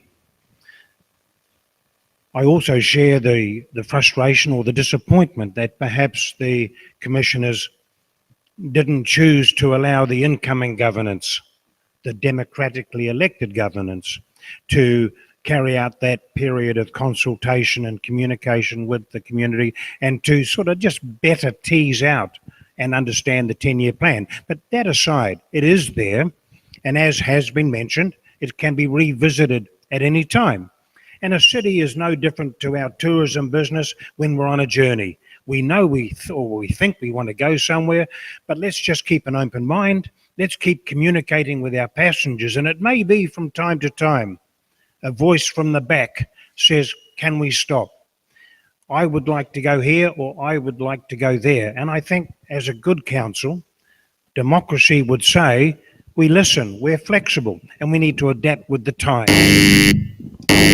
Oh. Very good. Oh, we cannot butt in on hard-hitting questions. Who wanted to butt in? All right. We're now going to go to our second hard-hitting question. Do you support removing the racecourse for building more housing or a new hospital? And first up, Martin. Basically, I'm a no. Large and growing cities need large open green spaces. I admit this one's full of a golf course and a race course, but the race course is multi-use. It is regularly used for markets, for other equestrian events, for other community-based events. Use the race course and its facility, and it gives other groups an opportunity to use a large green space to do whatever function they choose to do. I'm definitely opposed to any sort of a new hospital there. We already have one that the government cannot fully staff anyway. If we do look at a hospital situation, it needs to be further out to meet the growing needs and where the city's going to grow to, not where we are now. It needs to be prepared or placed so it meets growth in the future. But no, I'm fully supportive of the racecourse, the current green space, and it can stay exactly where it is. Thank you. Stephen. I too believe we need to keep that green space. It may change in the future. It may no longer be a racecourse in the long term, but we need to keep it because the young people want to see the green spaces in our city. As for the hospital, I believe the reason the hospital was put there because it's central to the city and it's central to everybody getting access to the hospital in a timely manner. The hospital actually has plenty of room out the back, a lot of low buildings everywhere on site, and there's plenty of room still to develop the hospital, plus the land below the car park below is still available to develop. But that is a government decision when they will fund it. The hospital should stay where it is because it's not earthquake risk. It's actually in a good condition. Let's be smart about what money is spent on, but the green space must stay. Thank you. All right, Murray. Look, totally opposed. In fact, I was blown away when it even came up as an issue for the Tauranga community. Just couldn't believe it. I don't go to the races. I don't play golf. And my only frustration with the race course is I wish to heck they'd take that hedge down so that I could have a greater overview of the green space and the golf course. It just beggars belief. Now, directly adjacent to the golf course, which they were talking about putting houses on, we have Greaton South. Now, much of Greaton South, of course, was built in the 50s and in the 60s. It's getting near its use-by date, and much of it has been intensified, but only with 2 or 3 properties on a site. So there's clear opportunities within the existing as-built areas to intensify.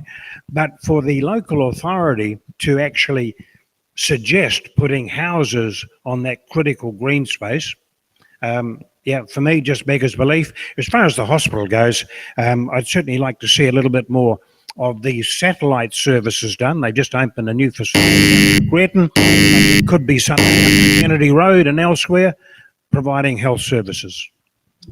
Thank you, Murray. Larry. Well, in regard to the hospital, it should stay where it is. If we need another hospital, which is coming very soon, it should be out in the east to service the population out there. The problem with the racecourse and housing is that everybody assumes it'll become like out at Papamoa along Te Okoroa Drive. If you give it up for housing, it's going to be crammed in there. There's no need to lose valuable green space if the racecourse was relocated and still have housing provided within it. And I'll tell you another thing that's needed to be looked at is that the Greaton Village School is in desperate need of major upgrades. It's falling apart, that thing, and it would be better if it could be relocated in the midst of a community in the racecourse and get better facilities, because schools are very, very important for us. And that land which the school currently sits on could be used for intensification and apartment living around the Greaton retail area. So we should keep looking at it. We should keep investigating it. Race courses could be between here and Rockville, and they can serve the purpose of both locations. Thank you very much. All right. Hard-hitting question number 3. How will you restore confidence with the ratepayers in this city? And randomized list, Stephen. It's not going to be easy because the ratepayers don't have any confidence in our last lot of councillors. So we need to show that we can stand up, we can work together, we can trust the process going forward, and that we do have a clear vision. It's not about us as individuals, it's about what you, the ratepayer, wants. So therefore, we have to show that we can stand up and do the right thing. I guess it's going to take time. It's not going to happen overnight. So as a councillor, if you're elected, you'll have to prove, because each session is videoed. So therefore, you will have to show that you can abide by your word and listen to what people are saying and then make decisions. Thank you, Stephen. Martin. Yeah, well, this speaks to Tauriko. We are asking you to elect us to the council, and as such, we will represent you at the council table. It is up to us to listen to you and carry out your instructions and build a Tauranga that you want to live in, that you want your family to be part of. A recent example of why this isn't working was Plan Change 33 with the change in building heights. The people of the Mount did not want multi-storey buildings. An independent commission said no, or suggested that wasn't the right way to go, and the commissioners went ahead and signed off on large storey buildings. I'm not for or against multi-storey buildings. It's that the community made it quite clear they didn't want them. A commission, an independent review panel said that was probably not the best way to go, and yet the Mount's got multi-storey buildings. That is what costs trusts and councils. If you don't do what the community wants, the community is not going to support you, and then we have an issue when the next major issue comes around. We have trouble engaging with the community because they think we don't listen. Thank you. Thank you. Very close there. Nicely done. All right, Murray. It's probably the most, for me personally, it's the most significant and critical issue that I would face as a city councillor. If you've got the trust and respect of those whom you are leading or taking with you, then the chances are your journey is going to be that much easier. If your passengers, I'm harping back to the buses, but if your passengers are feeling at ease, if they don't really feel that you know what you are doing or you don't give a damn, then the journey isn't going to be good for any party. So I think part of the pause on being elected is going to be addressing that very issue, the most critical issue. And it goes way beyond the former. The makeup of the last Council 219, I didn't see it myself as being particularly different to any other makeup that I've observed for the most part. There was a critical difference in terms of how the mayoralty was handled, but that's a personal issue. That's the biggest issue. Get them to trust you. Pause. Take time. Thank you, Murray. Larry. If I'm elected to represent Tauriko Ward, I will do my best to restore that confidence by working hard, by making decisions all the time for the best interests of the city. I do not believe that as many people in the city have lost confidence as what we sometimes say. The commissioners are appreciated by a majority of people in the city for the things they've accomplished. I think there were some councillors in the last council, when all of their emails and texts were revealed, people were very shocked at the things that they were doing and the behaviour they had. That has to be gone. And we have to have a new team of councillors elected who have the integrity and the commitment to a team working together, and a new mayor whereby we can restore that confidence. It will take a little time for some people, but I believe it's achievable, and I want to be part of it. Thank you very much. Now, it is time for our closing statements. Let's roll the dice again. All right. Yes. Yeah. Background. There we go. All right.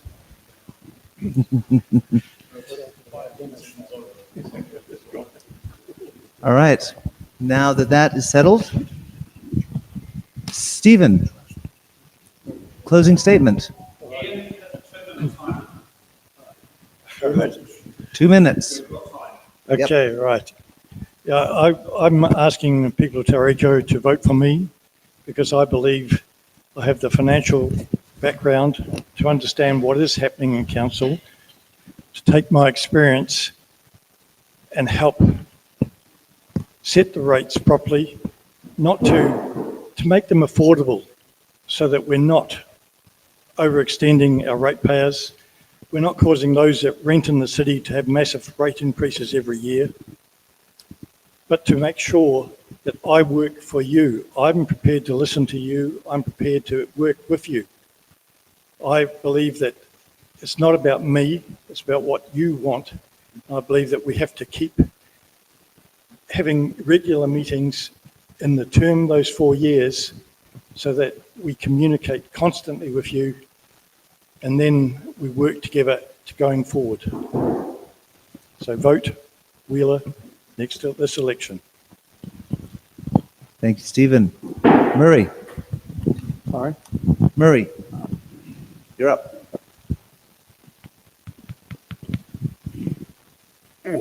I'll get up and think about this one, but I'm really hoping that you do vote for me, Tauriko, in the election. I've got an absolute passion for the community. I've lived here for the bulk of my life, a couple of years in Brisbane, but I'm totally passionate. But equally passionate about our city, I'm passionate about the integrity of our democracy. It could be just so much better.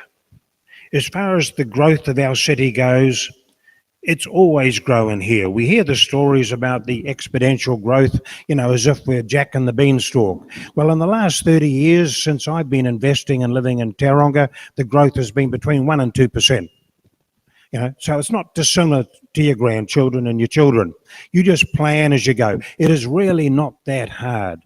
I'm looking forward to being part of a collective of elected members that will spend time building trust. Because I'm sorry, but I do disagree, with the Speaker. The community doesn't trust politicians. Read any Reader's Digest poll, the last Circa poll that I read.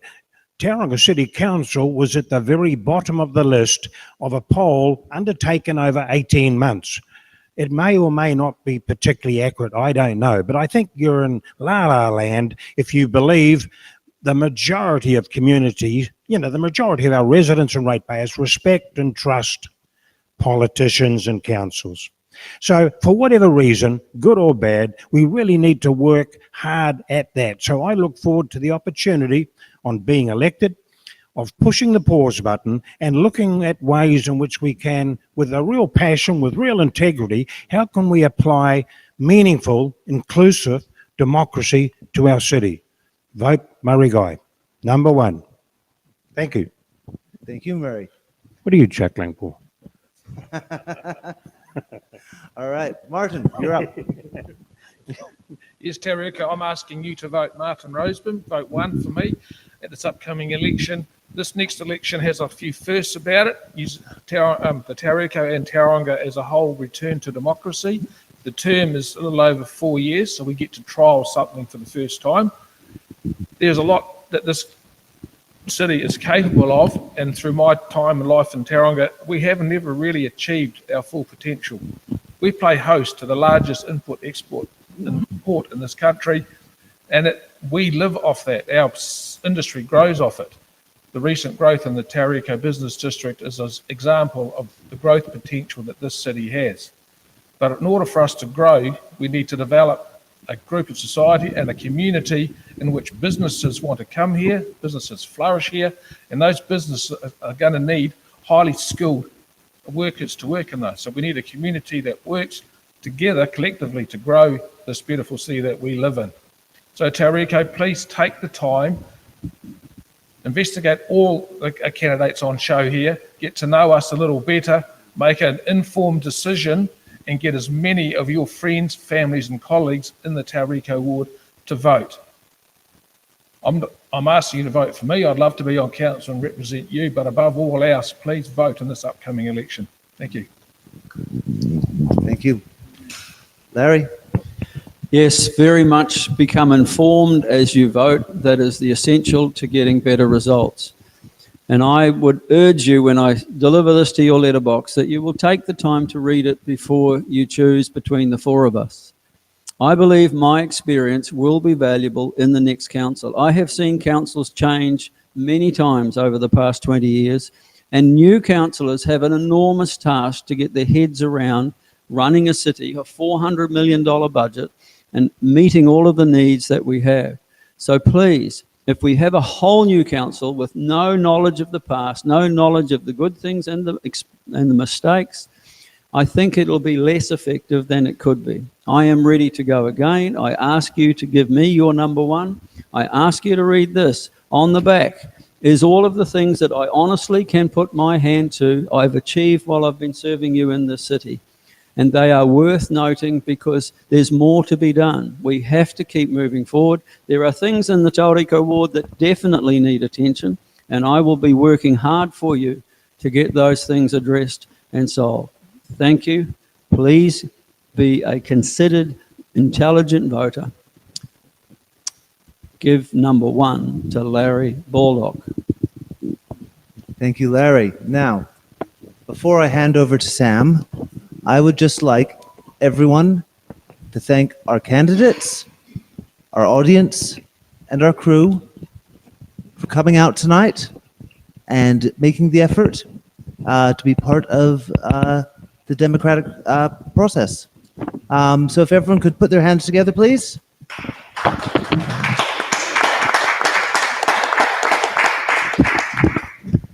You may have noticed from other shows, if you've been following, the lack of applause, and that is in no way reflected in our candidates and what they have had to say. It is due to me, the hype man, not being able to do my traditional role.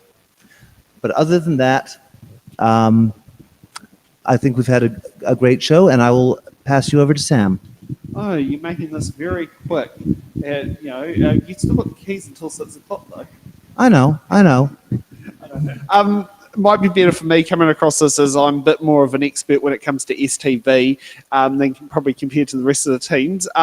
When it does come to voting, please make sure you don't just select your first preference, but your second, your third, your fourth. You can't do a fifth here because there's only 4 candidates, and thank you for all the candidates coming out today for 100% turnout, and we're off for another, fingers crossed, 100% turn off for the Welcome Bay ward. So this election is going to be decided by second and third preference votes, and whoever is going to be the final councillor to represent the Tauriko ward will have to achieve, on the last iteration, at least 50% of the vote plus 1. So when it comes out to voting, make sure it's that point there. You've got 4 brilliant candidates here who put their feet to the fire and sit, so you can sit down there, guess what it is, and should we just say, I'm glad I'm not voting in this ward because otherwise it'll be very difficult for me to sit there and decide because I can't just sit there and put one equal down on there. Now, cheeky question. I'm a barista by trade. Can you please tell me what type of coffee you would purchase if you went to, say, your local favourite coffee retailer, or you turned up to Bean here at the Newtown Market on Saturday Market in the Rongotai electorate in Wellington, the only electorate in the country that has 2 airports in it. Microphones. Microphone. Is your vote because I drink Avalanche sugar-free coffees. We have boxes and boxes of them in our pantry, cappuccinos, caramel lattes, and so on. And they really meet my taste buds, and they keep me sugar-free. I respect that decision. When I'm at home, I am a bit partial to that too. My coffee drink, cappuccino with cinnamon is my preferred, and quite large at that. Oh, you'll love the Bean here, Bean Giant with a quad shot of coffee that's in a 16-ounce cup. Definitely a flat white double shot, please. No sugar. I like that tradition. Keep away from the sugar. I'll have a beer, thanks, mate. I'm sorry, I don't have a liquor license. So yeah, I thought I'd sit there and get that. That's the personal twist on there. And yeah, as you can gather, this is who's paying the bills. Yeah. And also for those who are wondering, 7 p.m. tonight, we've got Welcome Bay Ward, where I'll be in the driver's seats once Nick hands me back the keys. I may have lost them. No, you'll be right. You'll be right. All right. Thank you very much, Steve. Thank you very much, Steve.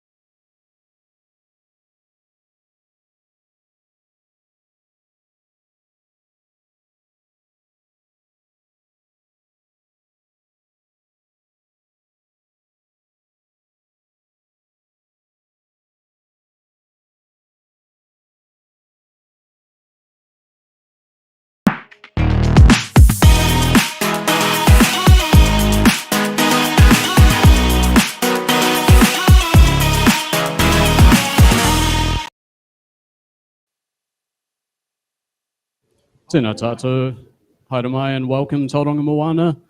Welcome and hello to It's in the Ballot. These candidates will be standing for the Te Papa Ward. That is, with every election, one thing standing in the way, and that is your vote.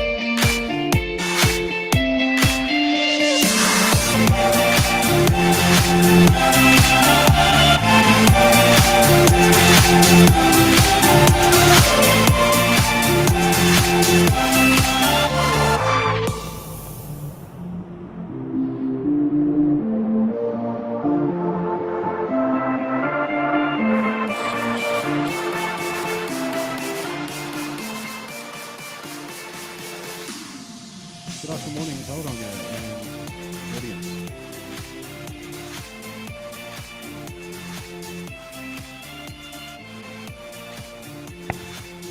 Welcome to It's in the Ballot. This is Sam Summers' great project, inspired by It's in the Bag, where we can make politics accessible for all. I'd like to start off by introducing our crew. It's Sam Summers at the host desk, Nick on camera. Rebecca will be our question host. I will introduce you shortly. And nobody forget Stacey, my partner at home, editing and bringing the stream alive. Can we start by introducing our candidates, just starting from me to the left, or from you as your left to right? Just say your name. And... Kia ora, good afternoon. My name is Brum Van Berkel.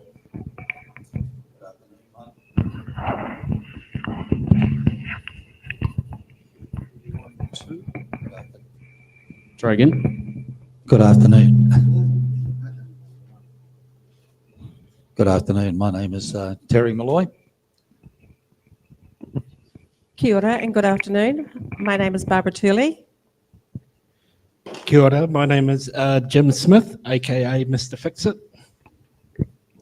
Kia ora Tauranga, my name is Andrew Kai. Good afternoon, everybody. My name is Rod Taylor. Good afternoon, Tauranga. My name's Charlie Haggett.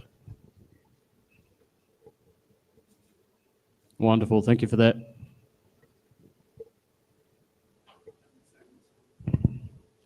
And now that we've done that, we probably could have skipped that and just gone into your opening statements, but I will use my list randomizer here, and everyone gets a fair go. So we're going to start with Terry Molly. Your opening statement, please. 1 minute. Molloy, Terry Molloy. Got it. Good afternoon, everybody. Why am I standing? I believe it's incredibly important, since we've had the commissioners there for the last few years, that we have a steady hand on the tiller as we go forward. I think it's absolutely important that we do not have any knee-jerk reactions. They've set a certain direction. We may not approve of all of it, but I think it would be a big mistake to try and change it at this stage. The other thing that's absolutely critical, and a reason I'm standing, is that the two most important things in local politics, I believe, going forward is, one is planning. You've got to get the plan for the future right. We've got to be planning out 100 years. If we don't get that right, we're never going to catch up. And the other is finance. You know, we have got significant finance in our area with our partners, Western Bay, Environment Bay of Plenty, the iwi, the government, our developers. We need to get them to work together. Thank you. Brilliant. Cheers, Terry. Next up, Chudley Haggett. Good afternoon, everybody, and congratulations for taking the time to come here and listen to all the candidates rather than to listen to most of the BS that's in the papers around the place. At least you can meet and talk and understand the people. I'm standing for Te Papa Ward because, as a previous councillor, I feel I know how to get the system working in favour of those people in Te Papa. The Te Papa Ward has suffered the most of all of the wards in Tauranga over the time of the commissars, as I call them, and very little has been done to relieve the problems that they've had. If I become a part of the council, I'll try and encourage all of the other councillors to make sure that the council is looking forward to a steady platform, which means probably rebuilding council and its staff, re-looking at a lot of the expenditure that the 10-year plan proposes, and finding out what's affordable to the people of Tauranga, particularly in the Te Papa Ward. Thank you, Chudley. Next for your opening statement, Andrew. Kia ora Tauranga, I'm Andrew Kai, and I like to start off these events the same way, and it's not even to convince you to try and vote for me, it's to try and send you a message of what to vote for. Right now, Tauranga as a city cannot afford itself. And so every other problem kind of becomes a secondary problem to that one. It doesn't really matter if you want more community services, if you want better roads, better public transport, if you want the parks better taken care of. It all comes back to the fundamental thing of this city has grown beyond its capacity to pay for itself. So whoever you vote for this election, just make sure you ask them, what is your plan to grow Tauranga so that it can pay for its own way? Now, as for myself, my background is in physiotherapy. I'm currently self-employed here in Tauranga, and I believe that that has given me some excellent skills that would make me a good counsellor for you guys. And hopefully, as the evening goes on, I'll get through the rest of my ideas and plans. But I always like to start these off by thanking you for coming and asking you to vote for the right people that are going to develop Tauranga so that it can afford itself. Thank you. Wonderful. Opening statement, Abram. Good afternoon. I'm actually excited to have the chance to act as a representative on the Tauranga Council. I bring skills. I bring skills and will add value and champion Tauranga's economic development and growth. Each one of us has a different perspective of life. And as individuals, we should be treated with the appropriate respect.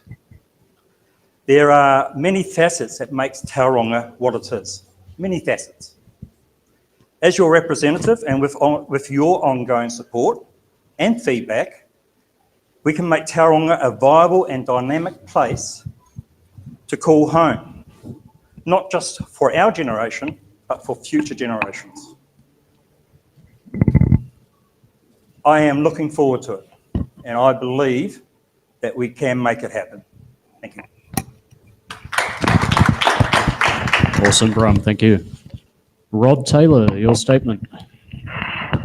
Good afternoon, everybody. And as I said before, my name is Rod Taylor. I've lived in Tauranga my entire life. I don't currently reside in the Te Papa ward. I live slightly over the water here at Pillins Point. The reason I'm standing in Te Papa is largely to do with the fact that I own businesses in town, and I want to see the town heal itself, move on with the growth that's there, and continue the vision that the commissioners have put in place. I see the plan that they have ahead of us as something to strive for, but it obviously is a 10-year plan at the moment that needs a lot of rectification and tweaking as we go forward. But I want Tauranga to be a place that doesn't look like a bomb site, and I'm largely aiming at the CBD. So hopefully tonight you'll get an idea of what I'm after. Cheers. Thank you. Rihanna, introduce yourself when you're ready. Do we have a Rihanna? No, not yet. Oh, Roger. One moment. Next on the list is a Mark. Okay, I thought so. He's got a question mark there.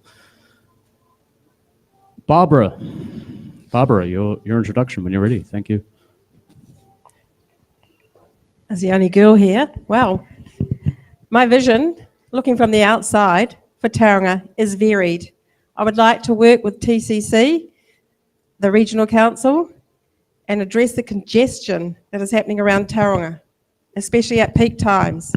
I want to work a way of getting Tauranga moving, possibly with other transport possibilities, such as park and ride places, ferries from Mauao and the Mount, and investigating rail. Our CBD needs revitalising, and growth internally is how I see it happening. But to do that, we need to look at many options, including development fees and compliance fees. We need to control rate increases. I'm on a fixed income. I couldn't afford 164% in 10 years' time. We need to keep a check and balance on our harbour, on the ecosystem of our beaches, and these are among the best assets that we have. We need to look after them. I'm new to council workings, but not governance roles. I could go on more. I'm not allowed. This is my thoughts. If you want to ask questions, see me later. Very good. And props for rail. So last, if I am doing this correctly, we have Jim. Good evening all, I'm Jim Smith. I'm an enrolled barrister and solicitor of the High Court of New Zealand, and with that I bring a sound knowledge of governance, particularly around matters of constitutional and administrative law. I'm also a fourth generation Tauranga local, so I have very deep roots in this town. One set of great-grandparents settled in Welcome Bay, the other settled in the avenues, just one avenue from where I live now, and that is firmly in the Te Papa ward. Born and bred on a dairy farm in the hills of Kaitimaka and Welcome Bay, and I still have family there. And as the saying goes, you can take the boy out of the country, but you can't take the country out of the boy. So I bring fundamental, pragmatic, problem-solving aptitude with me. I'm a natural advocate, in which I studied law and I currently work as an advocate for a local charity, Kids Needs Dads. And I've been there for 20 years to going back for parents and their kids, and that is where I got the name Mr. Fix-It. So considering my background and skill base, going to local governance is a natural problem. Very good experience. Got dance practice in the other hall behind us. All right. Thank you for your opening statements. Yeah, well, we're going to go to the questions we think you'll be asking, one of Sam's fun new segments of the show. Questions we think you'll be asking after tonight's show. Will the Museum of Te Papa, Tongarewa, make the 523-kilometre journey north from its current location to our front doorsteps? With the talk of clip on cycle and pedestrian walkways, will the Matapihi train bridge get a clip-on roadway to ease traffic congestion? I'm not familiar with the concept of a clip-on roadway. Sam will inform me later. Will Doctor Who fans be waiting outside to get autographs from a specific councillor candidate?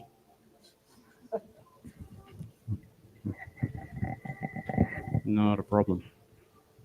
All right, let's move on to the bulk part of the show, the fun part, where we have boxes full of questions submitted by the public. These have been put in by randomly by our question host here, Rebecca. Would you like to introduce yourself and tell us what brings you to What's in the Ballot? Sure. I haven't prepared anything. I'm Rebecca Kitt. I'm from Youth Voices Action, and we are a not-for-profit organisation here in Tauranga that work with young people. We empower them and we encourage them to be involved in sitting around the table or helping to make decisions that affect them. So we came out with a cheat sheet for the local body elections, and it's great for anybody and everybody, but especially was designed for young people so that they can kind of learn a little bit more about how the whole process works and some keywords and that kind of thing. That's who I am. Thank you so much for sharing. Is everyone ready to get the game started? Awesome. All right, my random order sheet suggests to you that Brahm, you will be first to choose a box. Please pick a number and speak to the microphone if you can, my good sir. Lucky number 13.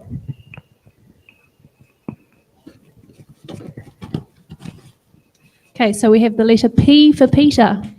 Very good. If you are elected into council, will you support the Tauranga Commissioner's strategy, direction and long-term plan? Yes or no? I actually endorse the Commission's strategy, direction and long-term plan. I actually endorse it. However, it should be noted that the long-term plan is a live document. Does everybody understand what a live document is? It's where actually you look at it and you look at it and you look at it and you make amendments as you go.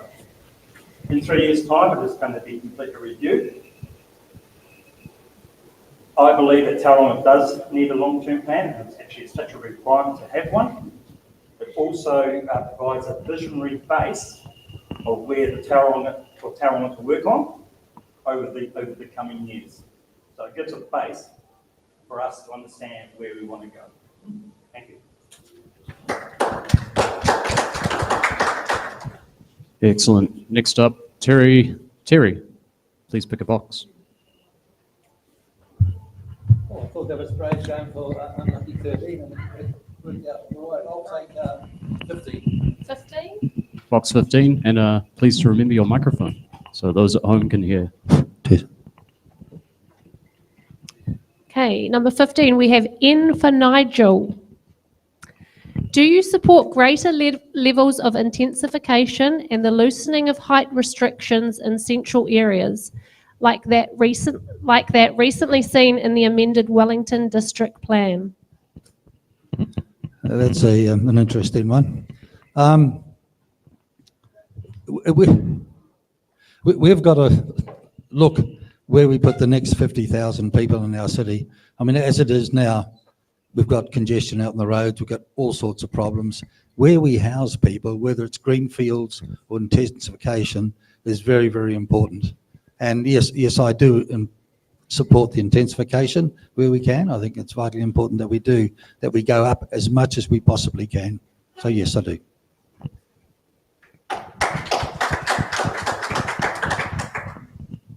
Thank you so much. Next for the boxes, Rod. Please pick a number. Number 12, okay. Number 12, Rod. So we have Thank you. K for Kelly. It's not a chameleon, but that starts with C. Roger. In regards to the Plan 33 change for residential density around the city, where do you stand on these changes?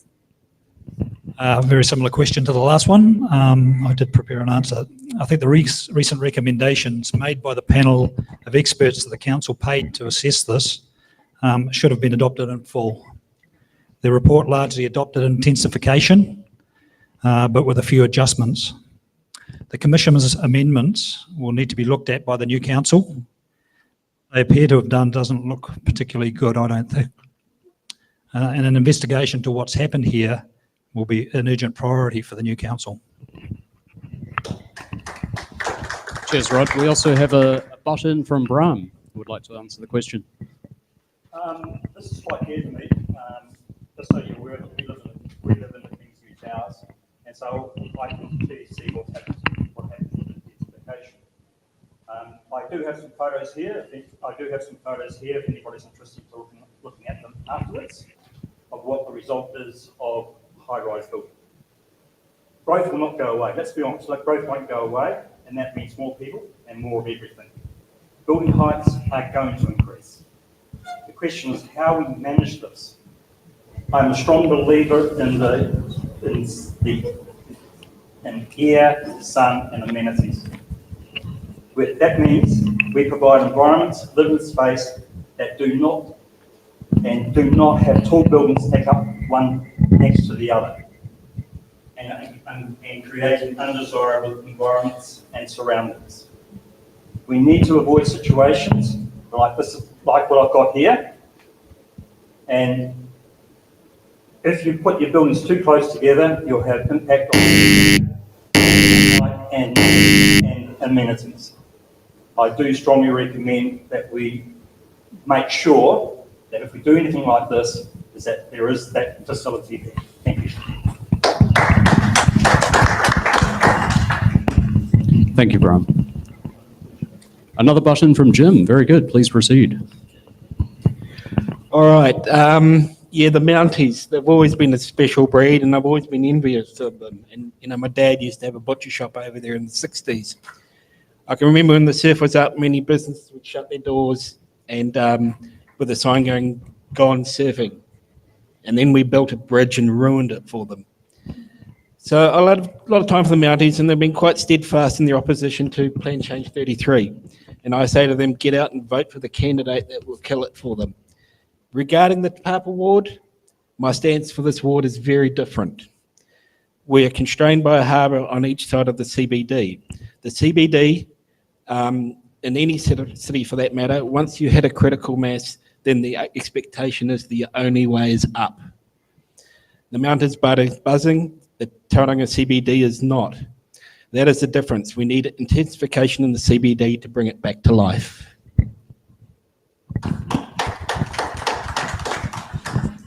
Thank you.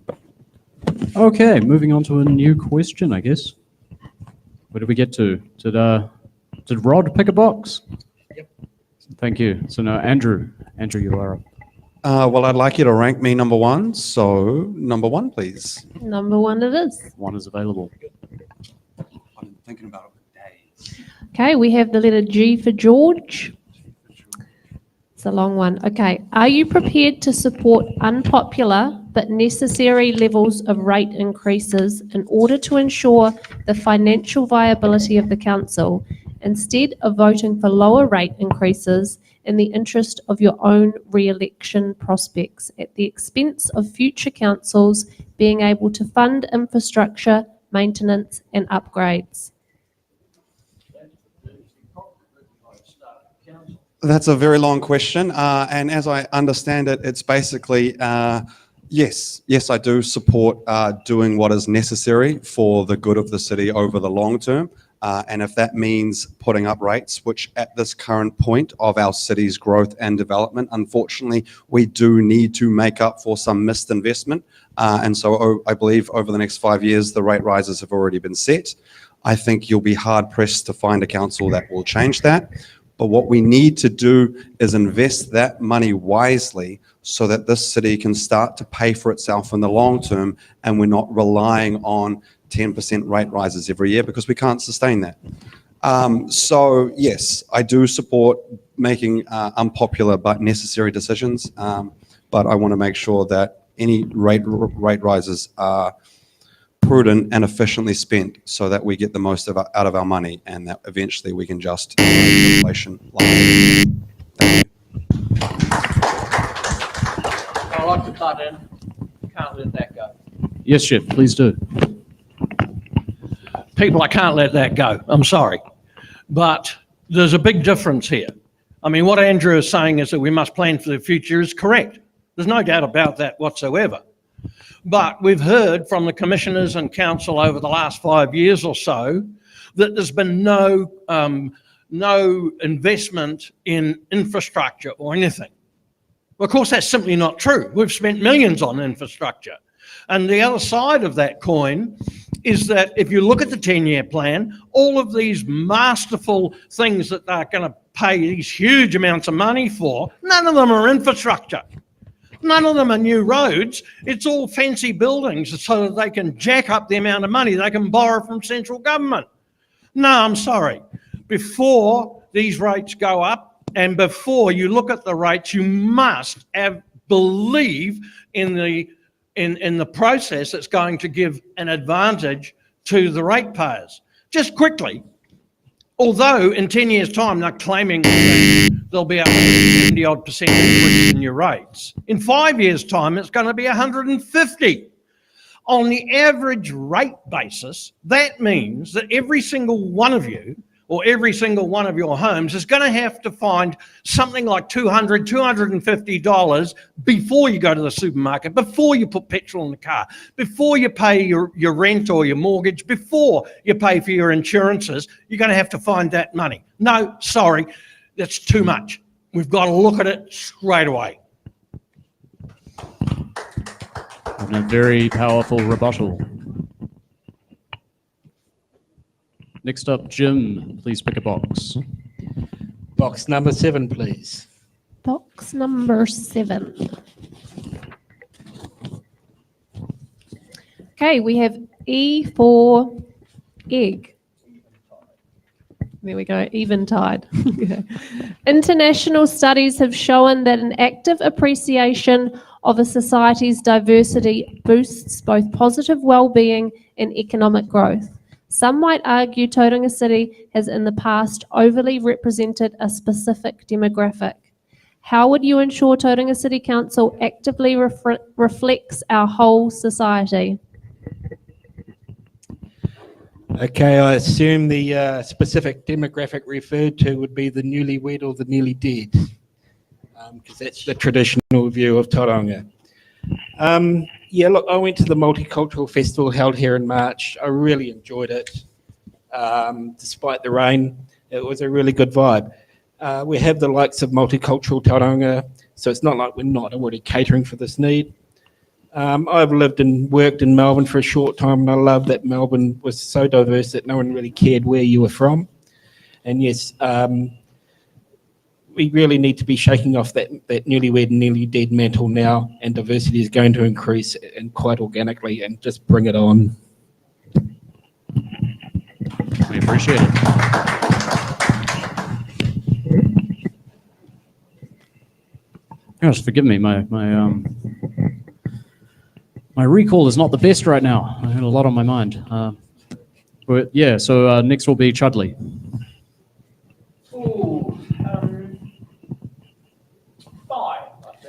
Number 5.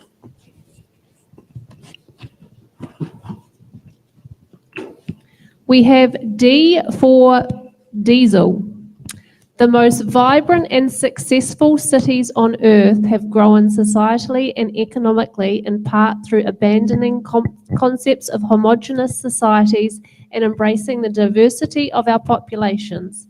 Aotearoa, New Zealand has a population represented by over 1,500 ethnicities, cultures, and lost my words now. Social identities. How would you grow Tauranga Moana through actively celebrating all peoples who call our city home? Wow, there's a lot in there, First of all, I have to be honest, and I get sick of people telling me how successful towns and cities are in other parts of the world that have done this. Well, there's no real proof of it. We've got an absolutely incredible population in Tauranga that is very diverse. The main function of council is to make sure that every single one of them gets treated the same. And the opportunities for every single one of them are not put on the back burner. That's what a council can do. Other than that, these own ethnic groups, hey, I've got no problem with them starting up their own little clubs and groups. And if council's got buildings that they can lease to them and things like that, that's where council's role is to support them and to make sure that they can do what they want within the community at large, and they have the same rights as everybody else.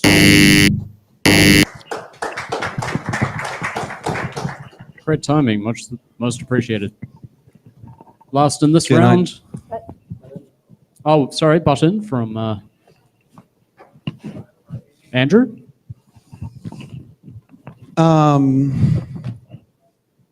Diverse.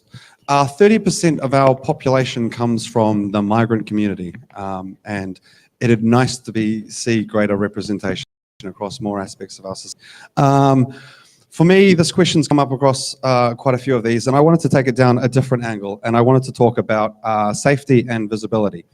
Because a lot of other candidates have spoken about inclusion and diversity. And well, for me, if our people can see themselves in our society, whether that's our council staff or our councillors, or whether that's people partaking in our society, if you go to the store and you're not the only one with a physical disability or mental disability that's working at that store, then you can see yourself reflected through your society. Then you're going to feel more safe to be able to contribute to it. And it is, quite frankly, because we live in a consumer economy, the more of our people that can actively partake in that economy, then the more our entire society flourishes. Thank you. Very cool. All right, last in this round. No more buttons. Barbara, please pick a box number. Please use your microphone. Box number 3, please. Box number 3. Okay, we have I for igloo. So this is a yes or no question. Do you support the establishment of Māori wards?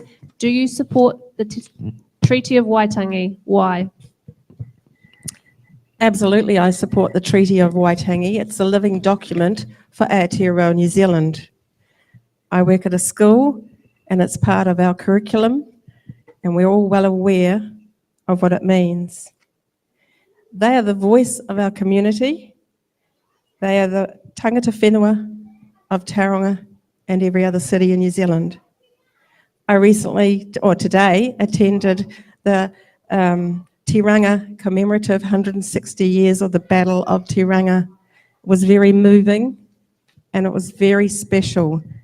Along with that is the Battle of Gate Pa, the Tauranga Pukahinahina pose and things like that.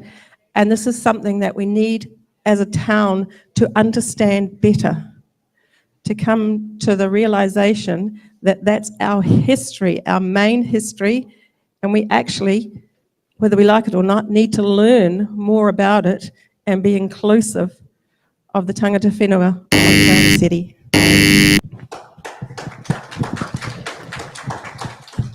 Quite an emotional subject, no matter where your understanding may lie. All right, that was a fun round one.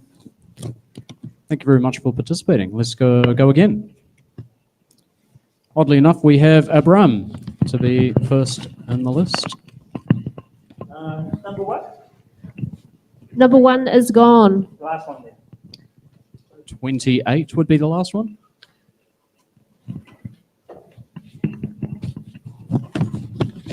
We have Z for zebra. It's the only word I can think of that starts with Z.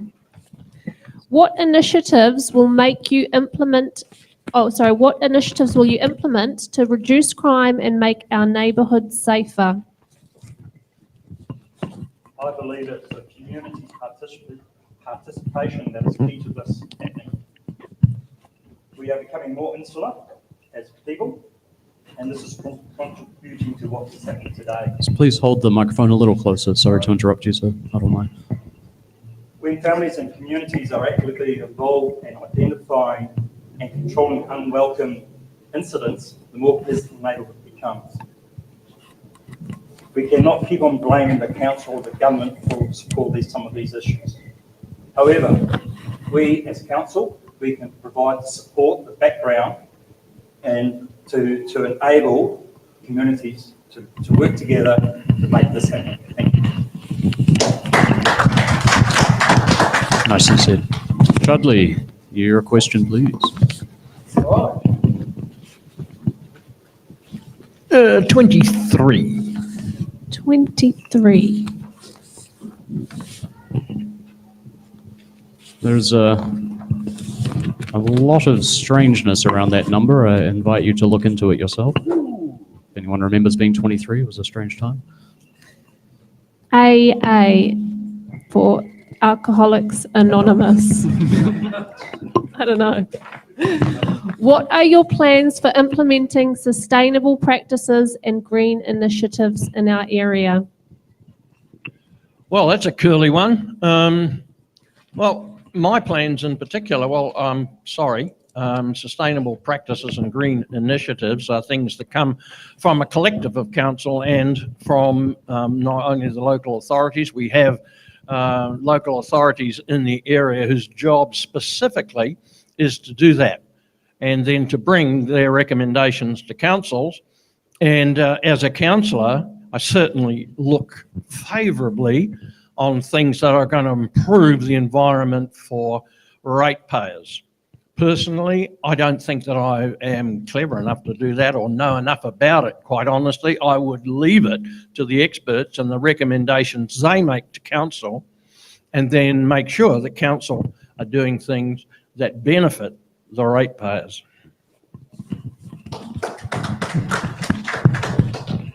Thank you, Chudley. Terry, pick a box. Thank you. I've got a couple of this thing. I'll stick with the 5s, please. 25. 25.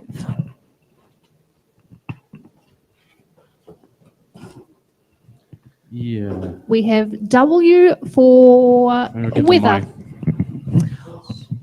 Auckland Council has recently shifted to taking away recycling bins of people who mix in general waste with their recycling. Should Tauranga consider doing the same thing? Yeah, I think we should.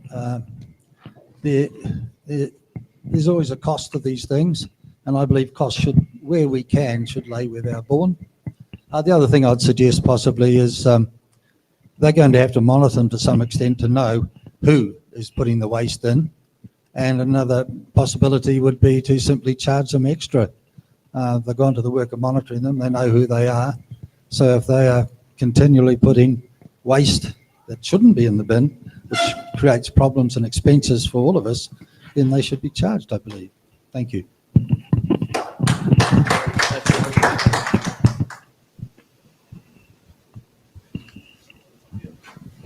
just going to play musical microphones in a moment. Next up, your question will be for Andrew. Well, I wanted one first time. I'm standing for Tauranga and Te Papa, so all of your ones, 11.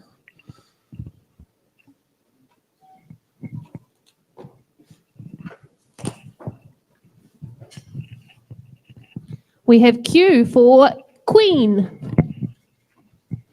Shortly, Tauranga City Councillors will be asked to approve a proposal for the installation of rainbow street art in the CBD.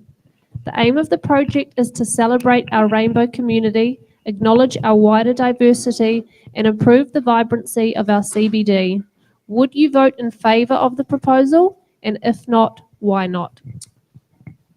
I believe the question was about a street art, and in the link that we got, it had specifically a crossing. Now, I don't know the legalities of changing over a crossing, but I am all in favour of a street art that celebrates diverse aspects of our community. I believe, like I mentioned before with visibility, that allowing people to see themselves and be seen in our society is important for them to be included and contribute to their fully. And we always flourish when we get contributions from the diverse aspects of our society, because we are different and we come from different backgrounds and we have different ambitions.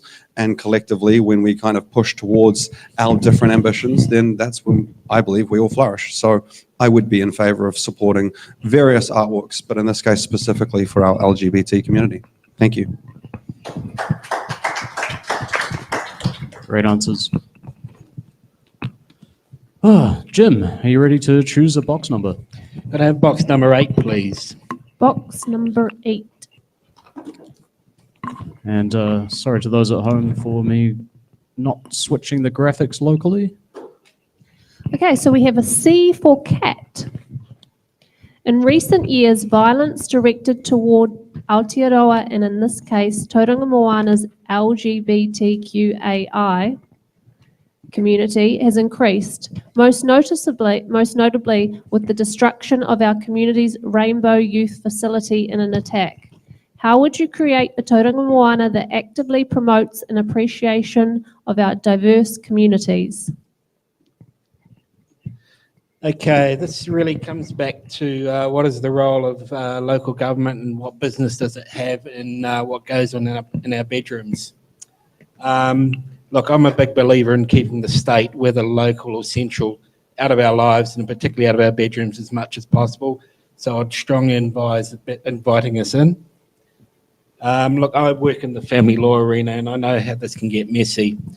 So I'll kind of give you an example of why you should probably leave the state out of your personal lives. And it may sound like I'm going off topic, but bear with me. When you get married, whether you're straight, gay, etc., this is a contract with not only with each other, but also with the state.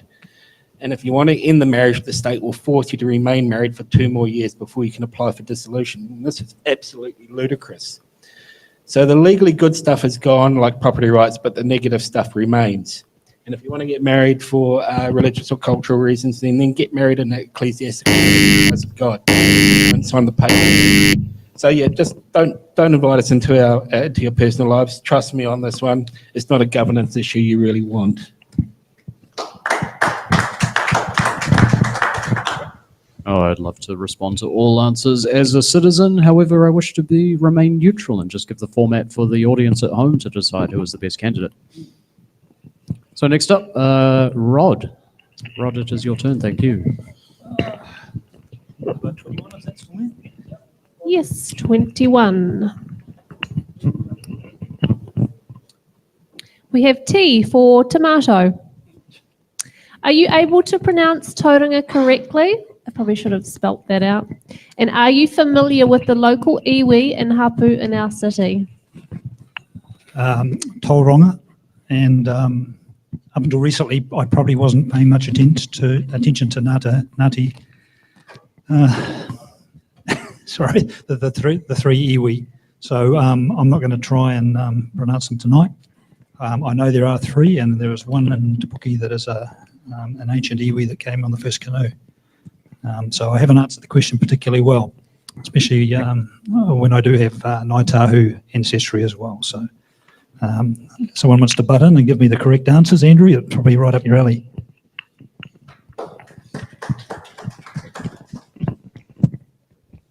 All right, nobody wants to butt in on that? Very good.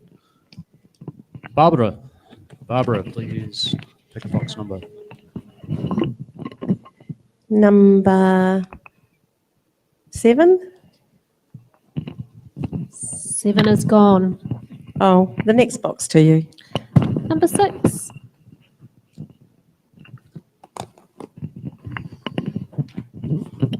We have F for Frank. Do you wish to promote or delay public transport measures for Tauranga? I wish to promote the smart strategic investment in public transport. TCC must work with the Regional Council to ensure that Tauranga enjoys a better commute on our roads. Our big buses, and I recently spoke to a number of bus drivers, and our big buses need to operate at peak times. And then at off-peak times, we need to look again at the on-demand buses, and we need to get used to using those smaller buses for the other commutes. They can get us there quicker and faster and can have more passengers than our big buses have during the off-peak times. You often see them running around with none or 1 or 2 passengers in. That is a waste of fuel and economics.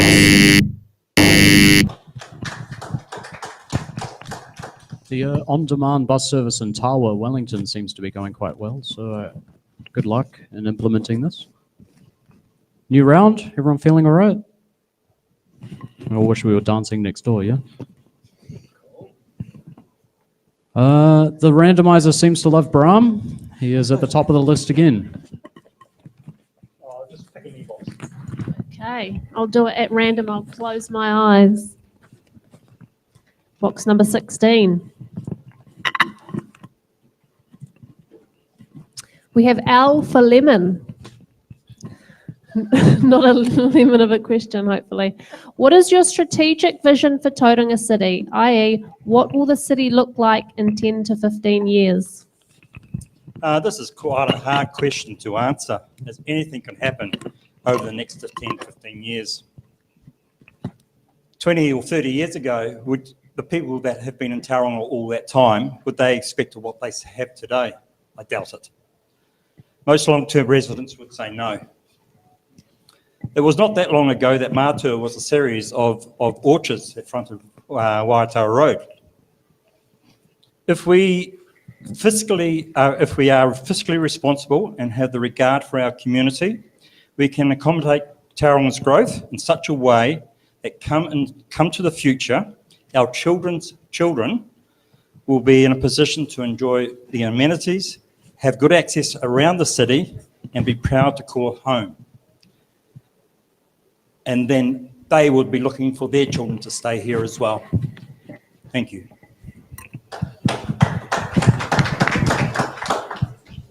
Thank you, Abraham. Rod, are you ready to choose a question? With 7. 7 is gone. 8's gone. 9? 9 I can do.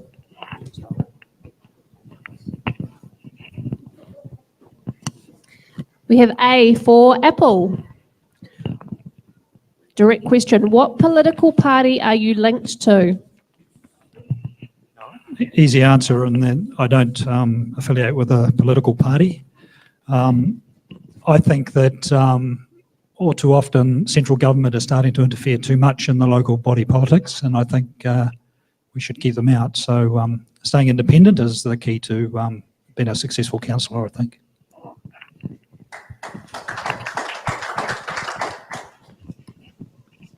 I've always appreciated how grassroots the local body elections are, or local councillors rather than parties. Anyway, I think you know what I'm trying to say. So next, let's have Terry. Please pick a question. A box with a random question. What's spare? 23? 19? Yes, I have 19. That's a good choice by somebody else, so that's good. I will reiterate, Rebecca Go put for the questions in the box. I do not know which question is in that box. 19's fine. You're happy with 19? Okay, so we have A, B for apple bottom. What steps will you take to make sure our local government is transparent and accountable?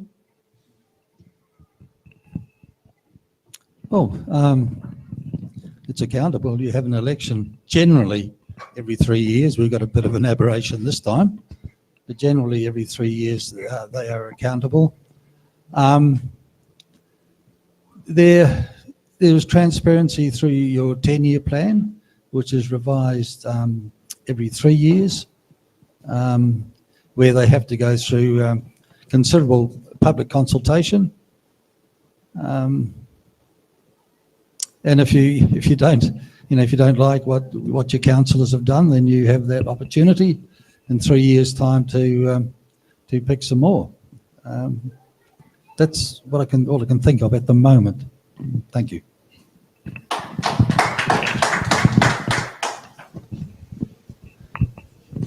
Thank you, Terry. Barbara, your question? Something in the 20s. How does 22 sound? It sounds like two little ducks.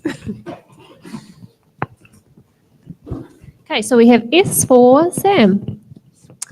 Given the overwhelming empirical evidence showing that sprawl costs and public purse ratepayers way more than intensive urban development, for example, the OECD, show it triples the cost of public services, will you agree to contain the city boundaries as they are to encourage the city to go up instead of out?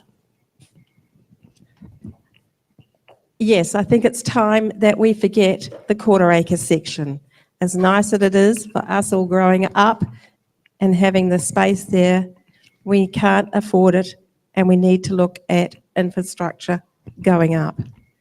But we have to be aware, as a colleague said, of the air-sun ratio. And we need to make sure that everyone has the chance of having some green spaces around these buildings that go up. I'm not sure that I can think of much else at the moment, so sorry. Good answer. Chudley, proceed. So what's that? Number 20 is still there, I see. Yes. Oh, I've got some curly ones up till now. I'll give you an easy one. U for under. With a CBD that needs revitalising and a housing crisis, supply and affordability wise, how are cost savings and rate changes going to contribute to this? Wow. Okay. First of all, in the residential areas, if the commissions have put forward goes through as a 10-year plan, and you all have to pay $200 or $300 a week more, that is, more in your annual rates, then what we're going to see is we're going to see an awful lot of people leaving the city because they simply can't afford to stay here. And many of those people are the foundation people of the city, which were the people that originally retired here. Many people retired here and they had enough money maybe to buy themselves a little shop downtown. Well, you go downtown today, 40% of the shops are empty. It's a ghost town down there. You can get a car park right outside the city council because there's just nobody around. It is just deathly. So how do we encourage businesses back into the CBD?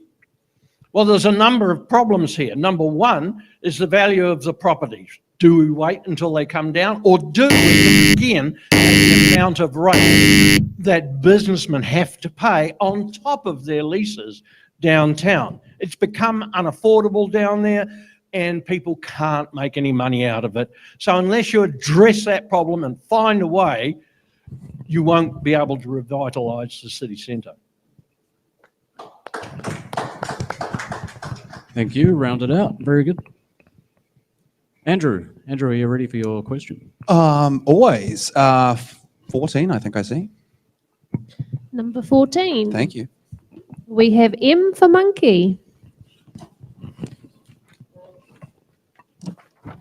A nice short one. How will you manage the city's finances? Cautiously and prudently, I will examine all the incomings and outgoings of the city. I believe that is the responsibility of all councillors to embed themselves in the beast, as it were, and to understand how it functions as best they can.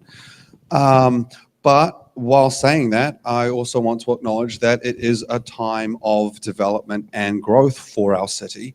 And so we will have to, as I've mentioned before, spend appropriately so that over time the city can grow to afford itself.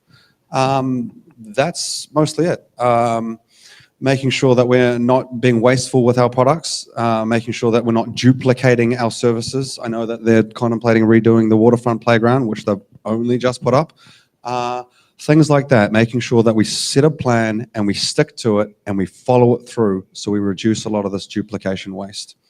Thank you for your time. And thank you for sharing. Last in this round, Jim. Do we have box number 10? We do have box number 10. So we have B for berry. Aotearoa New Zealand has a population represented by over 1,500 ethnicities, cultures and social identities. Studies have shown that diverse and inclusive societies both increase well-being and economic growth. How would you actively improve Tauranga Moana's sense of celebration and celebration of its diverse society? I think I've kind of already answered this one, so I'm going to bump it. Andrew. Deferred to Andrew. What was the specific question? Sorry, which one? Is it B? Yes, B. Yeah. Thank you. Would you like me to read? Oh, you got it there. Which one was it? Oh, that one. I've similarly answered that, I believe. Though I'm happy to go again because, you know, trying to get on council, I have to be able to talk and communicate my vision to you. So I spoke about safety and visibility last time. So how will we actively sell and improve Tauranga's men's? For me, it's making sure that we utilize our community spaces. We have the historic village, which for what it costs the council, I don't believe it costs the council too much. We just pay them, reduce their rent a little bit. And for what we as a city get out of what they provide, it's just absolutely immense. So I think the council needs to make sure that our various community groups, from the historic village to the Welcome Bay community groups, are supported adequately and that they don't have to fight for their survival when the long-term plan comes up and the council decided to jack their rent up by too much. So that's a lot of it for me, is again, including our people, making sure that they see themselves in our society, and that making sure we use our money appropriately and our community. Thank you. Thank you, Jim. We are running close to half time, but we have 7 boxes, so we'll go one final round if everyone's okay to proceed. Let's see if we get Bram at the top of the list again. Yeah, really. Maybe it's the when we were. Yep. All right, your turn. Please proceed. Any box. Pressure on me. Okay. I'm going to go with my lucky number, 24. So we have Y for yes. What will you do to support and promote arts and culture programs for young people in our community? I believe this was a question that was submitted through our youth at Youth Voices Action. I believe that this needs to be driven by and supported by our schools and our various culture groups. And it also has to be supported by the young people. Got to be careful what I say here. Getting off their bums to get out there and make people aware that they are there for them.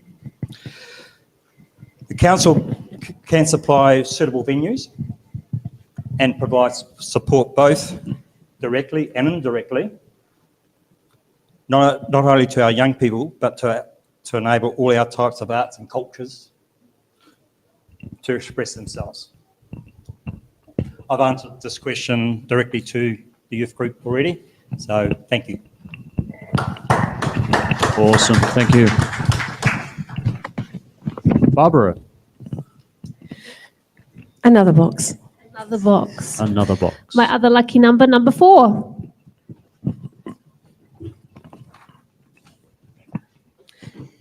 We have J for John. Given the well-established evidence globally and within New Zealand that congestion is increased when more and bigger roads are built, and also that congestion is bad for the economy, including wages, what policies would you support to improve the mobility of residents around Tauranga City? We need to try and encourage our residents, our workers to get out of their cars and use the public transport more. But we need to have a better and more reliable public transport. I was in Auckland for a long time and we had a big business, a trucking business up there. And one of the biggest problems that we had with the business was congestion. So it cost us a lot of money in downtime. Our trucks suffer from the downtime. So we need to look at a better way of utilising the trucks coming through our towns, bypassing the main routes, and look at public transport for as many people as we can.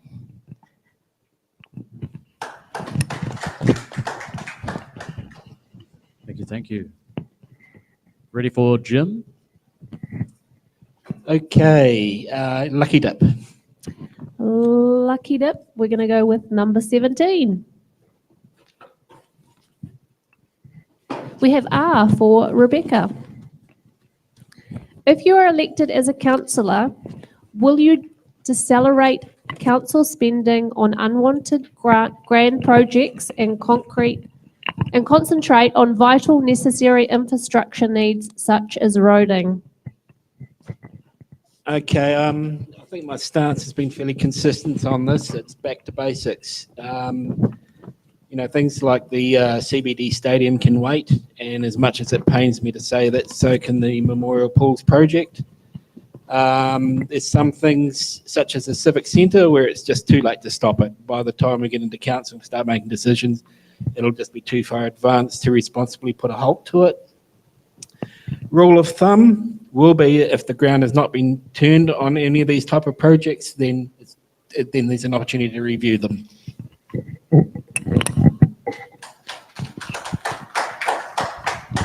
Very good, sir. Chudley. Can I get in on that? Oh, sorry. Yes, please do.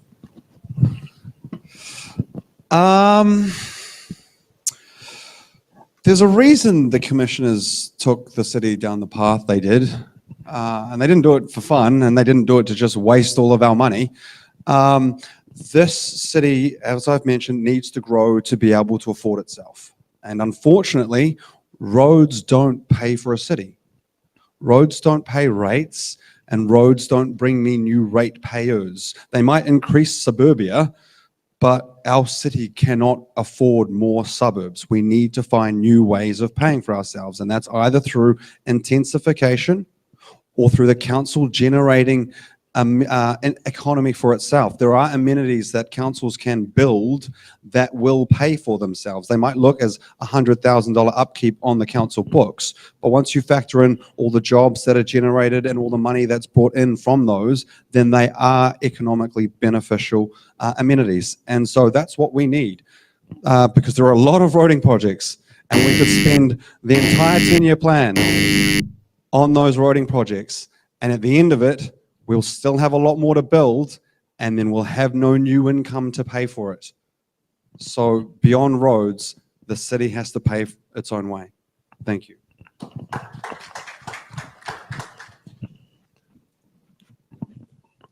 Very good. Who just went before? So sorry. Andrew. Oh, Jim. It was Jim. Yeah, wonderful. I'm amazed at the deja vu. You guys do so great. Chudley. What have we got there? You've got number 2, number 18. Number 2. Number That's me. 2.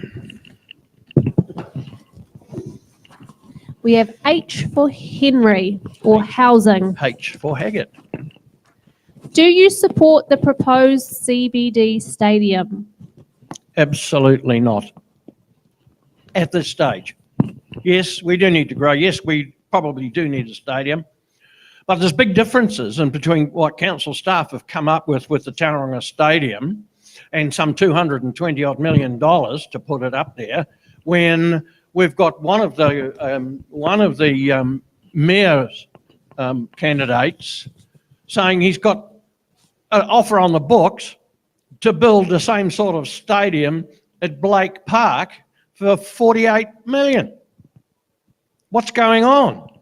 No, we need to have a good look at the way these decisions were come by. We need to have a good look at what information made the commissioners push these incredibly expensive projects. It's all very well to say that the city needs to grow, but Andrew hit the nail on the head when he said we can't afford it, and we certainly can't. And what I want to know is how come there's $1 billion of your money being spent on this downtown project, if it's such a good idea, if the city needs it, if it is going to be the making of the city. Why haven't private investors come up? Why haven't they put their hand up and say, we'll build it, you just give us the land and give us the help? No, no, no, no. All of a sudden, you guys are going to be lumbered with $1 billion for something that is not council's job. It is not council's job to build commercial entities. That is the business of private enterprise. Another brilliant answer from Chudley. Thank you. Rod, are you ready for your question? What have we got left there? 26, is it? 26. Yep.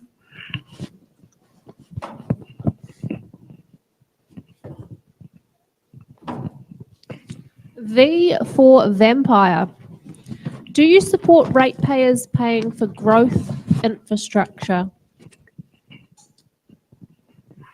This is the big one, and the cost of infrastructure, whether to expand the city or rectify what hasn't been maintained for ages, falls on all of us. Domestic, commercial and industrial ratepayers, developers and new homeowners all have to pay part of the cost. Determining the apportionment of the costs and how they fall is going to be the challenge for the council coming in over the next 10 years.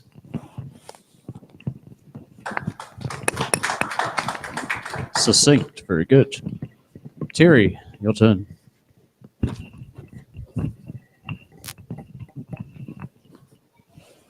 Got a choice of two. My eyes are good, but I can't see the numbers. You've got 18 or 27? 27, please. We have X for X-ray. How do you plan to address climate change and environmental issues at the local level? I think that's an issue that we all have to be cognizant of. We see it in the news every day with environmental issues closing in on us. I think we just have to play our part. Our waste collection is a very important one for every one of us in the community to make sure we get that sorted out. Our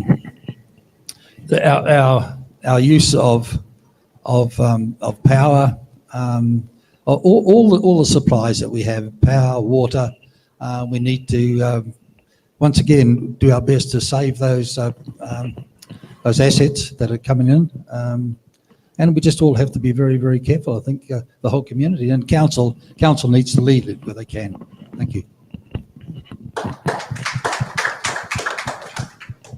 All right, so bring us to the end of this section of the show. Andrew, please pick the final box. I think it was 18. Oh, tough choice. 18, please.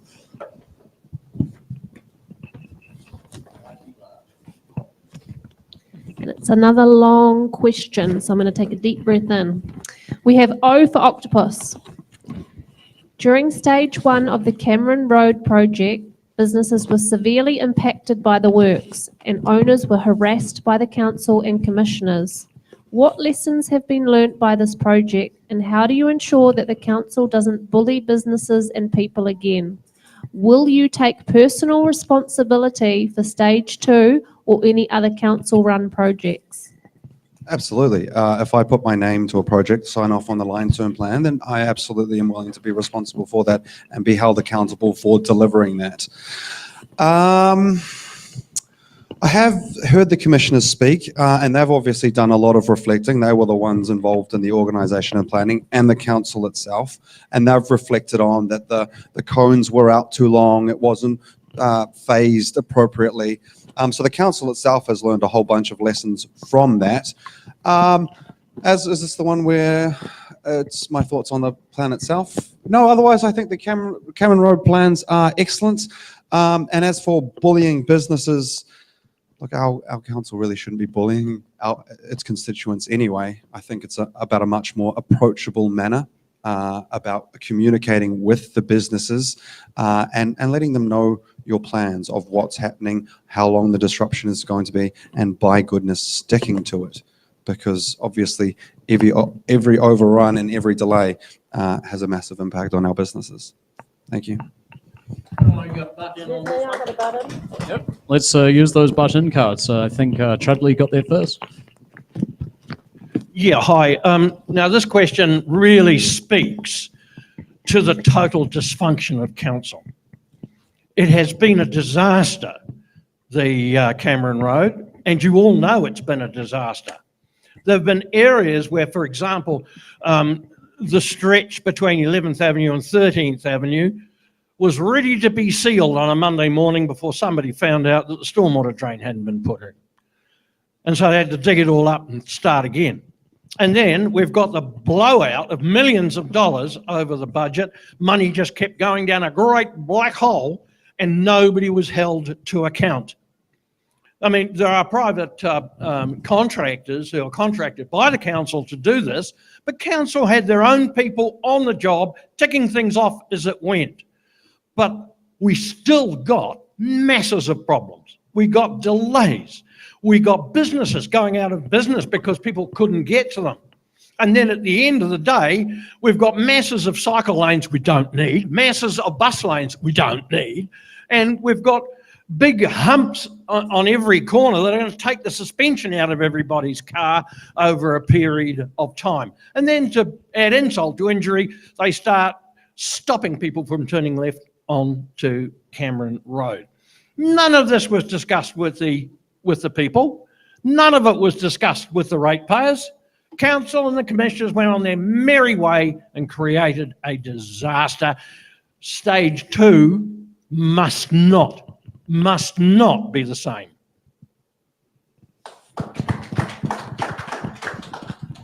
And Barbara. I'm against stage 2 for many reasons. I've spoken to businesses from 15th Avenue down to Greaton Village, and they don't want this coming through their area. Their area has already been harassed and hassled with the changes around Greaton from Mitre 10 through to Greaton, going from down to one lane all the way through. The traffic build up there is horrendous at night or in the morning if you're coming through from Tauriko, Barks Corner and that way through the racecourse. The build up is terrible. The biggest problem in stage 1 was they couldn't find the pipes. They didn't do due diligence on where the pipes were. They relied on 100-year-old plans. They didn't put the proper traces down to find where they were. And that's why they extended the time in doing all that. We don't want that to happen in stage 2.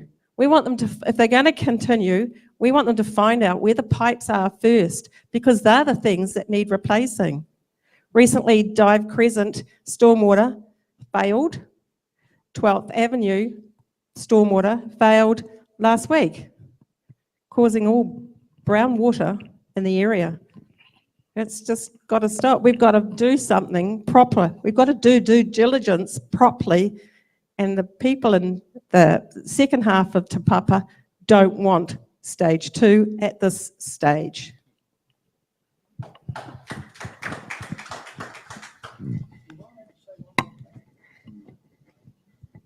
Very quickly. Very quickly. I shared a house when I was young with a guy that designed Barks Corner for what was then the Ministry of Works. That junction was originally designed as an over and under, and had it been built as an over and under at the time, half of our problems would be gone. Always appreciate local knowledge. So let's call it off the record. All good. All right. Some amazing candidates here. I presume we're all anxious for a break. I know I am. So we're going to break for 5 to 10 minutes. I'm feeling a little out of my depth. While I don't mind public speaking in my own job as a train manager in Wellington, this is definitely Sam's project, and I'm feeling the heat of it and not bringing enough joy to the situation. So I will be passing it back over to him so that he can put his spin on it, as it is Sam's show, although we do work as a team. So in saying that, let's have a break. We'll see you after the break for hard-hitting questions.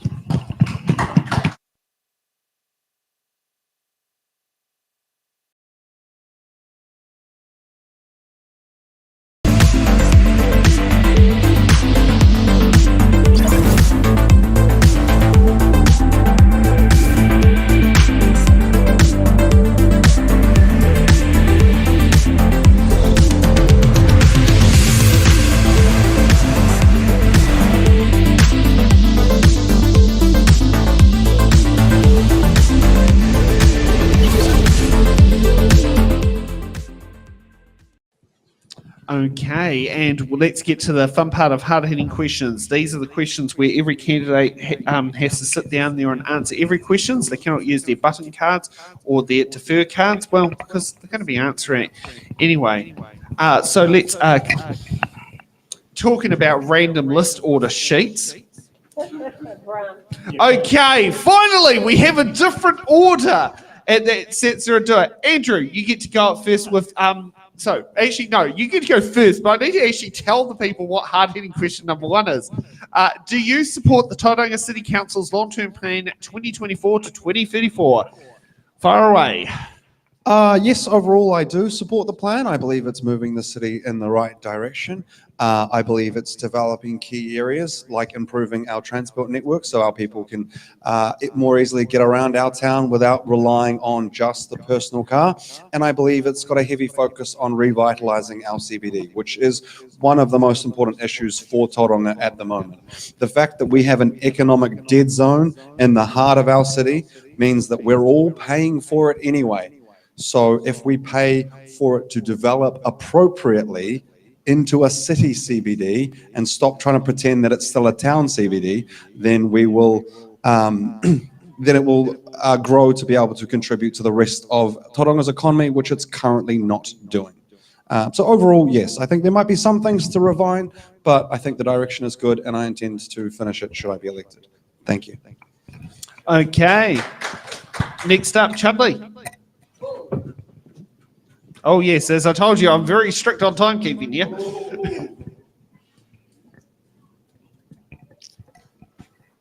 What have we got? Oh, the hard-hitting question. Do you support the Tauranga City Council's long-term plan 2024 to 2034? The big project? No, I don't. Yep, there's some other stuff in there which is necessary for the growth of a city, but no, the city can't afford it. The ratepayers certainly can't afford to have their rates increased by 167% over the next 10 years, or probably over 150% in the next 2 years. We're going to see a flight from the city of people that simply can't afford to stay here. And of course, that flight from the city is going to put homes and properties on the market, which of course is going to drive property prices down, which means the council's going to get less income from the rates. So guess what they're going to do? Put the rates up again. No, this has got to be looked at as a living document. It's got to be looked at in the long term and what is affordable to the people.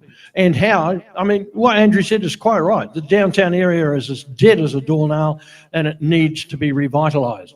But you don't spend $1 billion down there where nobody can park their car to get there.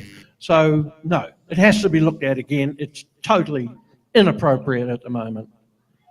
Okay. Thanks for that. Jim? Right, I'll keep this short. Short answer is no.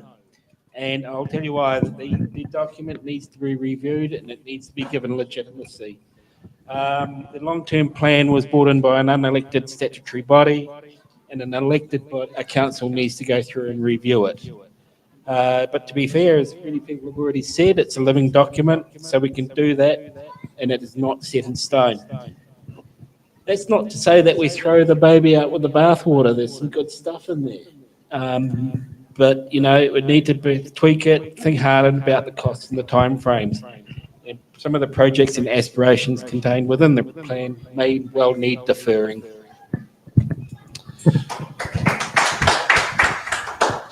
Okay, Bram. I do support the Commissioner's long-term plan. We just got, I think it's already been mentioned, it is a live document. It is reviewed every 3 years. Tweaks are made on the way, but it is a document that we can reference as it provides a visionary base for the Tauranga City to work on over the coming years. Thank you. Rod. Yes, definitely support the plan. I think it's given us focus, vision, and something to aim for. When we stand back in 2034 and look back 10 years, the plan will be very, very different to what it is at the moment. The adjustments we make on the way means that some of the stuff at the tail end will probably not happen. But at least we've got the ship moving in the right direction, I believe. So for all their faults, the commissioners have got us on the track. Okay, Barbara. Okay. Yes, I support the TCC long-term plan, but not fully and not in its complete current form. I feel that there's some areas that we need to relook at and check that they have got the funding to go with them. There's a lot of wish list stuff on there. There's been a lot of submissions made to some of the stuff that's on the long-term plan that weren't listened to or understood. So I think we need to revisit what has not been let, what jobs haven't been let, and what's still available to make changes to. So I think that there's got to be a good look at what the LTP is. And Terry. Yes, I absolutely support the long-term plan. We, in 3 years' time, it won't take long for 3 years to tick by, and all the works won't have been completed. And at that stage, you'll get a chance to review the 10-year plan. Some of their items, their areas of interest, I don't really share. For example, I would like to have had a walkway along the waterfront to Memorial Park. And I might have cut back on some others, but no, I support it, and I think we can review it in 3 years' time. I think it's a positive step forward. Thank you. Okay, let's kick off the hard-hitting question number 2. Do you support removing the racecourse for building more housing or a new hospital? Jim, you get to kick off with this one first. It will come. It's just a matter of when. You know, and Avondale Racecourse is facing a similar dilemma. 35 hectares of land valued by the Auckland Council at $77.5 million. And rezoning to residential will be heard later in the year. If rezoned, that value could increase to $300 million. It's tempting. So in a similar exercise to what happened here, there's a lot of housing potential, and the temptation could be too good not to consider to utilise the process elsewhere, i.e. paying down debt. My understanding that is a new hospital could also be earmarked for that land. There's also a roading option if the land would become available or acquired under the Works Act, but I will cover that in question 3. Okay, Brent.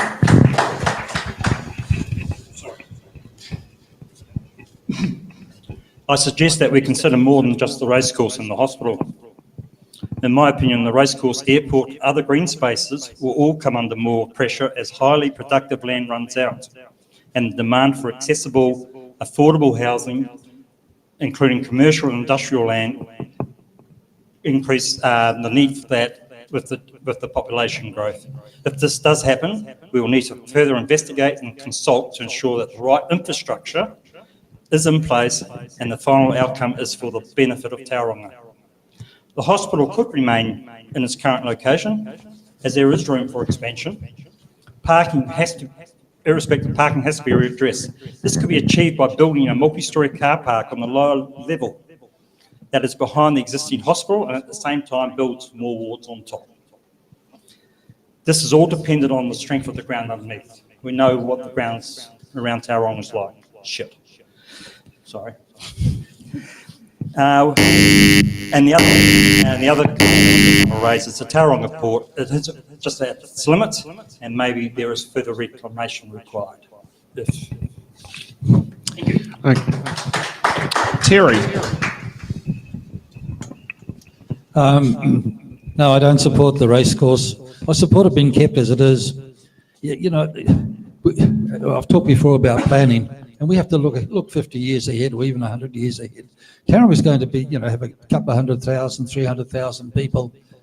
The area, the land that the racecourse is on, and the golf course, and I'm not at all concerned about golf. I'm not concerned about the racing club, but that green space in 50 years' time is going to be absolutely critical to this city. And if you start gobbling it up, once you build on it, she's gone. You never get it back. I think we've got to preserve that green space. And I'd be absolutely against that being built on for any reason.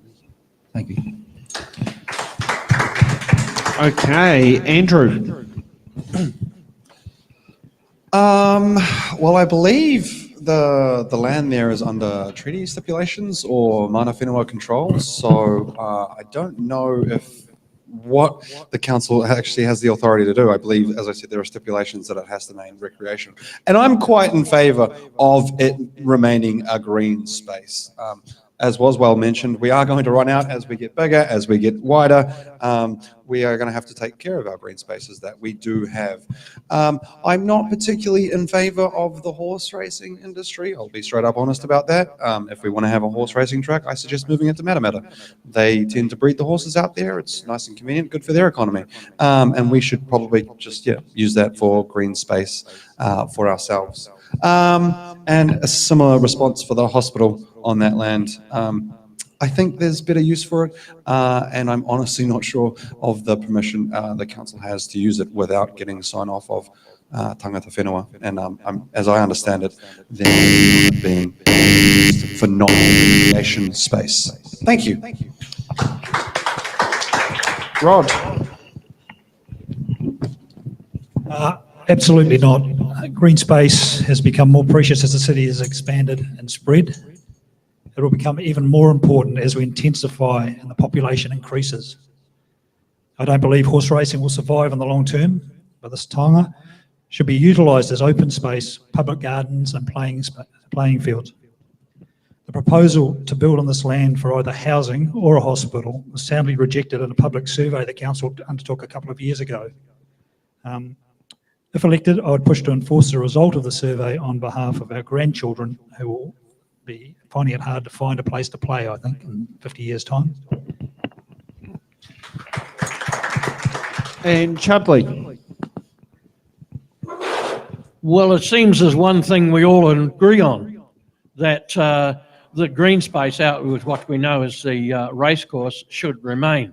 In 50 years' time, that amount of green space is going to be like gold, with all of the increases in the housing and all of the larger roads, which are bound to come. Roads, the government will put a dual lane carriageway through there without too much time. Let's say 5 years, 8 years time, we're going to see it. No two ways about it. But to destroy that green space, either for a hospital or for housing, is a big mistake. And as was said before, a local survey showed that the vast majority of people in Tauranga agree. And that's where council should go, with what the ratepayers want. And thank you for that. Now let's kick on to hard-hitting question number 3. Oh, we haven't got to you, Barbara. Sorry. Go ahead, Barbara. Sorry. Well, I'll change the graphics back to question number 2. Sorry, I must have skipped on that list. And I'll be honest, when I screw up, I admit to it. That's all right. Thank you. I actually don't think that we should lose the racecourse area. I do believe that eventually the racecourse will go as a racecourse and it will be a green area. I don't believe that the hospital needs to move there. The old nurses' home and the car park down below is adequate space for them to enlarge themselves. I do agree that the green space in a few years' time will be invaluable. Okay, now we'll actually get to hard-hitting question number 3. I have asked everyone. I thought I'd better check just so I don't make the same mistake twice. Otherwise, that's going to be a bit embarrassing. So, hard-hitting question number 3. Do you support the Cameron Road Stage 2 upgrade proposal in its current form? If not, what changes would you like to see? Since we all hear about being solutions-focused. Rod. Thank you. I support Cameron Road 2, but with much improved process. When we stand back and look at what we now have between Spring Street and 70th Avenue, it's working well, it looks attractive. On top of the obvious visual improvements, what lies beneath it and can't be seen will see us through another 100 years. Stage 2 needs to go ahead to future-proof the utilities under the road, if nothing else. If elected, I'll be making it my mission to ensure it is managed better on the ground. The treatment of businesses and residents and the path of the works was terrible and can't be repeated. Working as a conduit between the affected, council staff and contractors will be my aim. Learning from the issues of the Stage 1 should allow all involved to complete the work in a shorter time frame with less hassle. Okay, Terry.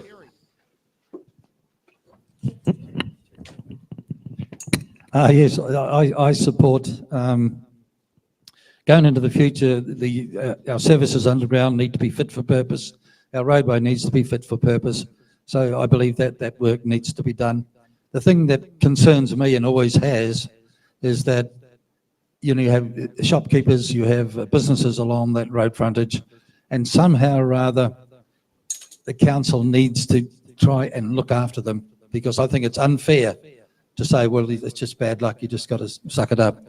I think we need to do more to look after those, the people on the route while this is happening. And that includes the way they go about the work, how it's done, how it's communicated, and making some sort of provision to help them over that period of time. Because when your business is struggling for 2 years while it goes through this process, that's a long time for them to have to get through. And I've been into a business when I was a councillor. I was just told very, very plainly what to do with myself and where to go because of what council had done. So businesses do get hurt badly with some of these infrastructure changes. Thank you. Okay, next up, Andrew. Yes, I very much do support the upgrades. I believe they are necessary. As everyone has mentioned, the pipework obviously had to be done, and so you might as well upgrade the roads when you do it. There are due to be 50,000 more people here by 2050. And based on our averages, that's another 30,000 houses, and that's another 15,000 cars. The average car is 4.5 meters, and that works out to be 68 kilometers worth of car. We are not going to road and car our way out of congestion problems in this city. So we have to encourage other modes of transport. And that's simply it. People will do what is easiest. And we've spent the last 50 years making sure that the personal car is the easiest way around. And unfortunately, we don't live in the 90s anymore. There are some people who will have to keep using the car, tradies, truckies, elderly, people with mobility issues. But for the most part, we need to make sure our road upgrades are focused on getting out of cars and making moving around our city much easier. Thank you. Okay, next up, Bram. If I'm elected, I will review the proposed work in finer detail and discuss further with those mostly involved and affected by what is proposed. Without all the background facts, it is hard to fully understand all the ins and outs of what makes this project tick. As an example, just as a small example of what happened in stage one, there was a cafe. They put a double that had parking for people to call into the cafe and make their business work. What they've done is they put a double bus park stop in front of them, where I actually sat out there for 2 hours and not one bus stopped, and the business is losing its trade. It is an easy fix. We can put I believe we can put 4 or 5 car parks back in and still have a bus stop. All right? Thank you. Thank you. Jim. Okay, no. And what I would like to do is actually investigate an alternative roading project. We have either an extension of Chadwick Road down into the valley to hook up with the new interchange, or alternatively a new road into basically where the entrance to the race course is now. Now, I know the terrain and the ground conditions aren't great, but it's still something that I think needs to be investigated, and someone needs to tell me why it's a dumb idea. But if we could get that through, that would take an enormous amount of pressure off the entire length of Cameron Road.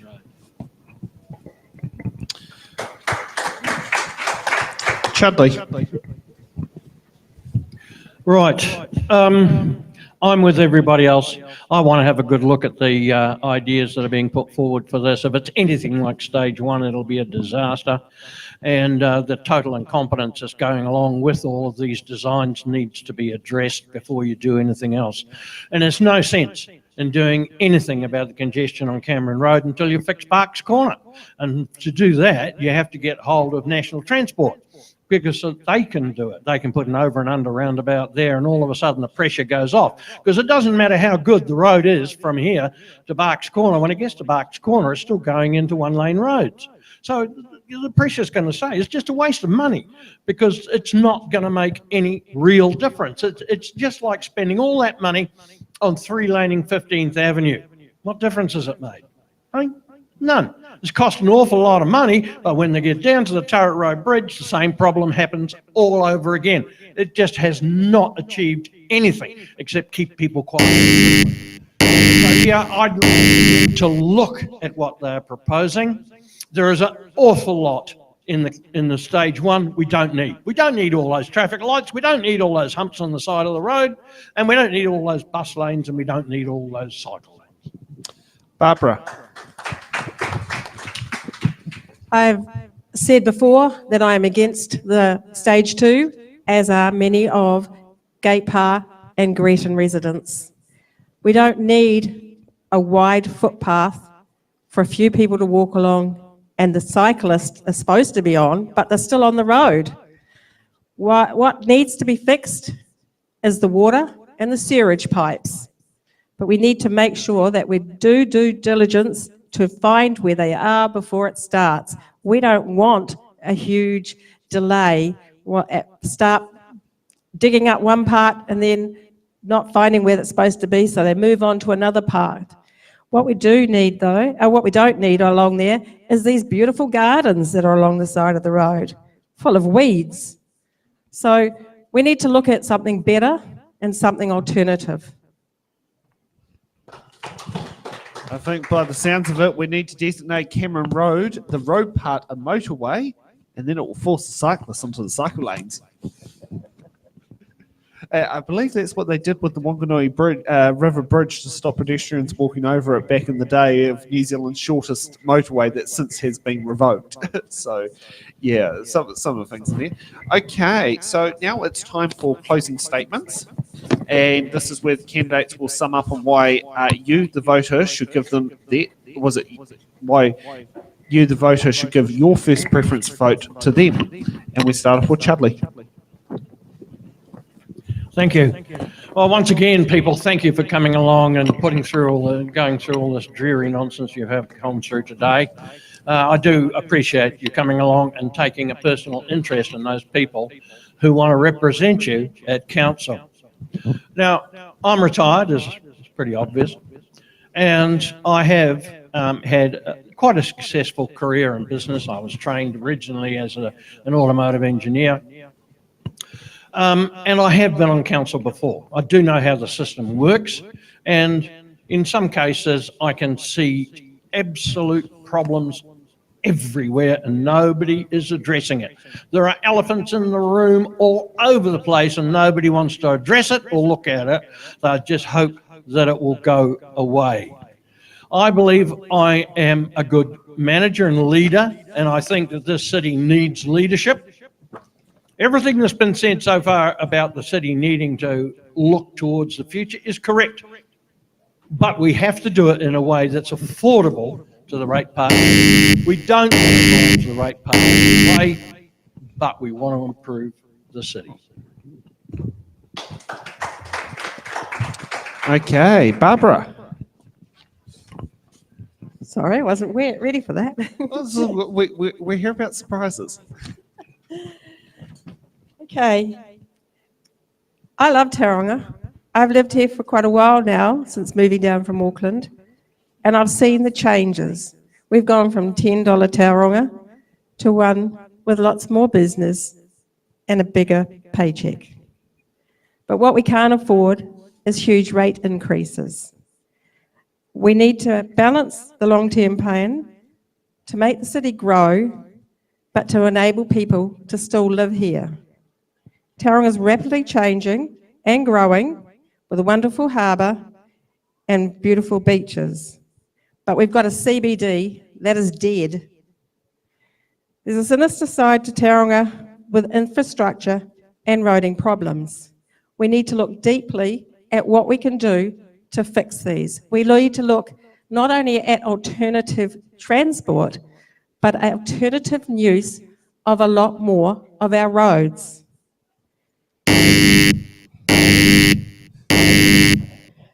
I believe that it's time for the citizens of Tauranga to be heard and vote for Barbara Turley as your first choice. Continuing with surprises, Jim. Okay, we're heading back to having a duly elected local council again, and there's an appetite out there for fresh faces on council, which is great. But there needs to be a good skill base across that team, and my skill base is obvious. Form, storm, norm and perform. That is likely to be the pattern to expect as the new council sets in, and no one wants to repeat of the last elected council that imploded. Now, this may sound really vanilla, but I want to bring stability to council. Stability sounds really boring, but stability is underrated, and I have those skills. Dispute resolution, family violence mitigation, negotiating agreements between aggrieved and hostile parties, knowledge of the relevant law. All this is everyday stuff I deal with. All transferable skills to make sure that the wheels don't fall off again in council. Tauranga deserves a stable, hard-working council that will perform for all our residents, and I want to be a part of that for the benefit of all generations. Okay, Rod.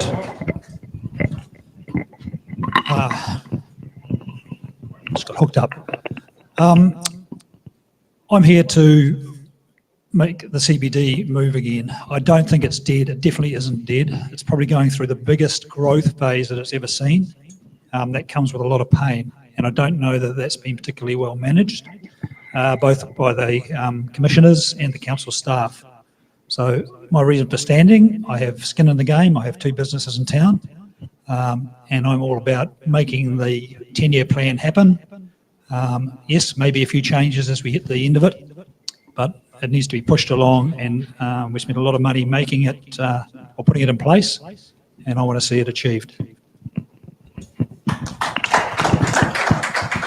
Okay, Bram. Excuse me. Thank you all for coming along tonight. As your representative, I will promote your interests at the council meetings, so council decisions are for the benefit of our community. They are within the bounds of reasonable expenditure and in accordance with the Local Government Act. Just so everybody's aware, the Local Government Act states to promote the social, economic, environmental and cultural well-being of communities in the present and for the future. I have directed and managed my own businesses, built and worked for and led small and large companies, overseen and managed budgets well over $100 million, and engaged with various government departments, councils, as both as a contractor, a consultant and advisor. I believe in common sense, innovation, and economic results. If you believe in what I'm saying, vote number 1. If you'd like a copy of all the answers to the questions tonight, you can pick one up from me. Thank you. Okay, Terry. Kia ora, everybody. I've lived in Tauranga all my life, and what we need going forward, I believe, is stability. We need a steady hand on the till. We do not need any knee-jerk reactions, and we need a collaborative council, people that can work together. And I have a history of being able to do with that. I have good relationships with the Western Bay Regional Council, the iwi around Tauranga, the business sector I have a very good relationship with. And it's a matter of putting that together, because going forward, the most important things for us is planning, looking into the future, seeing where we want to go and getting that right. If you get that right, everything else will fall into place. The other important thing is funding. We need to find another mechanism for funding councils other than rates, because every growing council in the country is struggling. They're in trouble. We need to talk to the government. If we could get some of for example, our GST back, we need extra funding, if we can, from the government, so that fast-growing councils can. Okay, and Andrew. Am I the last? Yes, for this round. Lucky last. Kia ora, I'm Andrew Kai, as I have been most of the night. I started off this evening by telling you about what I believe you should vote for. You should vote for people who are going to grow Tauranga into a city that can afford itself. Then I told you a bit during the night, my plans and my visions for the future. And so last but not least, well, who am I? I am a physiotherapist by trade. I got into that because I care about health and well-being of our people. Over time, you learn that you can have more influence on more people by affecting policy than by sitting in my little room treating my patients 2 by the hour. And the transferable skills that I think will make me an excellent councillor, an excellent servant for this city are on the list. Communication. I have to communicate with my patients. I have to develop a plan with my patients, and I have to get information from them so that the plan is suitable for them. And then I have to be accountable to them. I don't get to wait till the end if you're going to get better in 2 months. I need to test along the way to make sure that we're still on the right path. And last but not least, I'm an expert at building relationships. There are not many professions where you will enter and potentially within 10 minutes you'll be shirt off, laying face down, but I need to make you comfortable enough to do that. So I'm an expert at building relationships and getting people to contribute to those discussions. And I think that's what our council needs going forward. So thank you. Thank you for that, candidates, for attending tonight. Now, just a bit of a message out to the voters. When it comes to this election, single transferable vote is the voting method. So it is very important you not just rank your number one, but also look at your number two, your number three, your number four, because whoever is going to become the councillor for Te Papa Ward will have at least 50% of the vote plus one on the final iteration that has them to cross the line. So when you get, so when you don't just look at your number one, also look at your number two, your number three, your number four, because they're the votes that are going to decide who ends up around the council table. That is my advice here for voting with STV, and sit there and do it. Can we also give a big round of applause to the candidates for participating on tonight's show, and a round of applause to the audience. Yeah, and can I also sit there and thank Nick, who's on cameras, Ray, who we've just done musical chairs swapping positions as on editor one, and also Stacey, who's remotely editing the show all the way from Wellington, putting the lovely name titles on the screen there. Now, just for those who, a little bit of housekeeping stuff that's coming up, if you are watching now and you're planning to come in person for the Tauranga City Council's mayoral show, if you've got a fold-out chair, please bring it, because I believe we're in for a seating shortage tonight, because it's proven to be a little bit more popular and we've only got a limited number of seats, and it might be standing room only.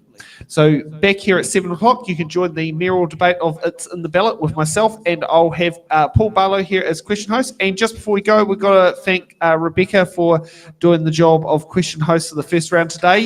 It is, thank you for sitting there doing that and adding your own twist to things there. No problem. Thank you for that. Okay, we'll see everyone back here at 7 p.m. tonight. Have a good evening.